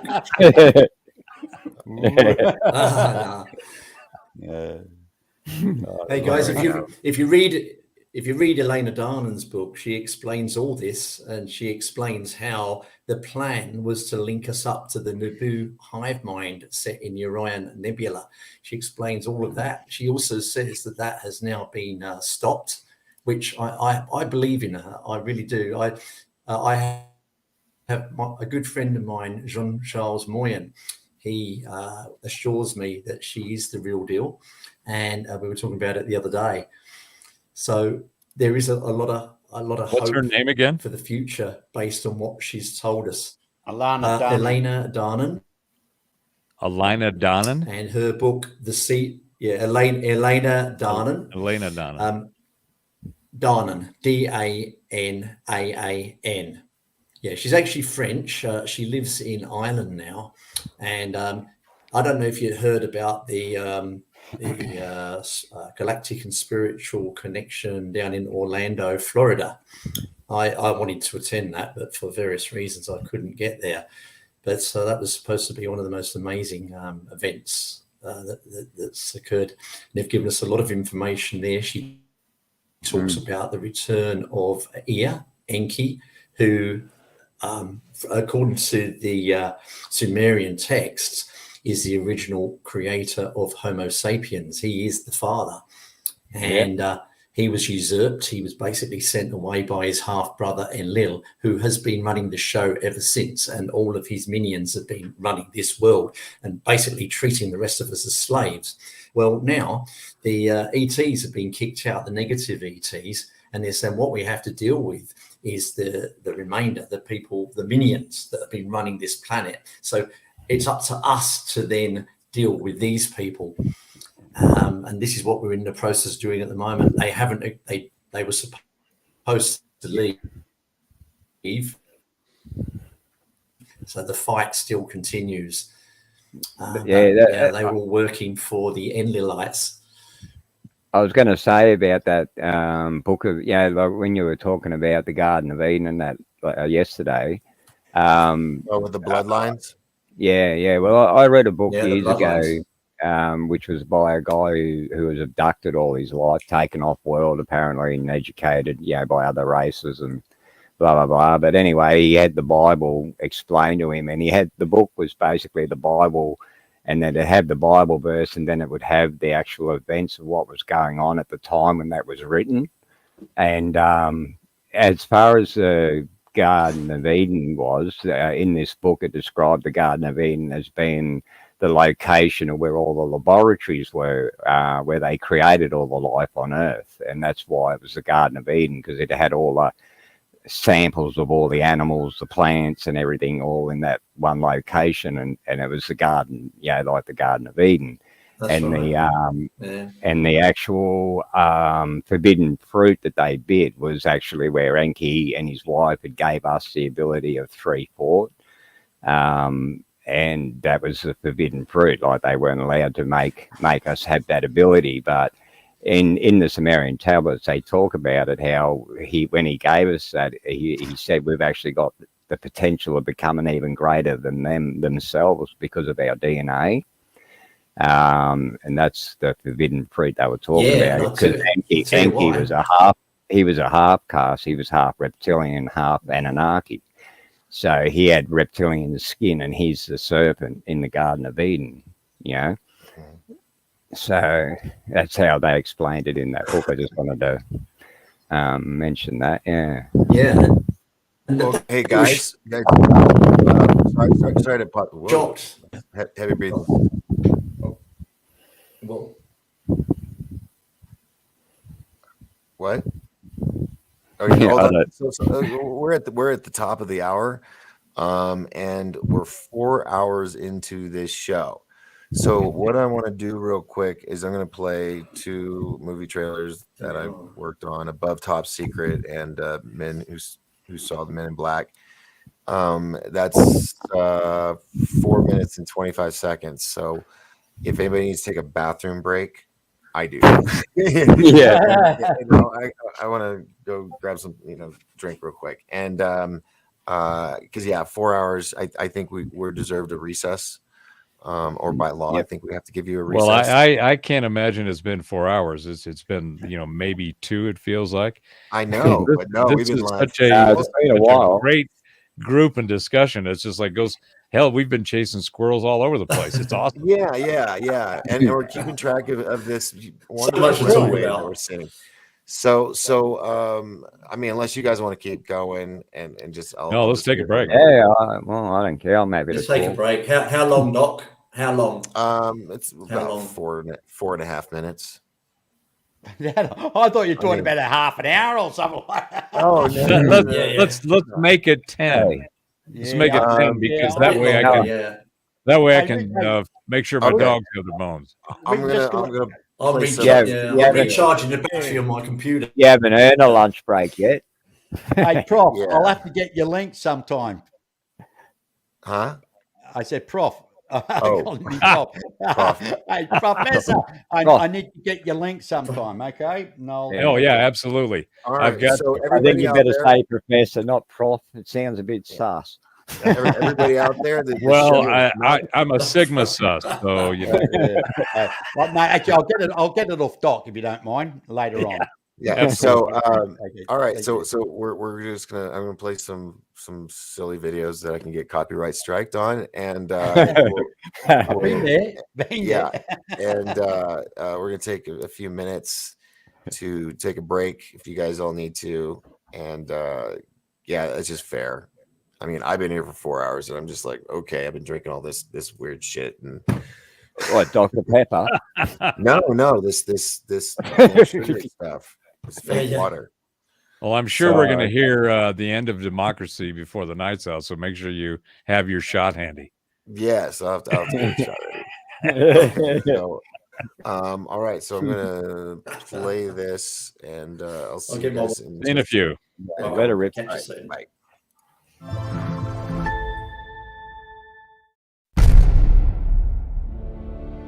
Well, Men in Black is a concept that's been in the UFO field since really the beginning of the UFO field, essentially. What is the true mission of the Men in Black? Is it the suppression of information regarding UFOs and extraterrestrials? Albert K. Binder founded the International Flying Saucer Bureau in 1952 during the big UFO flap. Now, these figures were very dark in nature. They were wearing hats, almost like a fedora style, and they had glowing eyes. Yeah, it all seems pretty horrible, especially if they threaten you or threaten your family, and you're not sure if they're from another planet or not. What Jacobs said in the aftermath of that was that he was subject to a range of harassment type of activities. Some of these things would include threatening phone calls at all times of the day, and even to vandalism against his property damage. There is no more exciting story that I could write or Aviation Week could publish than to say, at last, we've come across one UFO report that cannot be explained in prosaic terms. Maybe this is an alien spaceship. Biggest story of all time. Of these objects, and that's why the response could be as fast as it was to Westall. That's why the military could get there as quickly as they did that day, because there was some, if you like, forewarning in the suburb of Baldwin, about 20 kilometres from Westall, just 4 days before the Westall incident. Take Richard Doty, former special agent of the Air Force who was tasked with infiltrating the UFO community to instill doubt and misinformation of UFO encounters. Men in Black have always been present in the UFO community since back in the 50s and 60s. This story follows an age-old pattern of a prominent Men in Black cover-up. A UFO incident occurs. Experiencers witness something that shouldn't exist in our conventionally understood reality.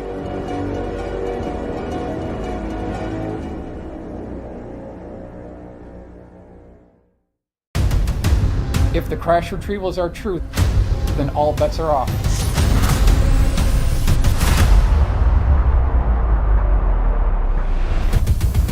It's very hard for people to get their minds around where the real power is.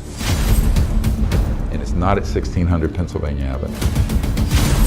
The reality is something much more stark. They've been working on this for 60, 70, perhaps 80 years. The reason why the government is talking about these UFOs now, they're getting ready for the next level of war. Are these objects a national security concern? They're proffering a narrative of a national security threat that doesn't exist. I call them alien reproduction vehicles. They're made by private corporations somewhere on this planet. Technology from Roswell from 1947 has largely been held back from us. Portal technology, teleportation, whatever you can imagine, it's already been done. The biggest secrets are not the zero-point energy and electrogravitics. It's the science of consciousness. All their communication systems are moving through the consciousness field and are thought actuated. The people at the CIA call it WSFM, weird science and frickin' magic. The transdimensional interstellar technology will benefit humanity. There has been tremendous disinformation. The media is keeping secrets with the government. These are lethal, vicious people. And I'm focused on exposing the extraordinary technologies that they want to keep secret. No aspect of life on Earth will be unaffected by it.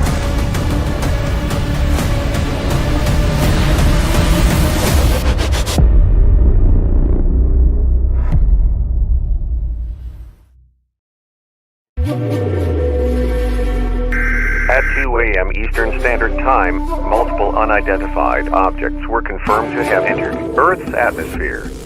It is speculated that these objects are of extraterrestrial origin.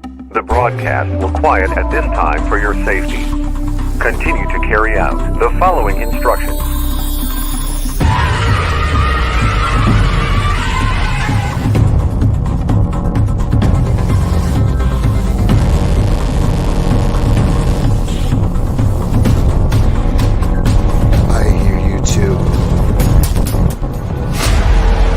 We don't know what it is.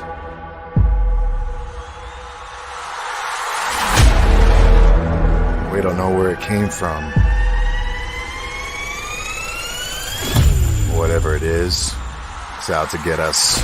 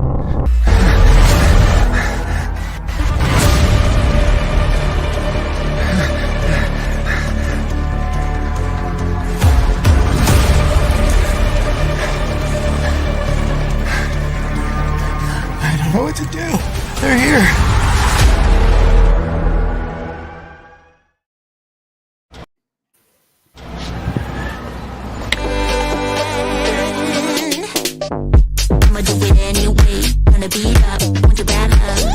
I'ma let my hair down now, wanna get down to my baby. Oh my god. Oh my god. Is that a Republican? And we're back. We're back. It is election night 2022 midterms.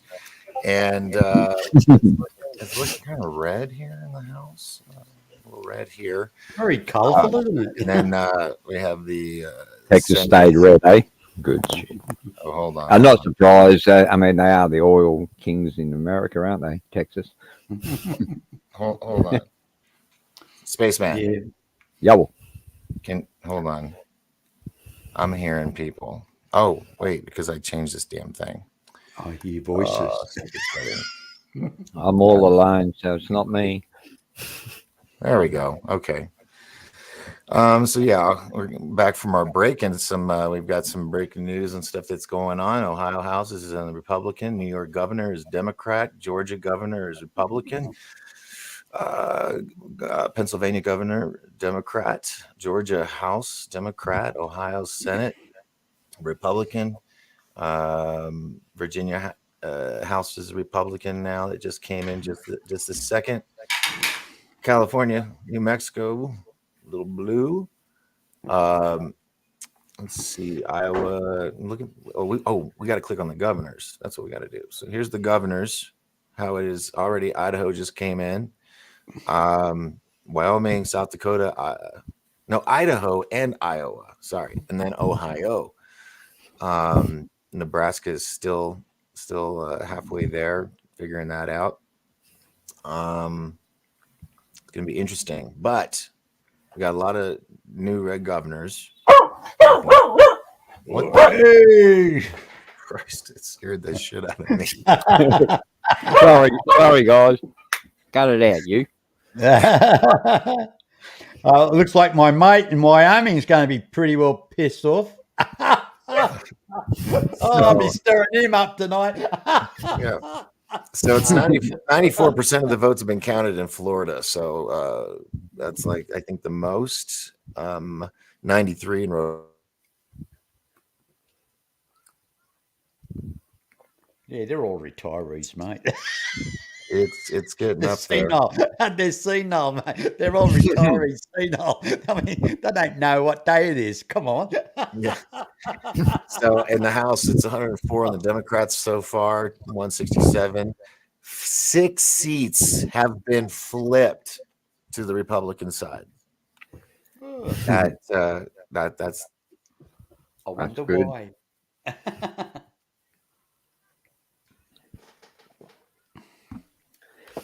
Hey, I wouldn't want to be a Democrat, mate, if Republicans get control. I reckon the Republicans are going to be pretty fair. They're just on the, just keep your place. Oh, I'm sure they'll give him a trial. There we go. Oh, yeah, fair trial. Good. Yeah. So am I disappearing and you guys are just hanging out when that happens? No. You're still there, Doc. You're all blanking out too? Okay. No, I'm here. You're there. Oh, well, on my end, it blacks out Spaceman's everything. It's like someone Yeah. doesn't want me to hear what you guys have. Hey, you're with Starlink at the moment, aren't you? Huh, I'm sorry? You're with Starlink at the moment, aren't you? I know. That's why I'm a little pissy right now. Yeah. It should be kind of streaming through, mate. You've been Yeah, hanging I- there earlier on. I think he's like, 2 or 3 satellites short in the ring that goes around where I'm at. So I get this little hiccup like every now and then. How much do they charge you for that, Doc? It's $110 a month. No. Bloody stray getting ripped off. We're $130 a month here. Oh. It's very expensive. Yeah. About $800 to set it up too. Do you know it's $99 for the deposit, and then $600 for the equipment, and then it's $110 a month after that. They demonstrated internet connections technology on TED Talk a while back that was just done through pulsing LED lighting. It was 1,000 times quicker than optic fiber, and they buried it. You know, and it was done through the power wires. No need for any data cabling or any of that. Well, I Maybe was with a company that was working with. It was Tesla technology that Raytheon NASA was working with, where they were able to take electricity, convert it to a radio frequency, send it through microwave dishes to an array of diodes made by Raytheon on wooden posts in the shape of a square pattern, like a checkerboard, but with lights and sensors, so that they knew the beam spread basically. And it was like half a mile away or something up on a hill, and it powered up all the lights. So they had wireless electricity. Oh yeah, I And, mean, and so we were look, working on it with this company I was with called Space Island Group, and we were going to build the first wheel space station in orbit, and have one whole side of the wheel be, solar panels absorbing the pure solar energy and then sending that down to Earth. And yeah, Space Force took that.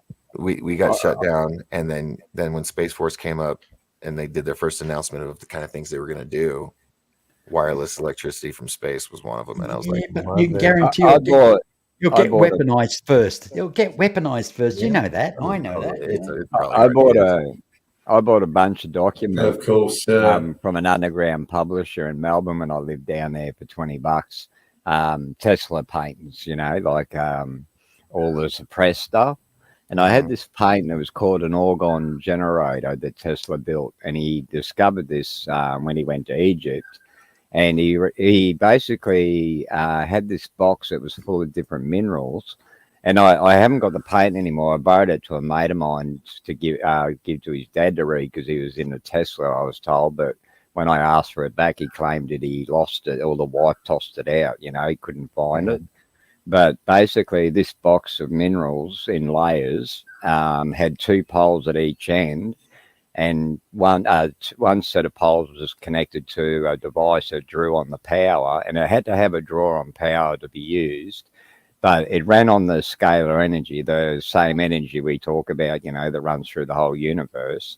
But to draw on the power, you just pushed a couple of leads off the other poles at the other end into the ground, and this thing powered up. And it was 20,000 times greater than the current electricity we use today, and was free, and harmless to humans.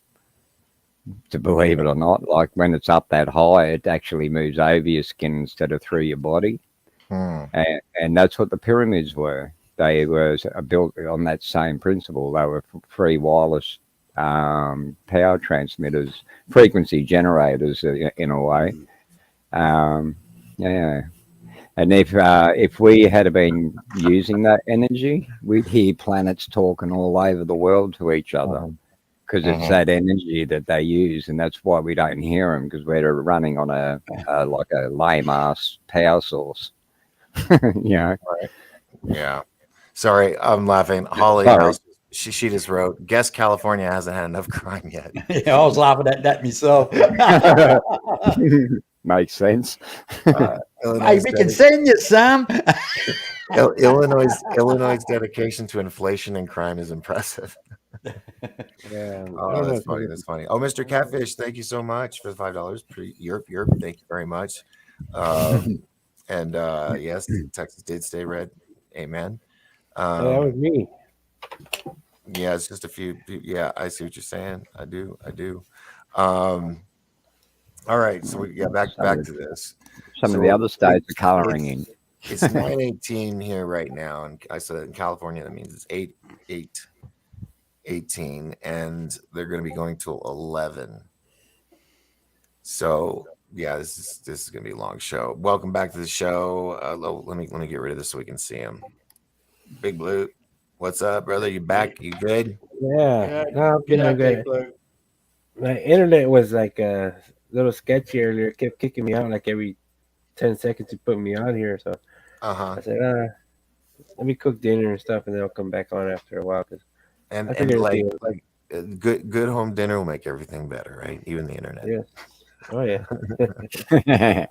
My kids already fell asleep, so they're not on their tablets and phones and TVs online. So there you go.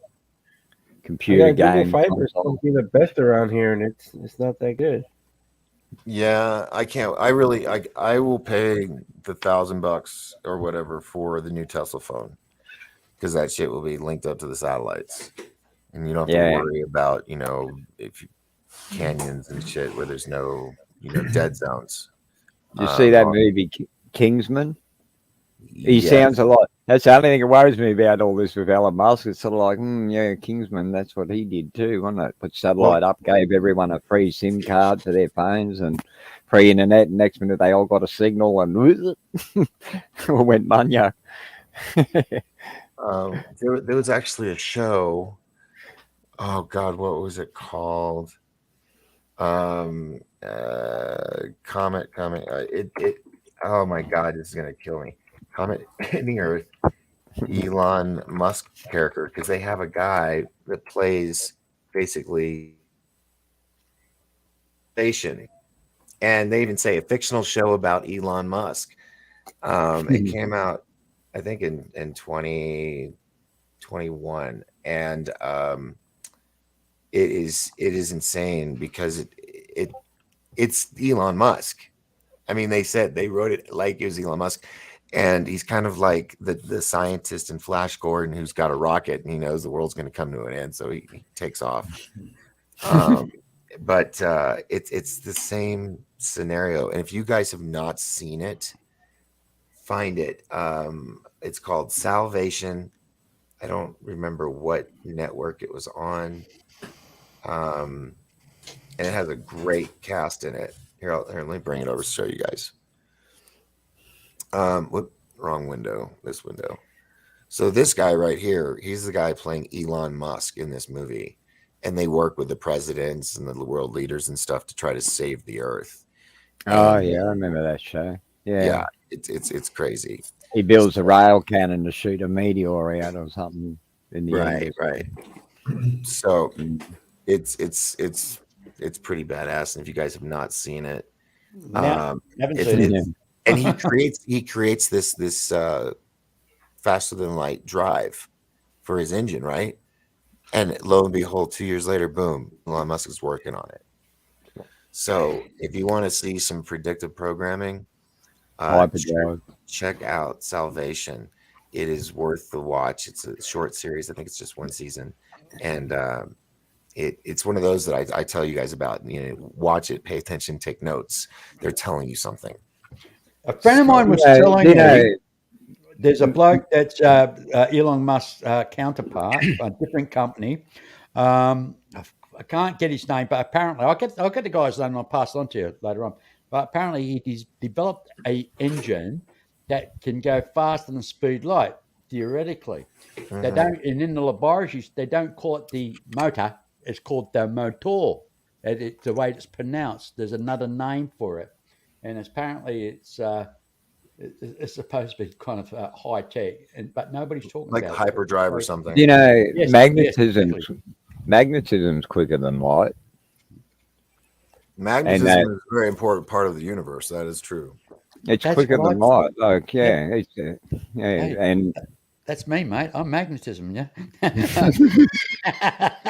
But seriously, that's what that Keshe technology was about. He was saying that if you built a craft that actually you could focus or tune into a magnetic field of another planet, it'll just draw you to it like a magnet, and no need for fuel, and it's quicker than any power source or any other.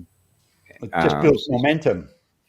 Well, it's just like two magnets drawn together, you tune your magnetic disc or whatever into the frequency of that planet, and you'll just get sucked to it automatically. Now, that's not silly because every planet has their own signature of sound. Yeah. And vibration. Makes sense. It does. It really does. And that's sort of like how anti-gravity sort of works in a way, they're creating a magnetic plasma field around the craft. And if you've got the reading of that particular planet, there's no way you can get lost in space. It'll just tune into it and just go. Oof, you're gone. Yeah. You don't need to navigate. Yeah. And the whole cosmos is linked up in a big network. It is all linked, or else it wouldn't all be circling around each other. I just want to do a quick break in and just mention that the Senate is now almost neck and neck and that is No. also a very important Right. race. I knew Now, these ones were blank for a reason. the House is looking good for Republicans, but the Dems could come out somehow out of nowhere. Who knows? There's only 218 seats. So wait, what? Is that where they sent all the immigrants? Yeah. Was it? No. That was. I think that was part of the acceptance into the country, wasn't it? Vote Democrat. Let's see. All right, Washington, of course, Nebraska, the new Republican governor. North Carolina. It's just like you see a pattern here. Watch Senate. Oh wait, I'm on the wrong window. House. Governors. You seen a pattern? Yeah. I'm just gonna see what happens here. Look, this is a close race in Kansas. Oh, that looks better. Yeah, leave that one up. It makes me feel good. There we go. Colorado is already I won. want to see Nevada and Arizona flip. Yeah, Nevada is. Come on, there we go. Steve Sisolak. Oh, they don't have any. They don't have anything counted. They have 0% of their ballots counting. How can That's that because be? they all have their chips now at the casino. That's kind of fishy, though. That they're just gonna do it all at once. Yeah, that's what I reckon. I mean, even California's been counting. They're the corrupted ones that they can manipulate. They're taking their time, mate. They're probably the ones that got all the voting machines. Yeah, the voting machines. Let's see. Well, they are 3 hours behind. Quick, we need another 10,000 votes. Yeah. Bring them out. Quick. Right, Yeah. so Where's that death list again? Death list. Oh. All right. Oh, Big Joe. Oh, I guess he dropped off again. There you are. Yeah. Well, I just wanted to say before I drop off again, thank you for having me on your show, and I'm gonna get to bed, guys. Oh, okay. Tired. I took some NyQuil and stuff for my flu that I have, and yeah, that'll kick your ass. Yeah. Nice meeting you, big bloke. Nice meeting you guys. Yep. See you later, man. Take care.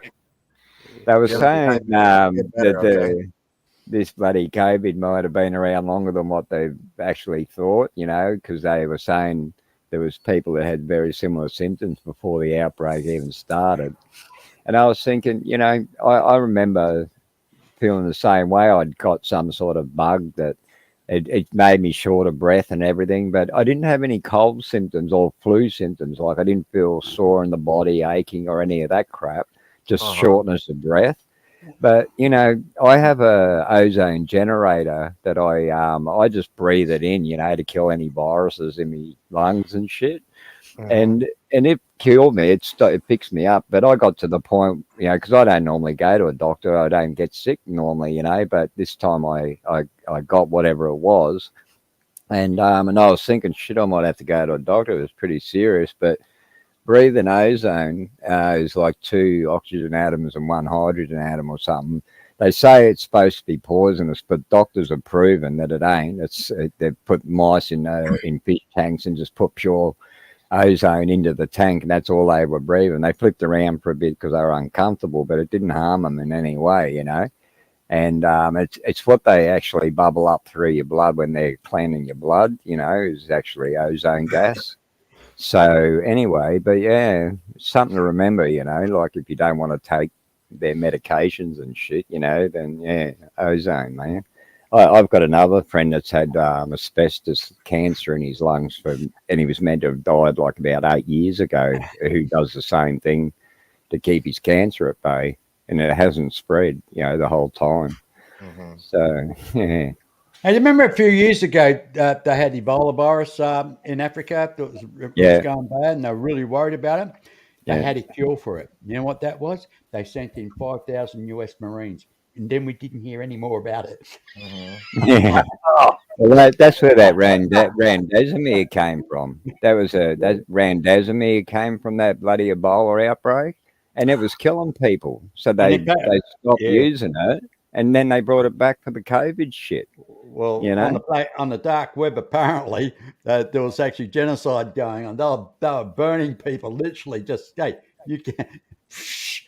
Yeah, right. Nobody talked about it. You know what I mean? What do you need Well, 5,000 Marines in there for? poor Africa, man. They get they're Poor the bastards. testing ground for all their bioweapons and shit. You know, they just go there and test out all their crap. You know, and then release viruses and then try to make a cure for it.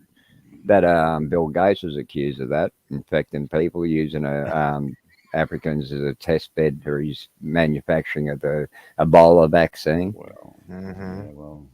Yeah.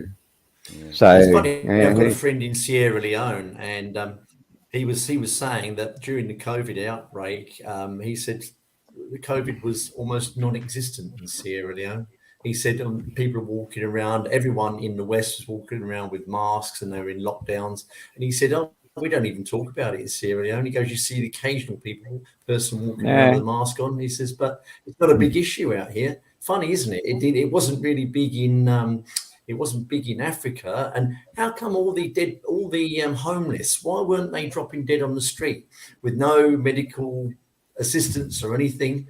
You should have seen thousands and thousands, millions of people dead on the street. You didn't, did you? They didn't get it. Well, they showed all them people dropping in bloody China. You know, when they first started, they didn't tell anyone, but they actually turned on 1,000 5G antennas that day that everyone was dropping in the street. That's correct. I was just going to say that exactly. Yeah. Here, speaking of dropping in the street, trying to get back to do you guys think that we're going to have, riots and stuff after this election?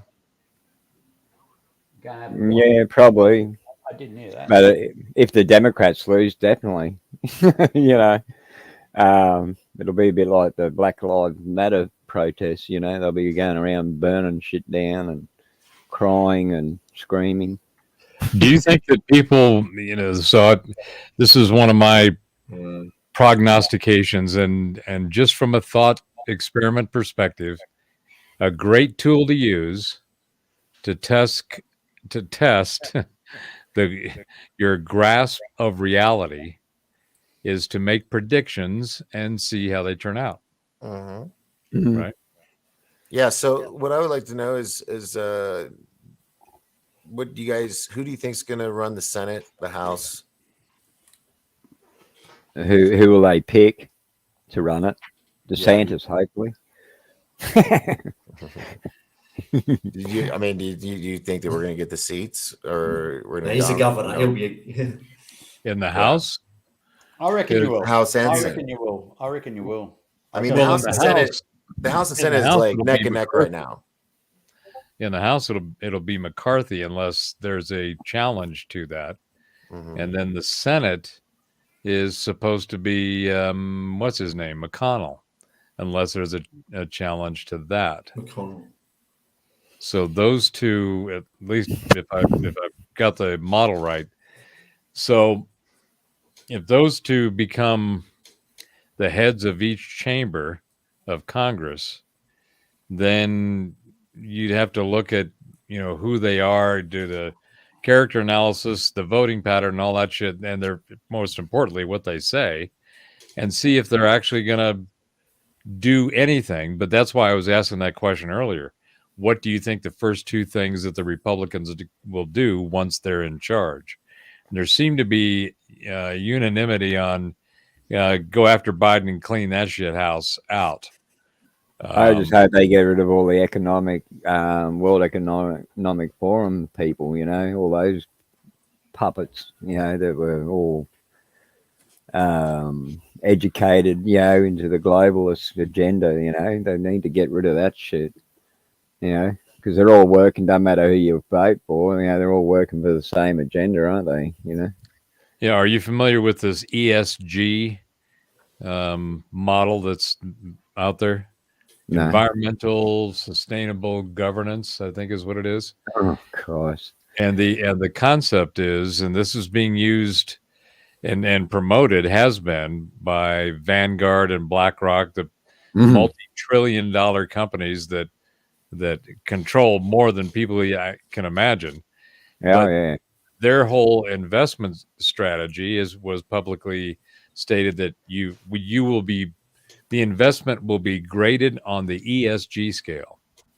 So the environmental sustainability and governance model. Well, that's what and it's all green energy, solar panels, getting rid of fossil fuels, climate change, having equal opportunity, intersectionality, sexuality. But so that's their main criteria, i.e., it's a woke filter set. So what's been happening is Musk, what's the guy over there at Hathaway, Berkshire Hathaway, that old dude that is the best investor of all time, Bezos, all these guys have come out recently and said that's a bunch of bullshit. There is no way that you can grow and create anything with those kinds of restrictions and policies. So no, fuck you. We're not going to do your ESG thing. So Well, that's what the reason I'm bringing that up is that it is a model of what the WEF is. yeah, the whole thing with this electric, going green and shit. They reckon the amount of copper and lithium, that they'll need to give everyone electric cars. It's going to take at least anywhere between 1,000 to 2,000 years for them to dig up all that, the resources they need to do that. So and then there's all of the disposable hazard requirements because you just can't stick it anywhere. I know, it's ridiculous. I mean, like shit, in 2,000 years, say if it takes even 1,000 years to get those resources, we're going to need a hell of a lot more again, because the population will grow. So their intention is not to give anyone electric vehicles, only transport, like you'll be public transport everywhere and the rest of us will be in these smart cities locked away. Hopefully we get miniature fusion reactors soon. I mean, these things, apparently there is technology where you have these miniature fusion reactors that can't melt down and they're completely safe. The ones in China. That's Gen 4. Japan developed something recently that's they got ceramic coated uranium or something that produces the energy still. Well, now flying cars. But the thing, I saw a generator that it was based on this Keshi plasma reactor, but basically no one could get it working. But this guy did notice that it was radiating out energy, when he was playing with it, and he put a coil around it to see if he could capture the energy, and sure enough, he could. So he went and bought another one, and he basically. You sparked one of them. Now, this is just a vacuum chamber, stainless steel ball vacuum chamber, and it just has copper lining on the inside and a bit of argon gas and hydrogen gas in there. And you pulse this thing, and he would collect the energy and then throw it through an enhancement circuit and pulse the second one. And that repeated the process. And so once you spark this thing, it just went into resonance. He was producing 11 kilowatts at 198 amps without any consumption of fuel whatsoever. And it was small enough to fit in anything you wanted, So, well, no, the guy's got a channel up still on YouTube, but he doesn't reply to any comments. And now he talks about kitty cats. Is this the guy? Is this the kid that built the big transformer in his backyard? No, that's a different one. Einstein? Okay. Yeah, no, he was a different guy. He built an actual nuclear reactor. Oh. Yeah. No, this has got no radiation for whatsoever. It's just imploding hydrogen inside a vacuum chamber, which converts back to hydrogen again once the process is finished. So it just repeats itself over and over, and it doesn't consume anything, So, you just spark this thing and away it went. It was only on YouTube for about half an hour. I was watching it a second time while I was downloading it. and be buggered it froze, you know, and my whole computer froze. And when I rebooted it, my Windows was corrupted. So they sent some virus through to destroy my computer because they didn't want me having it either, you know, or having evidence of it. But I got to see it, so I'll replicate it one day. Don't you worry. I've got the tools and stuff. I've been working at it, but I've had to move house, and you know, so I've got a lot of other things to get sorted before I can get back into it. But yeah, very simple and yeah. You badass! You put a target on your back. Well, yeah, I did get. I was sharing the information, showing diagrams and stuff, yeah, because I have been working on building it, and I was in contact with another free energy dude in America that I was sharing imagery with, and showing him my progress and whatnot. And I gave the guy $100. Well, not long ago, I had 5 Fed cars showing up, terrorists, you know, federal police coming in and investigate me for this other guy they claimed had done some terrorist act, you know, and they wanted to investigate my computers and all this sort of shit. But they didn't do anything. It was really weird, you know. But I think it was they just wanted me to know that they were watching me, you know. Intimidation. They just wanted to scare you. Yeah, because I brought that up to him. I said, look, you know, I don't understand it. You can see all the same information on his computer as you can see on mine. So why the hell you waste all this money coming here, you know? And I said, yeah, I know. I've been talking about this free energy device. And I said to him, in the end, I decided I wasn't going to share it because in the wrong hands, it could be dangerous, you know?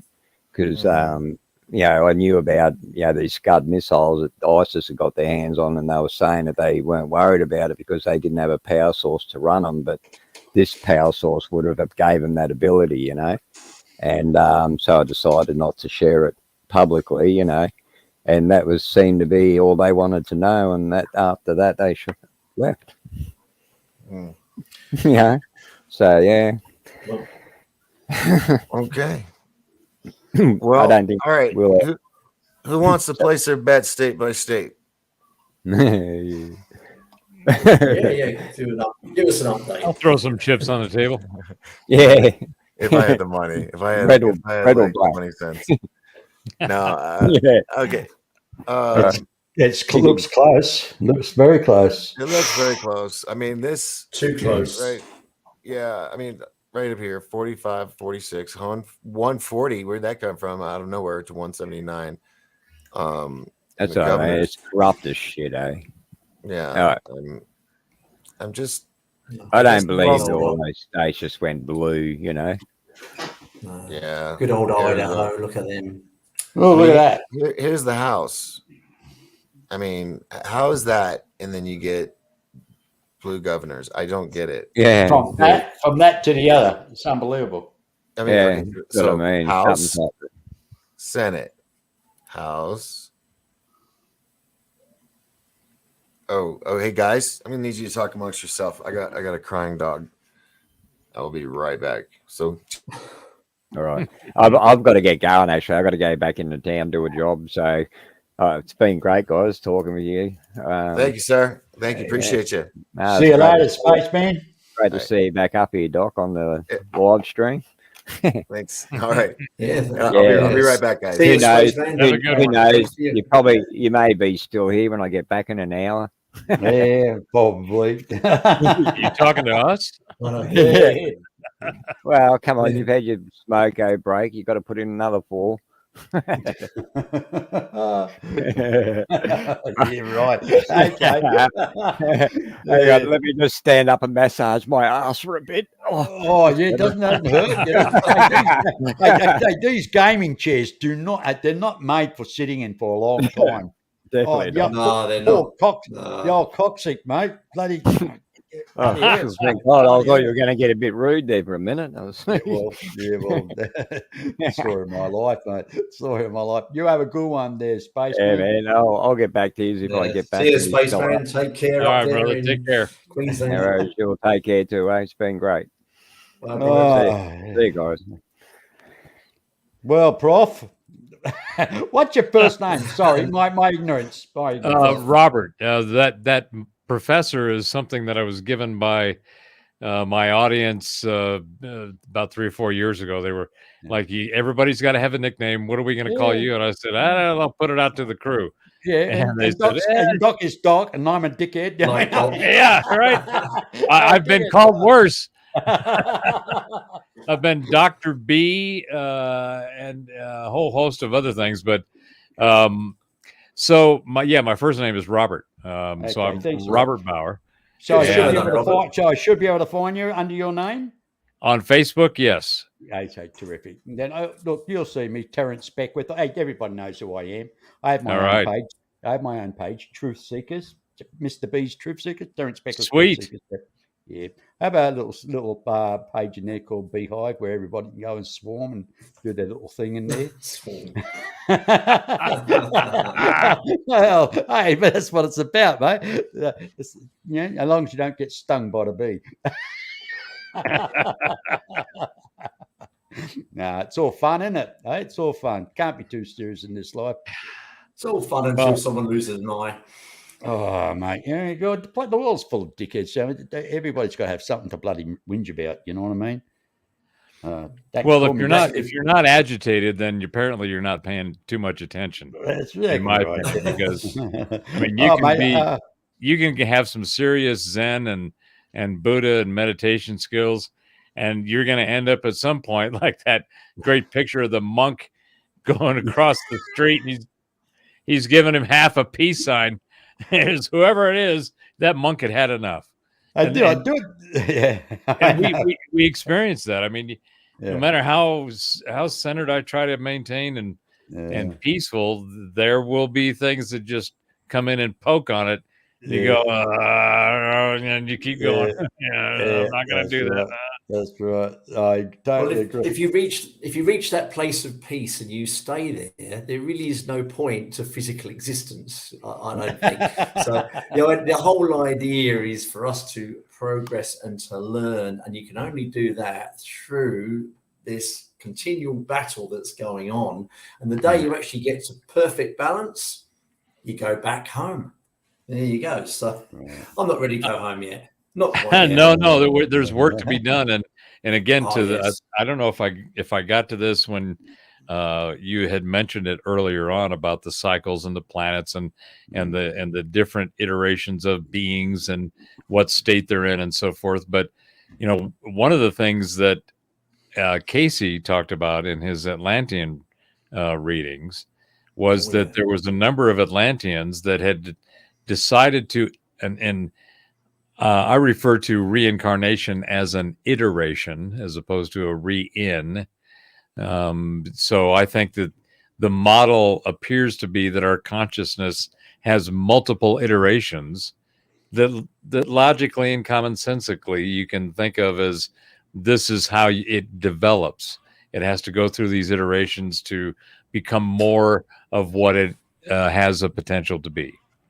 So these iterations that Casey's talking about in his Atlantean readings is that there's a large number, I don't know, could be tied to the 144 maybe, I don't know, but there's a large number of these Atlanteans that have reiterated here at this time to shepherd and assist the transition, but also to make up for their fuck up before. I find that I find it not only interesting but kind of compelling. Well, I believe on one of them, Robert. Look, back in 1994, I did my very first regressions, and the very first life I went to was an Atlantean life. Now, when I went into that regression, I had no idea that there was any connection with ETs of any shape or description. So I just believed they were an advanced race that developed here on Earth. Anyway, I've gone into that. I explored 4 lives without going too much into that.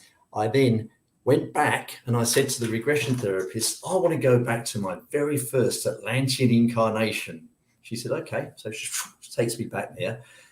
Anyway, during the regression, I went through a vortex, just like Doctor Who, went through this vortex.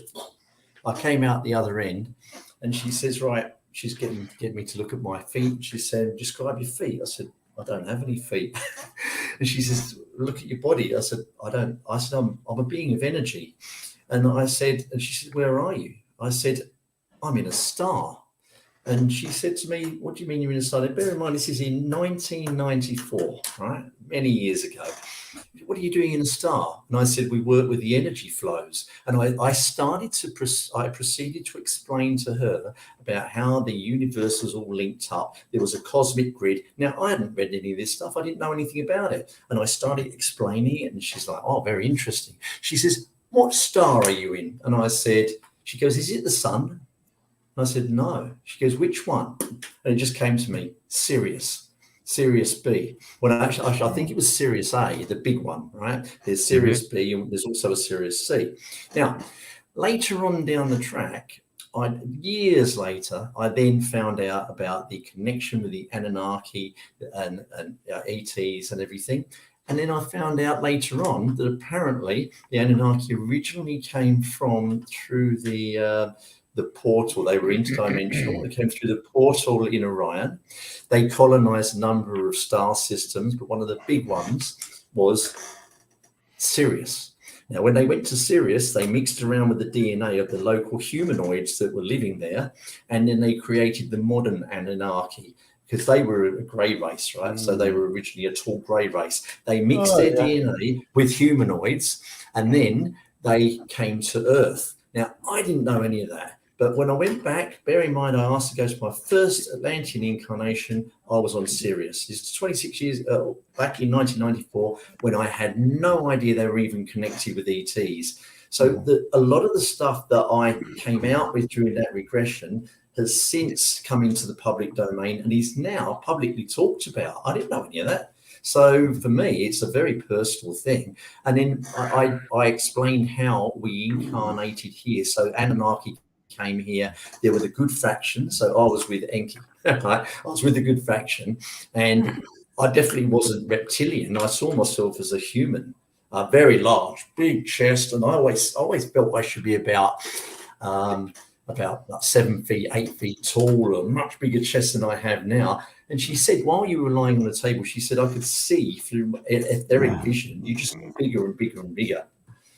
So there's a little aside there. And that's why I'm so passionate about finding out more and researching this stuff, because it is verifying what I found through my own personal work.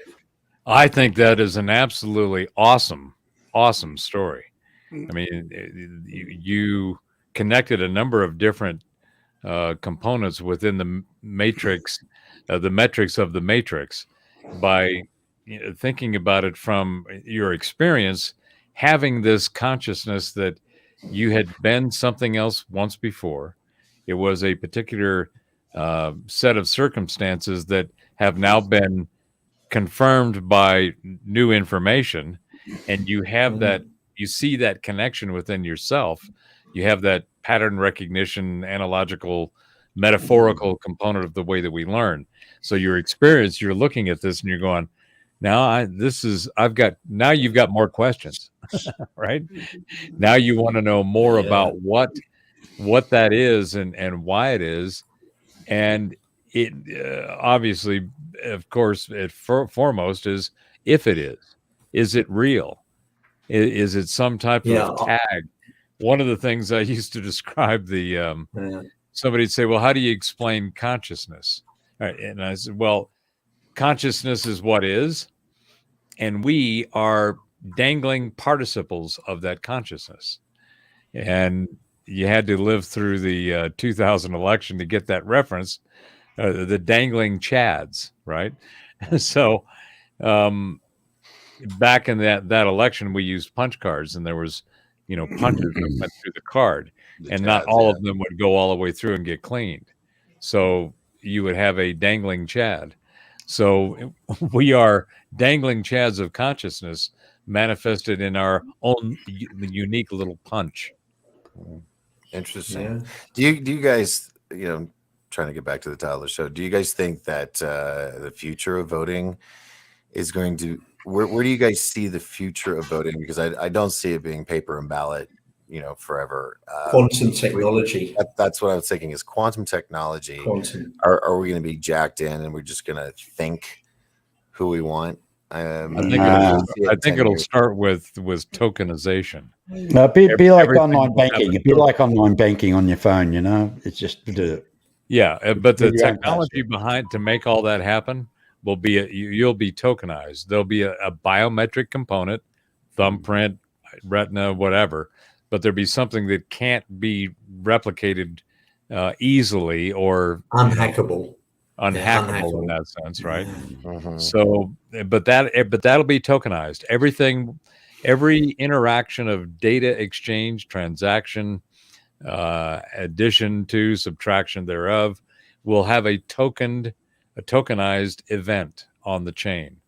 Parties will be a phenomenon of the past. Parties will be going. What I can see is we'll be voting for policy on a local level, on a state level, on a national level, on an international level. We won't be voting for parties. That will be something of the past. And that is one of the really awesome potentials, in my opinion, of what this technology brings. Right. If you think about the concept of being able to do peer-to-peer interaction and transaction in a self-organized community with what they call right now smart contracts, which define just how the community conducts itself. You think about that and you go, well, if I have that kind of capability, now I can literally do anything with anyone. And these self-organizing collectives they'll go beyond and within and cause fluidity in the borders of the entity where they are located. And what that will eventually mean is that it'll bump up against the whole concept of what government is, what nations are, what groups are, how people identify themselves. So it won't need, once this new infrastructure is in place, then you won't need governments, you won't need nations as much, and they will begin to transform as well. But that's probably 100 or more years down the road. But it will change the entire system of the way that we work and live and think today. We won't have governments. I say within 10 years this could be the case. So I think it's going to come quicker than we expect. Wow. I'd like to think so. I was thinking, maybe not 100, maybe like 10, 15 years. It looks like you're getting bloody. Hey, you got the house spot. Looks of it totally, mate. I'm looking at that. Oh, you're at the top. Yeah. Well, it's not over. We still have another 2 hours. No, another hour before. No, 2 hours because of Hawaii and Alaska. So but those will be counted before then. Hopefully. Or declared at least, I think. Yeah, I'm hoping it'll be. So we're at 46 on the Senate, huh? Yeah, neck and neck. We will. What's going to happen to Pelosi, do you think? Any idea? Nancy? Man. Is she history? Well. Hey, who cares? Yeah. Well, those of us that know that she's in the way of getting stuff done, but I think she'll use, or at least the opportunity to use the attack and hassle with her husband as an excuse to exit stage left. Right. And because she'll have her seat and represent what she represents, but as a speaker, she's done. Right. Yeah, she still has enough. She still wields enough influence to organize and rally and all that. But I think there's going to be a lot of autopsy and a lot of rethink on what they did as, and how they ran this, this campaign and what the results are. I think there's a lot of them. I think the squad might get think they got a little juice going on because it's like, all right, Nancy, you didn't listen enough to us. It's like, no, you don't realize, young lady, we listened too much to you. And that's one of the reasons we lost. Somebody should go and tell her to go and buy some new wrinkle cream or something. Well, right now, guys, I'm sweating I am personally sweating over Arizona right now. I am nervous. I'm worried. That is a very Just think about it, Doc. Tomorrow you might have your power cut off, your internet taken away. Right. Being a Trump supporter, mate, you know. I just don't understand how Katie is ahead of Kerry when she hasn't done jack squat, not gone out, not campaigned, not, you know, she went on the news to say, I don't want to campaign. I don't want to debate her, you know, blah, blah, what's blah, blah, that? 51% of the count is what's up there now? Is that what it says? 56.6% and 43.3 for Kerry Lake. No, I'm talking about the total percentage of the vote counted at the bottom there. Oh, See, 51% expected. Yeah. So yeah, there's still a chance, but it's So they're halfway through. I think. Well, they have Maricopa that fucked it all up this morning. Yeah. So we shall see. We shall see. They're starting to pop up faster now. So, yeah. I mean, the ones you expect to be the colors that they would be, you know, are happening. I'm curious about right here.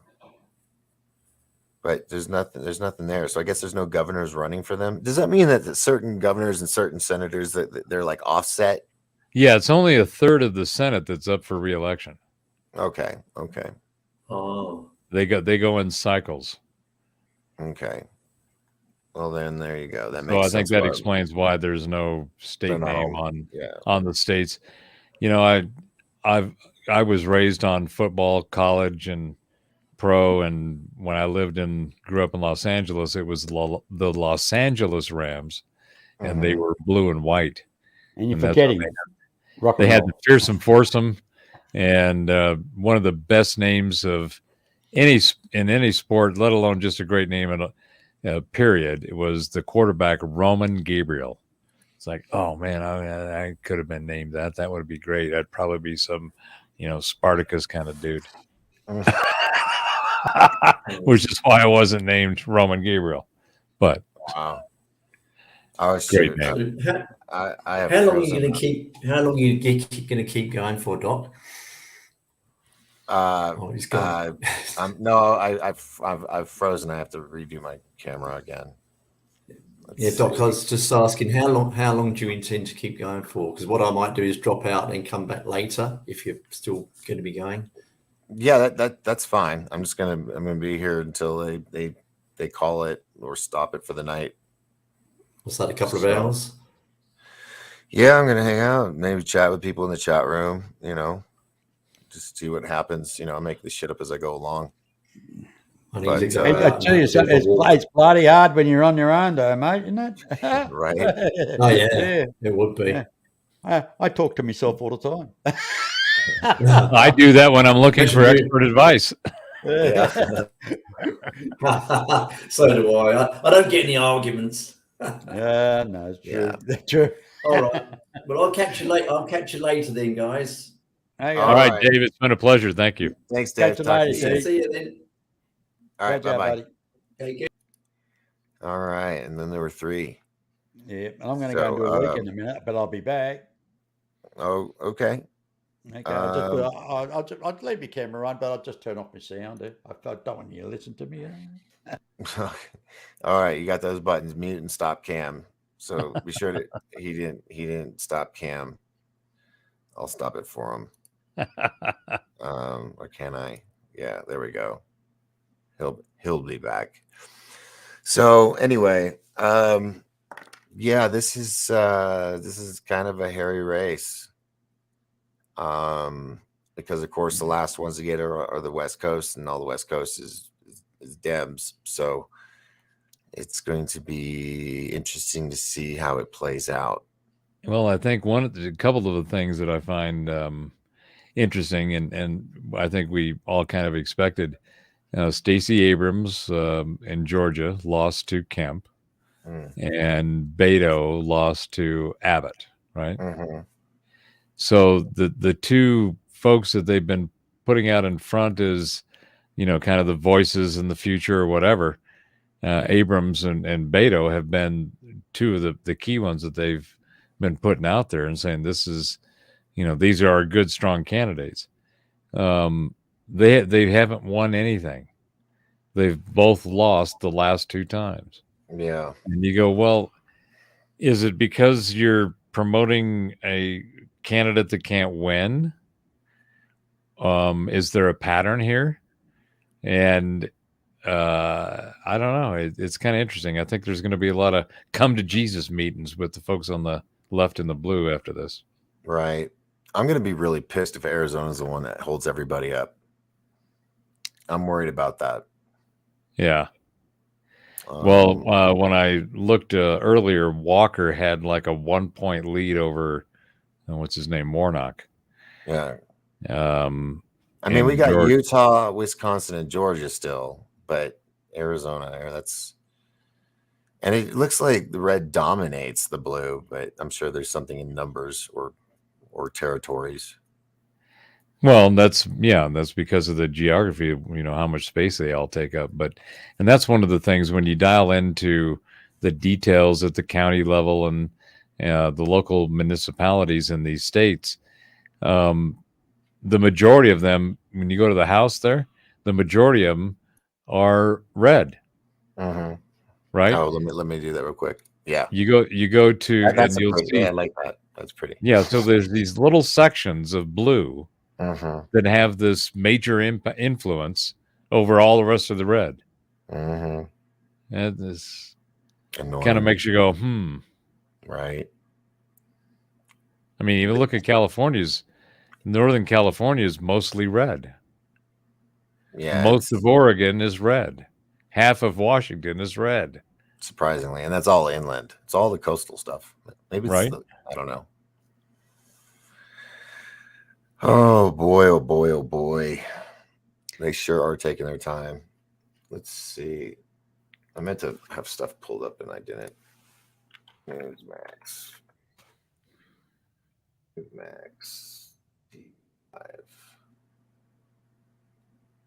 See if they say anything.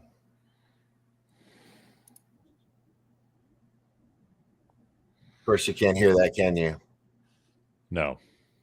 Yeah, of course you can't. Oh, damn it. I don't understand. You go in here to share the screen, and oh damn, took that away. You share a screen. It says share system audio, so you click on that and share, and you should be able to hit play.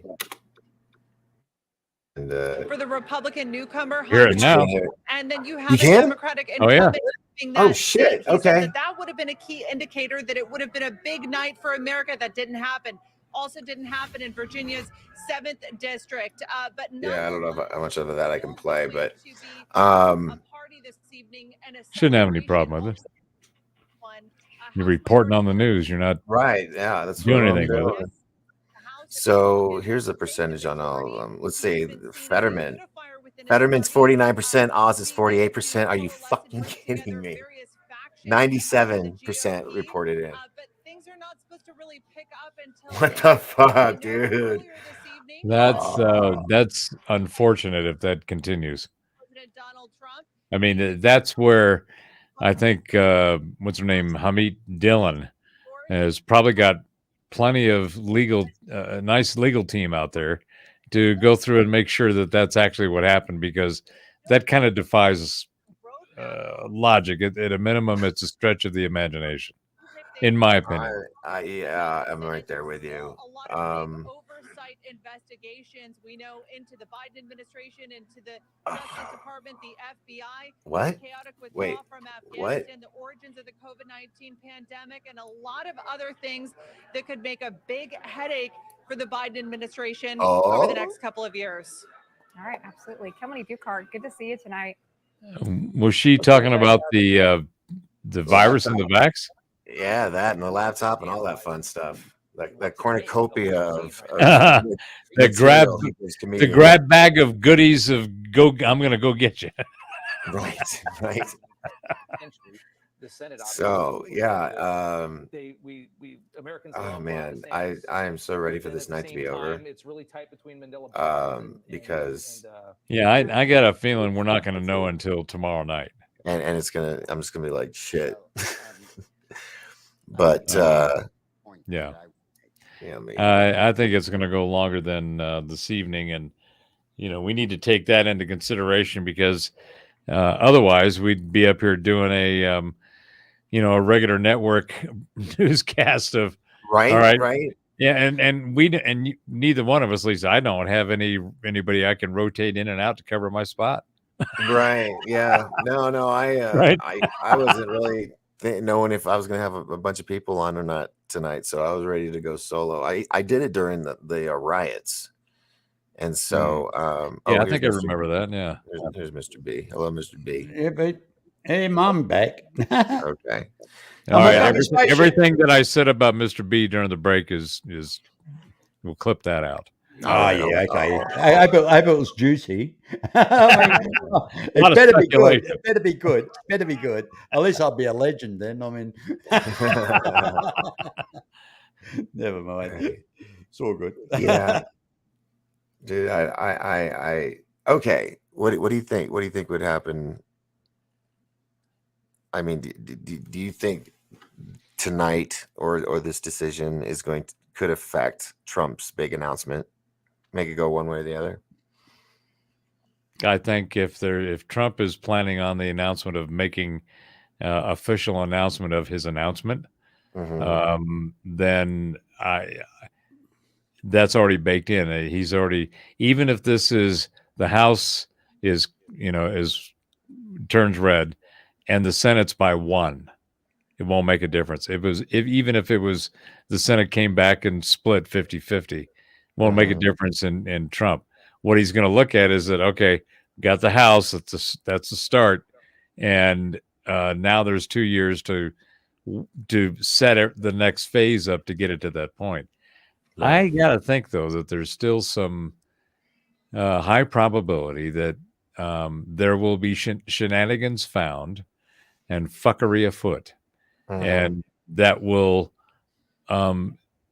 it will maybe cause a change or two as it relates to the Senate, but it will be enough to where the whole narrative from the left about who's hacked what and done what to influence who by whatever means they've used is just going to completely collapse, and they're not going to be able to revive it to become the victims, as they will look at the whole narrative of, well, we're getting smacked around and everything, so this is not fair. People aren't thinking clearly.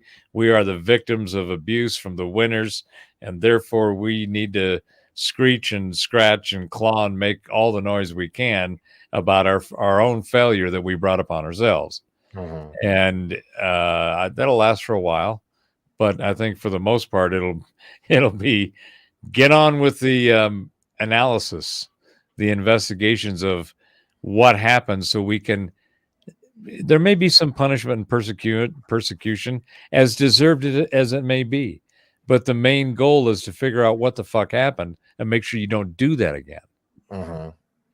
And if you take that approach and you let the all of the bullshit fall out of that investigation and discovery and taking a look at it and going, well, obviously, based on what we have found now that we have data, everything that you did was completely wrong.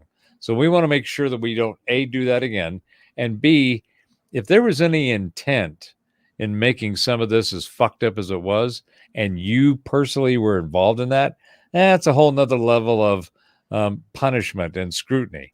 I mean, if there was malice intent in doing any of this shit, and the information shows it clearly, well, I'm sorry, somebody's got to go to jail, right? Somebody's got to pay some penance for this fuckery that's been perpetrated on the human race. And it's the human race. It's not just America. It's it's all of humanity that they did this to.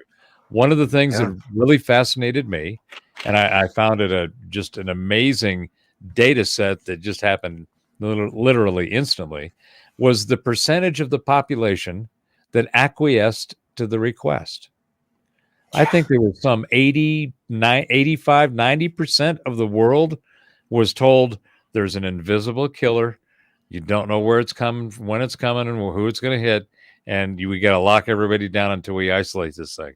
Well, that's the biggest, that's A+ art of war. Mhm. You frame this negative image of something that is invisible that will kill you.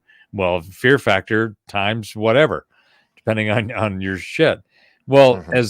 as that went forward, there was no way that any of it could be quantified. So, for example, you remember when they did the stadiums and the great big medical ships in the harbors, Yeah. stationing them for all of these massive See, amounts of bodies and stuff? Never happened. Right. None of that stuff was ever used. And even the morticians at funeral homes said that they didn't see a major increase in bodies coming through. Well, I've never come across anybody that died of COVID. I hear about it, but my friends have No, never I had a seen lot of people anybody. die in those 2 years, and not one of them was from COVID. Hey, I used to work in a hospital many, many years ago, back in 80, 81. I was an orthopedic technician, and we used to have people at the age of 25 dying of pneumonia. Mhm. Even though they've been on antibiotics, they still die. I mean, people die, full Yeah, stop. it happens. I mean, and Sam antibiotics. Kennison said it best. He goes, "Hey, I've got a little secret. You think jogging and all that's really good for you and all that. Well, people that jog die every day. That's right. They drop dead on the road too. You're gonna die. Period. So that's right. anyway, the end is near, mate, for everyone. Well, Sometime one or of the another. things I've always said is, the greatest cause of death is life, which is the same thing as the greatest cause of divorce is marriage. Well, the biggest And- cause and- of and death I- is and I- short of breath. Yeah. Short of breath. And I came up with one the other day that nobody dies on the internet. Think about it. That's right. You are in perpetuity. Yes, forever and ever and ever, as long as there's electricity. Yeah. You always got the replay. Right? He's Yeah. still there. Yes. God, Well- I remember back in 1999 when I launched my label. I'd come out of my tech career. I'd been in marketing, so I knew how to do all the stuff that was necessary to have a marketing package to take out. And I hired a promoter up in Canada, I think he was in Toronto. His name was Ed Bonk, and just a great guy. He got us on all these radio stations. We were doing station IDs and trailers and all that stuff for them, spinning our discs, and all of that. And I built my website. It cost like $5,000, and we had everything up there. One of my artists is Native American. They made their own flutes and skins and drums and just an amazing amount of stuff. We had T-shirts. We had videos, and everything was in either waveform. All of it was either a wave format for audio or it was a full Windows Media video. So we had all this stuff and the commerce up there, and we had to do everything on the 386 computers. No, Yeah, TSR 386. Yes. Okay. Yeah. And at least it wasn't a 286. well, my first computer, which I still have, is a Packard Bell. It's a switch. It's 286 switchable from 6 to 8 hertz, and it has a monochrome green screen. Oh, good. Yeah. I used to play around. I used to play around with the auto accept back and config sys just to make the memory work on those. Exactly. Yeah, this thing had 640K memory and a 10 meg disk, and a 5 1/4 floppy. I started off with the Radio Shack TSR 80, which had audio tapes. Oh, Commodore 64, mate. Didn't even have a disc yet, and then got to the Apple IIc, which was like carrying a briefcase. I'm showing our age. Yeah. Well, by the way, Robert, I'm a techie, mate. I'm a computer engineer, actually. I kind of got that sense, and from my story to take it back another 10, I started in the tech industry as a UNIVAC 1701 service technician. Oh God! So those things were 50% mechanical, 50%, and they're the ones that punch the holes, the dangling chads in the cards, right? Yeah. And so I was you remember 14 7/8 by 11 green bar continuous form? Don't talk about them. I mean, the biggest pain in the ass. I saw you go back. I saw you go back. But no, mate. You know the old saying in the industry, mate, if you don't use it, you lose it, because it totally evolves every day. Right.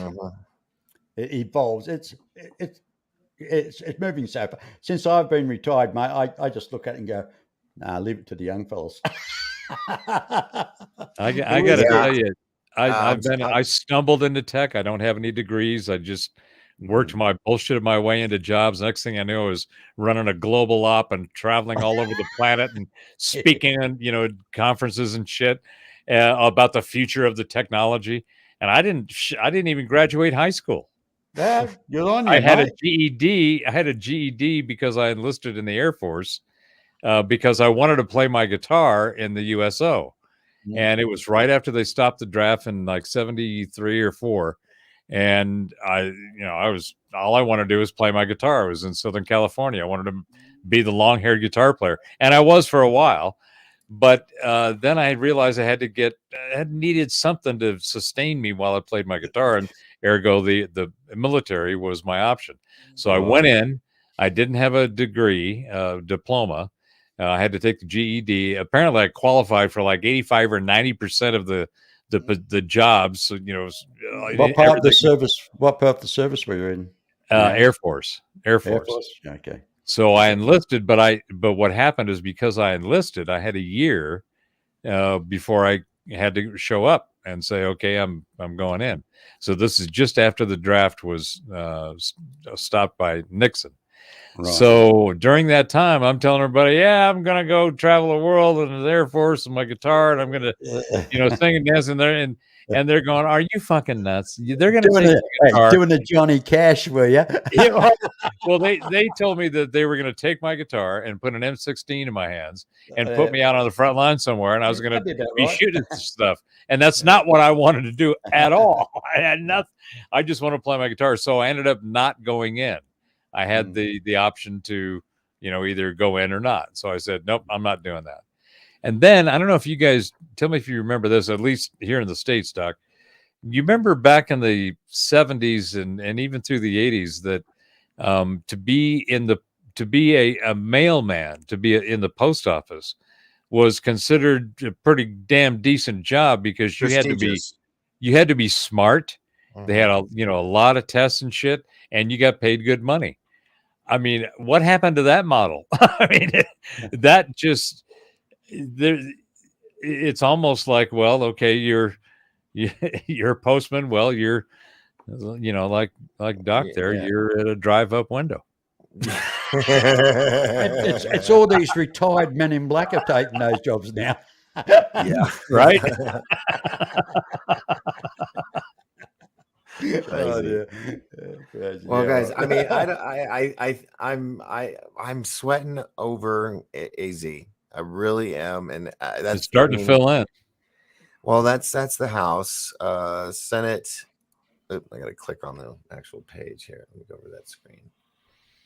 Boom.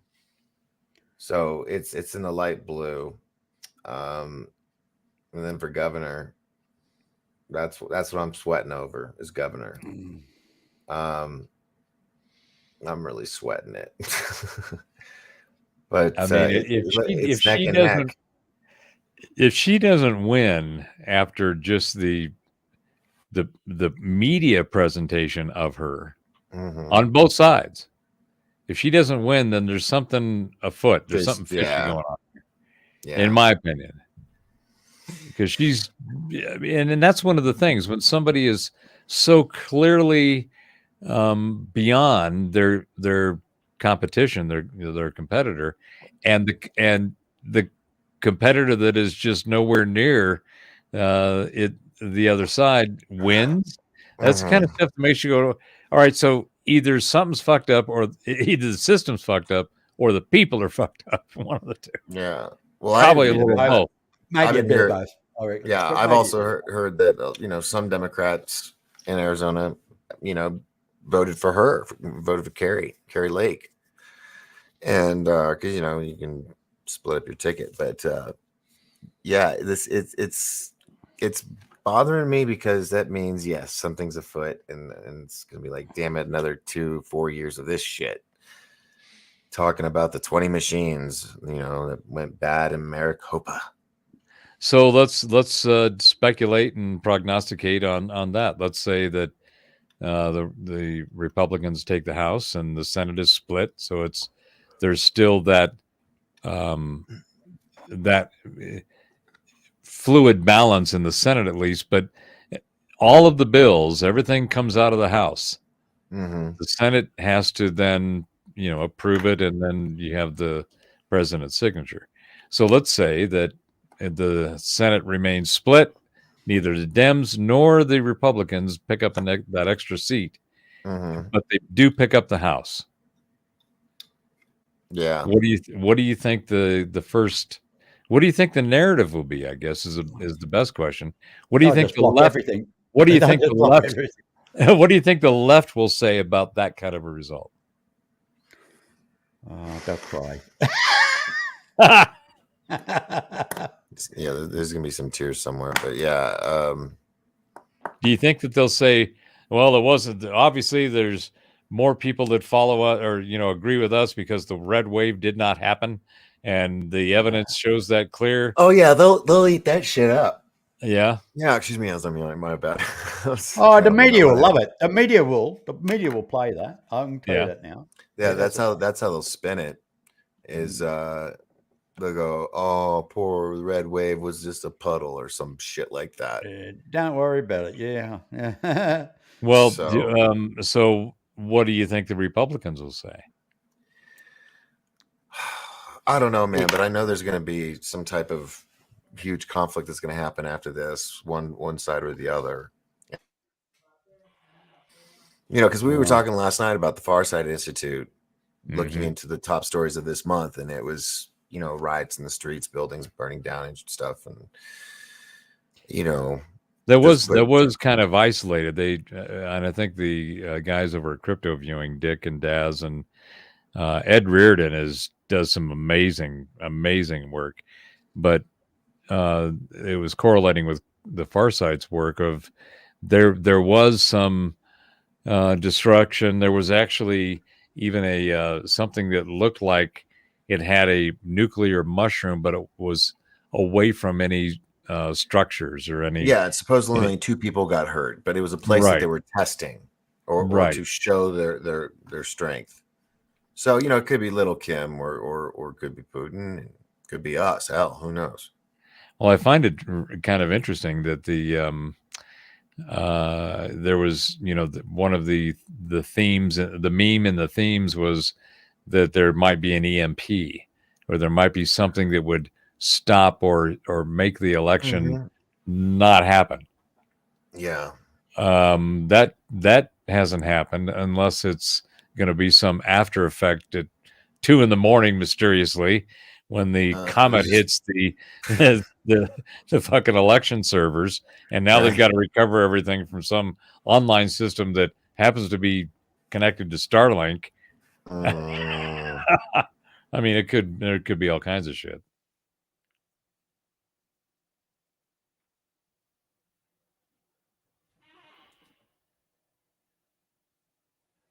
So it looks like a bunch of Illinois houses gone blue. Hold on. Some Texas house has gone blue over there on the latest race calls. Well, man, yeah, I think you're right. I think it's going to be tomorrow at the earliest that something will be said. And I just this feeling. I hope I'm wrong that they'll get Arizona locked down and figure out, get those votes counted. Are you there? Oh, yeah, you're there. Yeah. Plus every hour, I think this thing is doing a spit because there's 2 or 3 satellites short in my Starlink ring. So, God, man, I was really hoping that we can make some big announcements tonight. I mean, it's all the obvious ones. You know, they won. So why would you think that the other obvious ones wouldn't win if the obvious ones that you thought have already won? Well, I think no. Michigan, yeah, I think they'll go blue. Kansas, I'm not sure. Arizona is what I'm just like tripping out because it's coming close to the wire. But also the House is making me. I'm just worried, man. I have not enjoyed these past 2 years. You know, I want to go back in time a little bit, but yeah, I think we're probably gonna. I'm probably gonna have to wrap it up because I don't know if I could sit here for another 2 hours. My ass is asleep. That might be a little on the pushing it side, yeah. Yeah. Well, I've been drinking too much coffee, eh? Yeah. What time is it? What time is it where you're at? It's actually so at 1:30 p.m. at the moment, Perth time. Yeah. Well, 1:30 in the afternoon. It's 10:30, but just like a minute ago, it was 10:28. But anyway, yeah. So 5.5 hour show. And whereabouts are you, Robert? May I ask? I'm actually in the Four Corners. Where? What? I mean, he's from Australia. I'm sorry. Yeah, I'm in northwestern New Mexico. Oh, right. Okay, down below there. Okay. Yeah.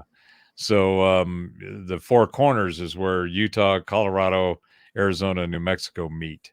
Okay. Yeah, I'm up in the northeast of AZ. So yeah, you're like yep, around Sholo.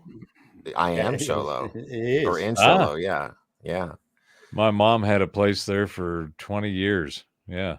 It might be your place, Doc. Ain't there about 5 houses in your street, isn't there, mate? There's a couple. Yeah, I had a look at the map, and I think all I could see was 5 houses. It's a loop. The street's a loop. Hey, bro, don't be giving out all my personal. I'm lying, dude. No. I didn't mention the name of the street. No, people are smart. They'll go to Sholo and look for certain patterns. So just, I've already had an issue, and I got through that, and I don't want to do that again. Apologies. Hey, my apologies, my friend. My apologies. Yes. I understand. I've come across a few idiots so far. Yeah, I think I'm probably about 3 hours from you. I'm in Farmington. Oh, okay. All right. Yeah, everything's 3 hours from here. So yeah, I mean that's one of the things that when I moved to Colorado back in 2015, I moved from Atlanta, and the first thing that I was looking for I'd already done some recon through Durango and Pagosa Springs, and I'm like, yeah, I can live out here. Mm-hmm. But if I need to get anything that I used to get in like a big urban place, it was all 3 hours away. Yeah. Going to Denver was about 4 hours, but Albuquerque's about 3.5 hours. And you're like, well, you got to make sure you do your supply runs and you think them through. Otherwise, it's a pain in the ass and a long drive. Right. And sometimes windmills, depending on which route you go. So right. Guys, I'm gonna say let's wrap it up. It was a decent night. It was it's cliffhanger. I mean, but we're probably not gonna have any numbers till 1 a.m. and enjoyed it, Doc. Enjoyed it, mate. You too, Mr. B. Enjoyed it very much. Thank you, Doc, thank you guys for letting us in and go on for this long rambling rant. I think that the results are still going to be more in line with what everybody expects and wants, but it's probably going to be tomorrow afternoon or evening before it's confirmed enough to where it's like exhale. It's close. Yeah. It's close. That's for sure. Yeah. Nice meeting you, Robert. Nice meeting you indeed, sir. You too, sir. Thank you very much. And thanks, Professor Bauer. Appreciate you both and everybody else that was on tonight. Yeah. So let's all cross our fingers. And remember, folks, as long as we all lift each other up, we will all rise together. I'm Captain Doc. And as it used to be said back in the old days, good night and good luck. Oh, wait. I did all that dramatic shit. Hey, hold it, Doc. You got to aspire to inspire. Oh, that's your line. Go check out Mr. B's show. He's out of Australia, and I'm going to now I can end the show like I'm supposed to because I have the finger on the button. Good night, everybody. Good night, everybody. Have a good one.